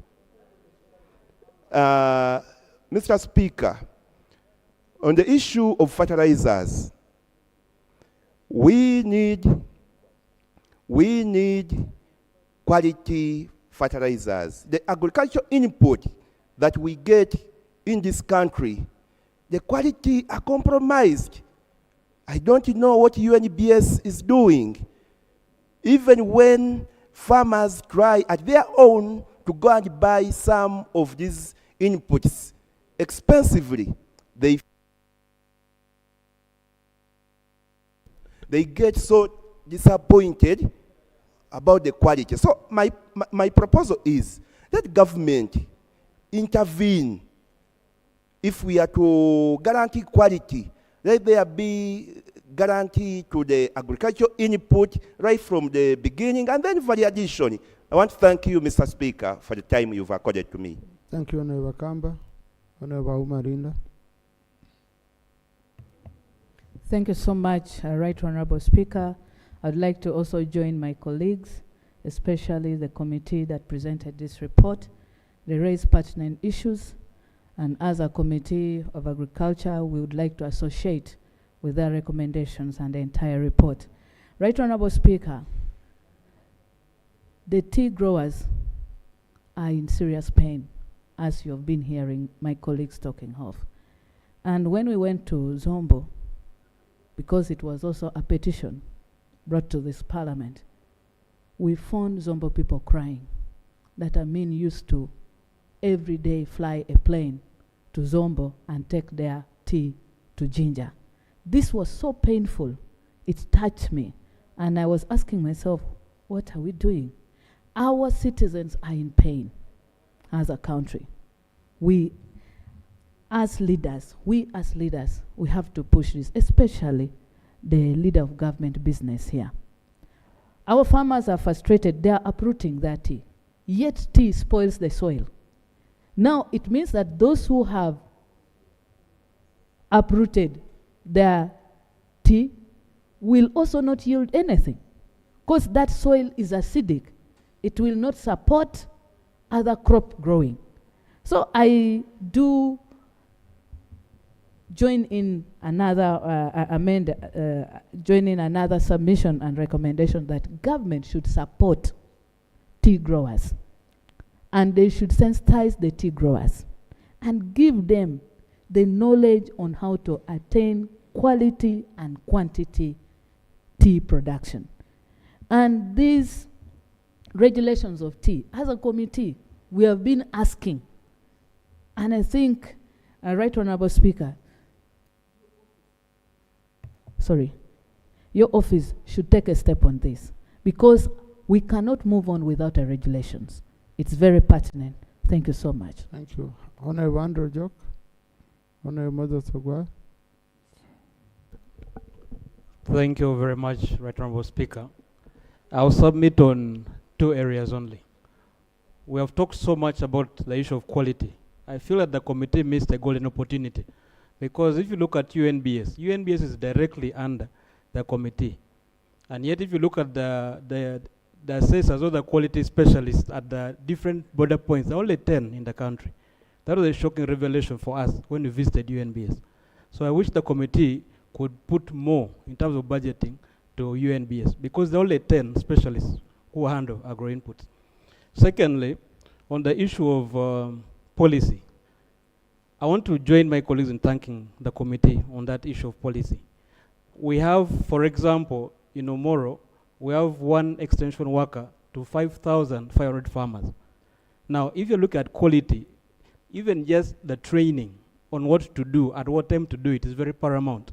But if you have only 1 extension farmer who is not equipped, who is not trained to do anything, then there's nothing much can gain from that. So I want to remind the committee to add that. More importantly, Right Honorable Speaker, we deliberate almost every day. I want to request that you evoke Rule 222 on action taken reports. Every single day we deliberate, but we want to request the government to at least share action taken reports so that we're able to know what the government has done. Some of these issues are recurrent. We keep reminding government, but we need to evoke that rule, Right Honorable Speaker. I thank you. Thank you.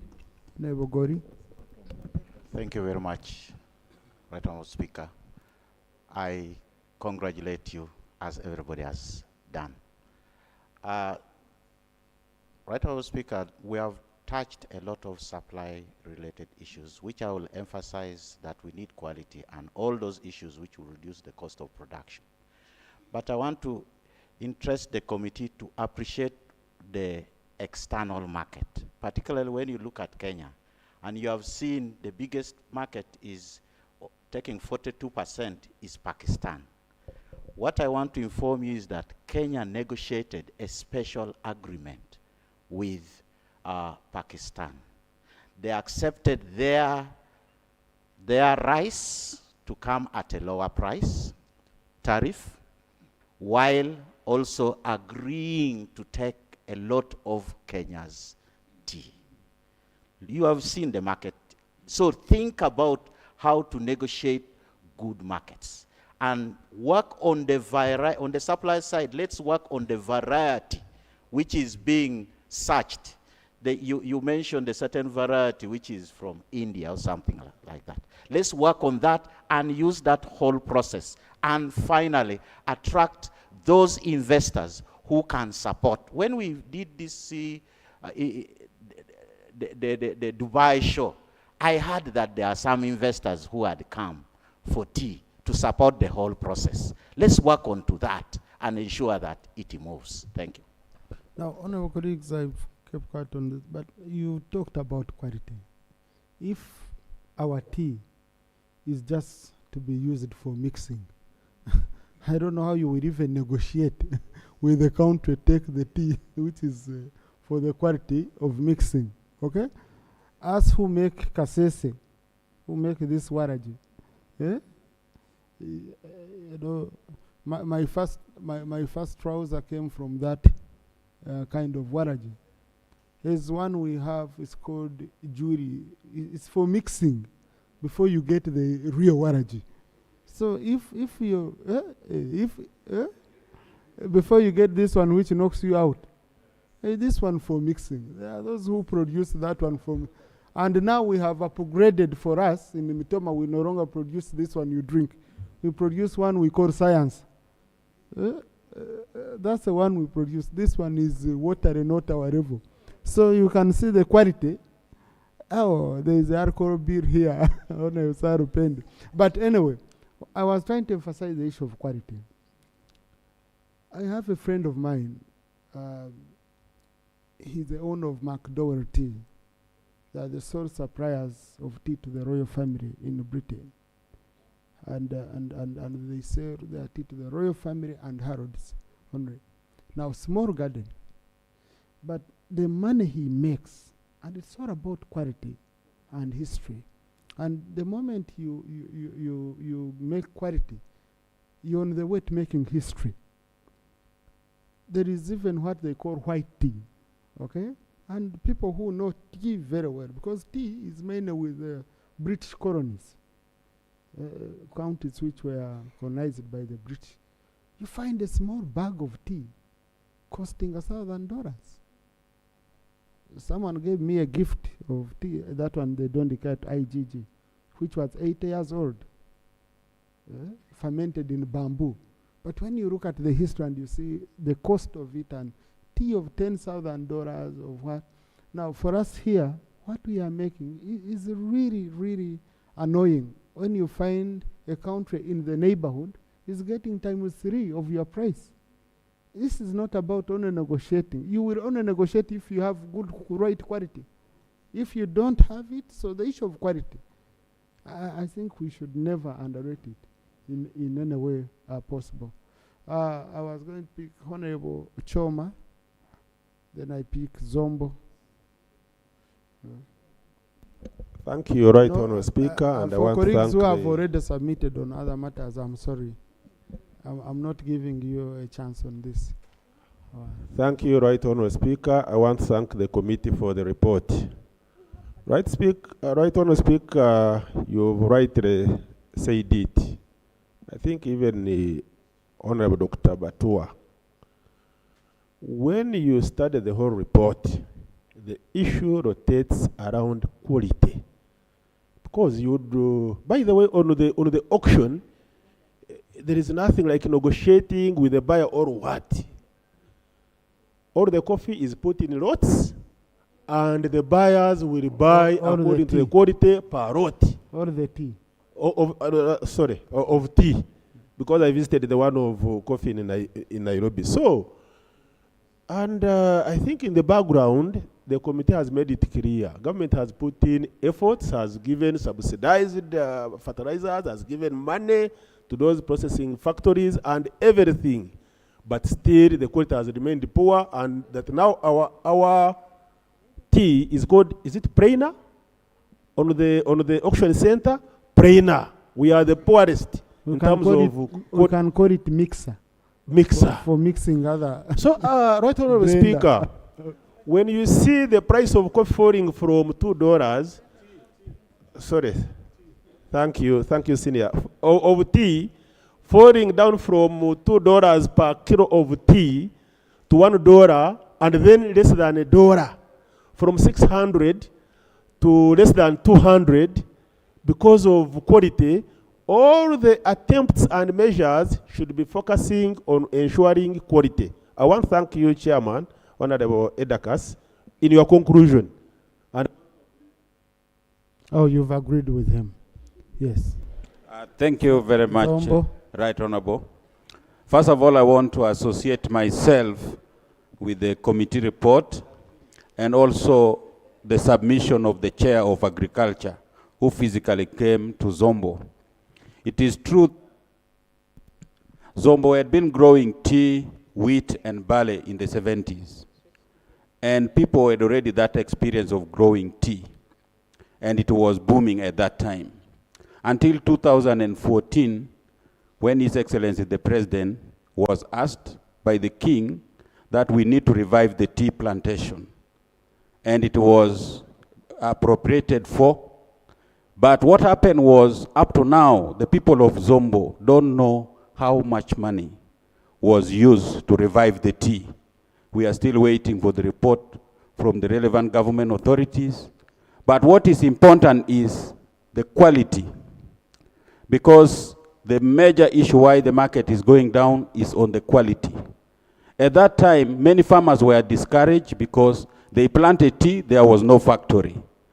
So Ministry of Trade decided to give a small machine for processing on small scale to Zombo Tea Farmers Cooperative. The machine was not installed. Up to now it is not installed. But we need to address the quality. And we have people in agriculture, people in trade. We have Uganda Export Promotion Board. We have Ministry of Agriculture. We have technical people. Why don't we address the issue of quality? Because if you look at the world, you see tea growers in Africa, for example, we start with Kenya, we come to Uganda, we go to Malawi, we go to Tanzania and Rwanda and so on. So we need to address that issue of quality and infrastructure around tea. So we need to look at the whole value chain, but the people of Zombo are waiting for accountability of how much money was used in the name of Zombo Tea Revival. Thank you very much. Thank you, Honorable Tumuzugu. The Honorable Yargaba. Thank you, Mr. Speaker. We are happy that the President is interested in this matter, and you communicated that this report is going to support the discussion concerning the tea sector. However, Mr. Speaker, for institutional memory, I want to remind this House that we made a report when I was a member of the Trade Committee in 10th Parliament. We went to Kenya, to Rwanda, and other neighboring countries which produce tea. And we discovered that the trick was one, harvesting 2 leaves and a bud. And we discovered that here in Uganda, we were harvesting all the leaves, including some soft branches. Meaning that the problem we have is just failure to harvest the 2 leaves and a bud. And if we do that, then we shall be good to go. We also suggested that we have an agency which would regulate tea. And under these circumstances, I think we need to think we need to look at any other way in the Ministry of Agriculture on how we can regulate tea and other products from agriculture. Otherwise, Mr. Speaker, our problem is that one, the quality, and we need an agency that can regulate tea. Otherwise, Uganda can really shine. And even then, after auctioning our own tea in Uganda, we had suggested that we could auction tea in Uganda. Instead of taking it to Kenya, we could have, actually the Minister for Trade, Honorable Amelia Chambadi at that time, had promised that we would have our way of auctioning tea. Thank you. Honorable Yarugaba.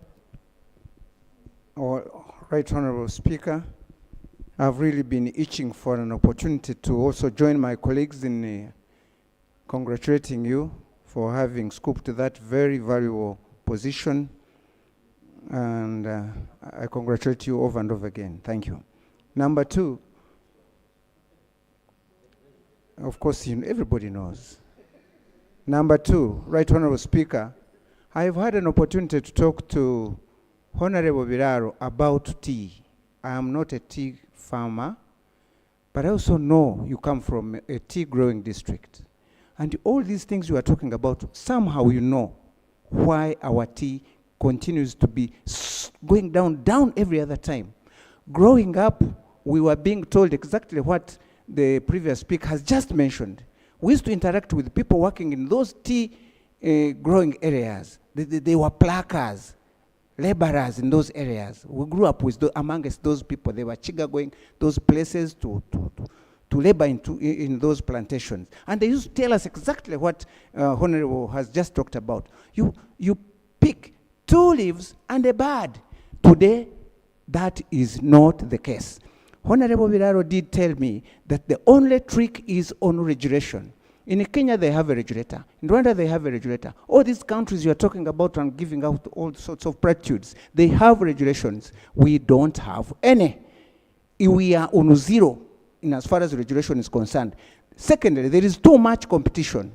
You know very well, Right Honorable Speaker, that we've liberalized it a little bit too much. Very many people have come up with tea factories.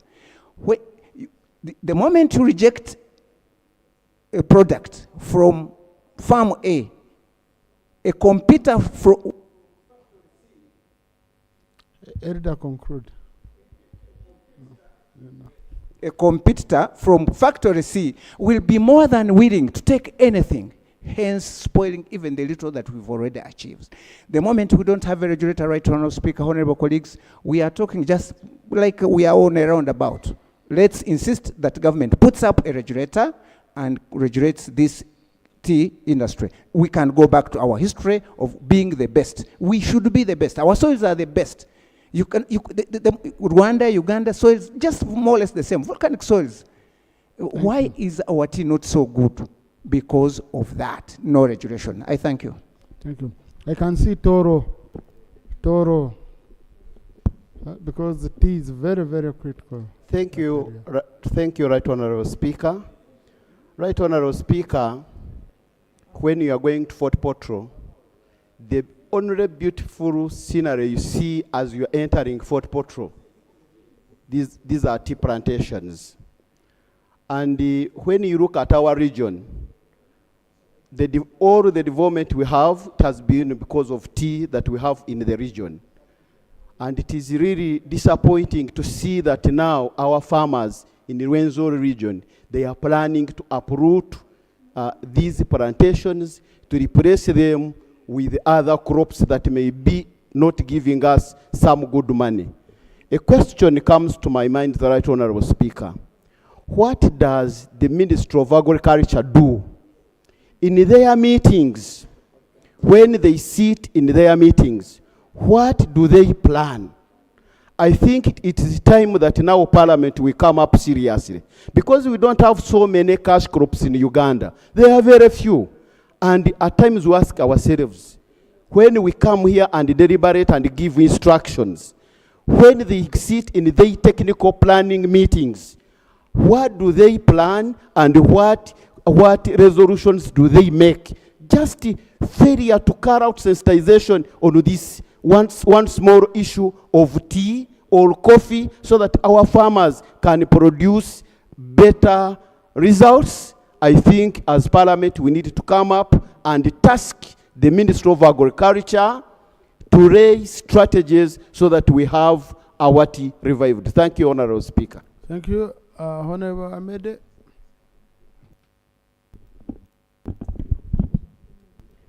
Thank you, Right Honorable Speaker, and I thank the committee for the report.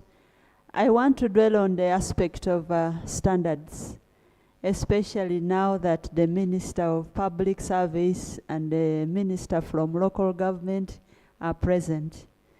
The issue of standards cuts across ministries or MDAs. For the sake of agriculture, the extension workers, we have a few extension workers, but they are absent.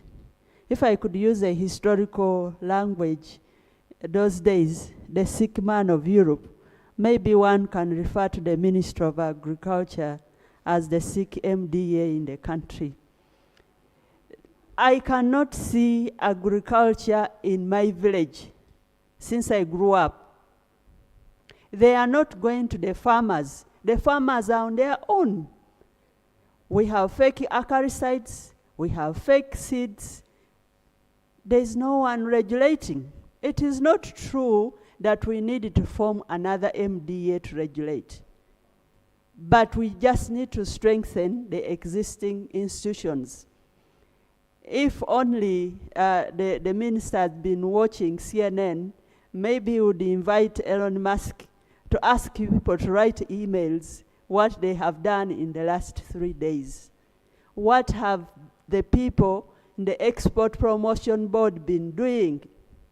Sometimes you look at delegations. For example, there was a delegation to Congo to negotiate trade. But the people who formed the part of that delegation, you could hardly see DRC. You could hardly see serious technical people who would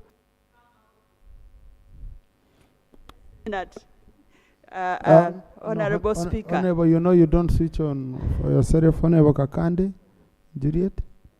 You wait until you get permission, you switch on.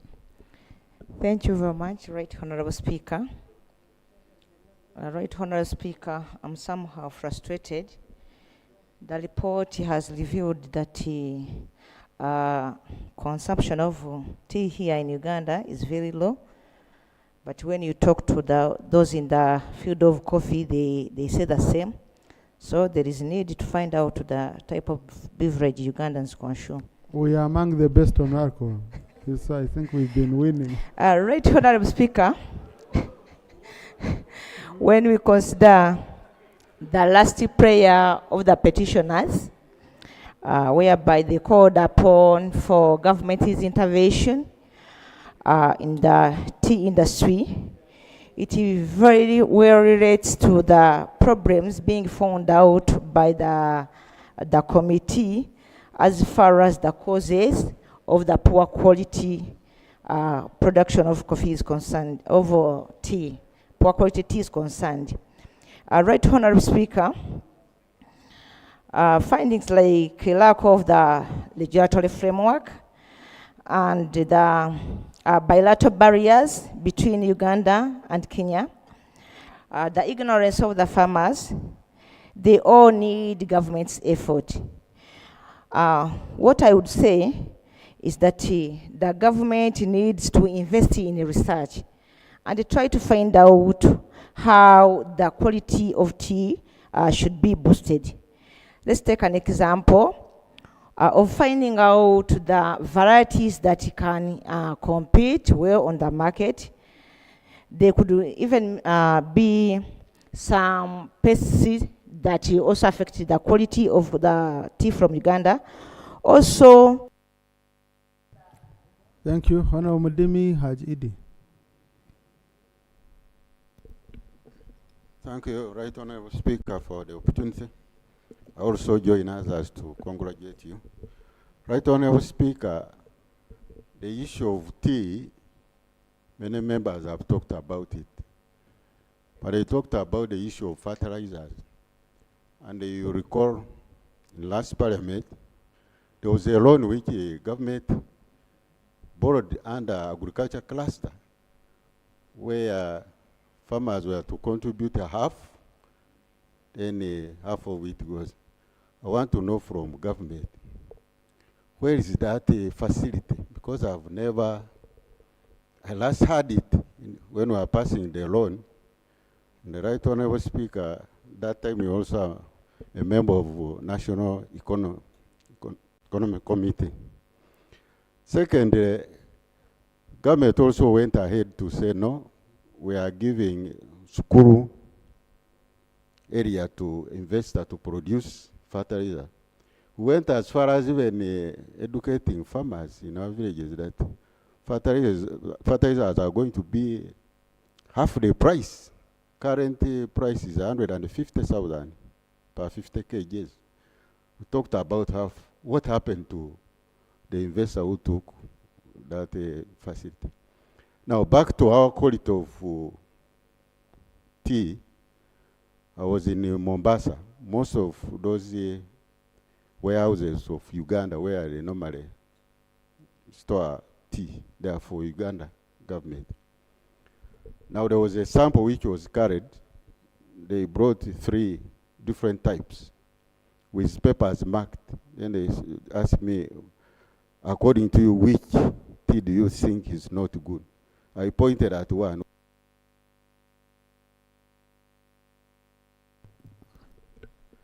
When they turned the paper the other around, it was Uganda. I got embarrassed. And it was from Kayoza, Buezu, Igara. I said, no, maybe you did this because I know. I said, no, we can sample. They picked those bags, 25 packed. They opened the same thing. So really we are not serious, lack of regulation, and field extension services are lacking. Farmers are struggling on their own. And the Kenyan is advised that for Uganda to compete, they have to uproot all those trees, then you plant afresh. But you must use much more fertilizers, which we don't. So right on, I think the issue of tea, we have to discuss it, and government has to take a firm decision to support farmers. Otherwise, ours is just for mixing. It is like garbage. Thank you. Now, Honorable Mudimi, that loan was a scandal. The Auditor General made a very strong report about it, and Honorable Guzuri had raised it here. And the committee did work on it. So I'm going for it up, because that loan for Minister of Agriculture, it was total disaster. And you don't need to go far. I think it became a cash bonanza. And I hope the heads should roar on who was cheating farmers, because many people were cheated. And the Auditor General made a very clear report on where government can base itself to bring people to account. Hajidi? Thank you so much, Right Honorable Speaker. Right Honorable Speaker, congratulations do not cause overdose. Allow me join my colleagues and the country to congratulate you for that mileage, for that global excellency. Right Honorable Speaker, I want to thank the chairman of the committee for the report, well presented. I have only one statement to make, Right Honorable Speaker. One of the cardinal roles of Parliament is to appropriate resources. We only want to commit government to put more money in agriculture, because we cannot really think of milking a cow that we don't feed. How much money are we putting in agriculture? But when I will speak, and honorable members, research is very, very expensive. We are talking about capacity building. We are talking about extension workers. We are talking about value addition. All those things compounded require money. Can we invest in agriculture such that we get what we want? I want to thank you, Right Honorable Speaker. Thank you. Honorable colleagues, this has been very straightforward. Very straightforward. The recommendations are clear. I now put the question that report of the Committee on Tourism. No, Honorable, on these ones I don't provide for ROP because ROP is represented on the committee. These are not reports from the Minister and others. Honorable colleagues, I now put the question that the report of the Committee on Tourism, Trade and Industry on the petition by Uganda tea farmers be adopted. Those in favor say and to the contrary. The ayes have it. Thank you, committee. Honorable Minister, these were straightforward issues where you presented.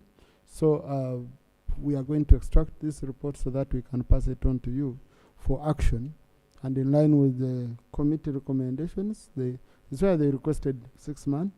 So we need an action taken report within 6 months on this. Honorable colleagues, House adjourned to tomorrow at 2 p.m. But remember the announcements I made. We are having the Archbishop of the Church of Uganda here for the Anglican chaplains at 12:30. And then at 5 p.m. we shall be having Bishop Kakoza with the Catholic chaplaincy for Ash Wednesday. Thank you.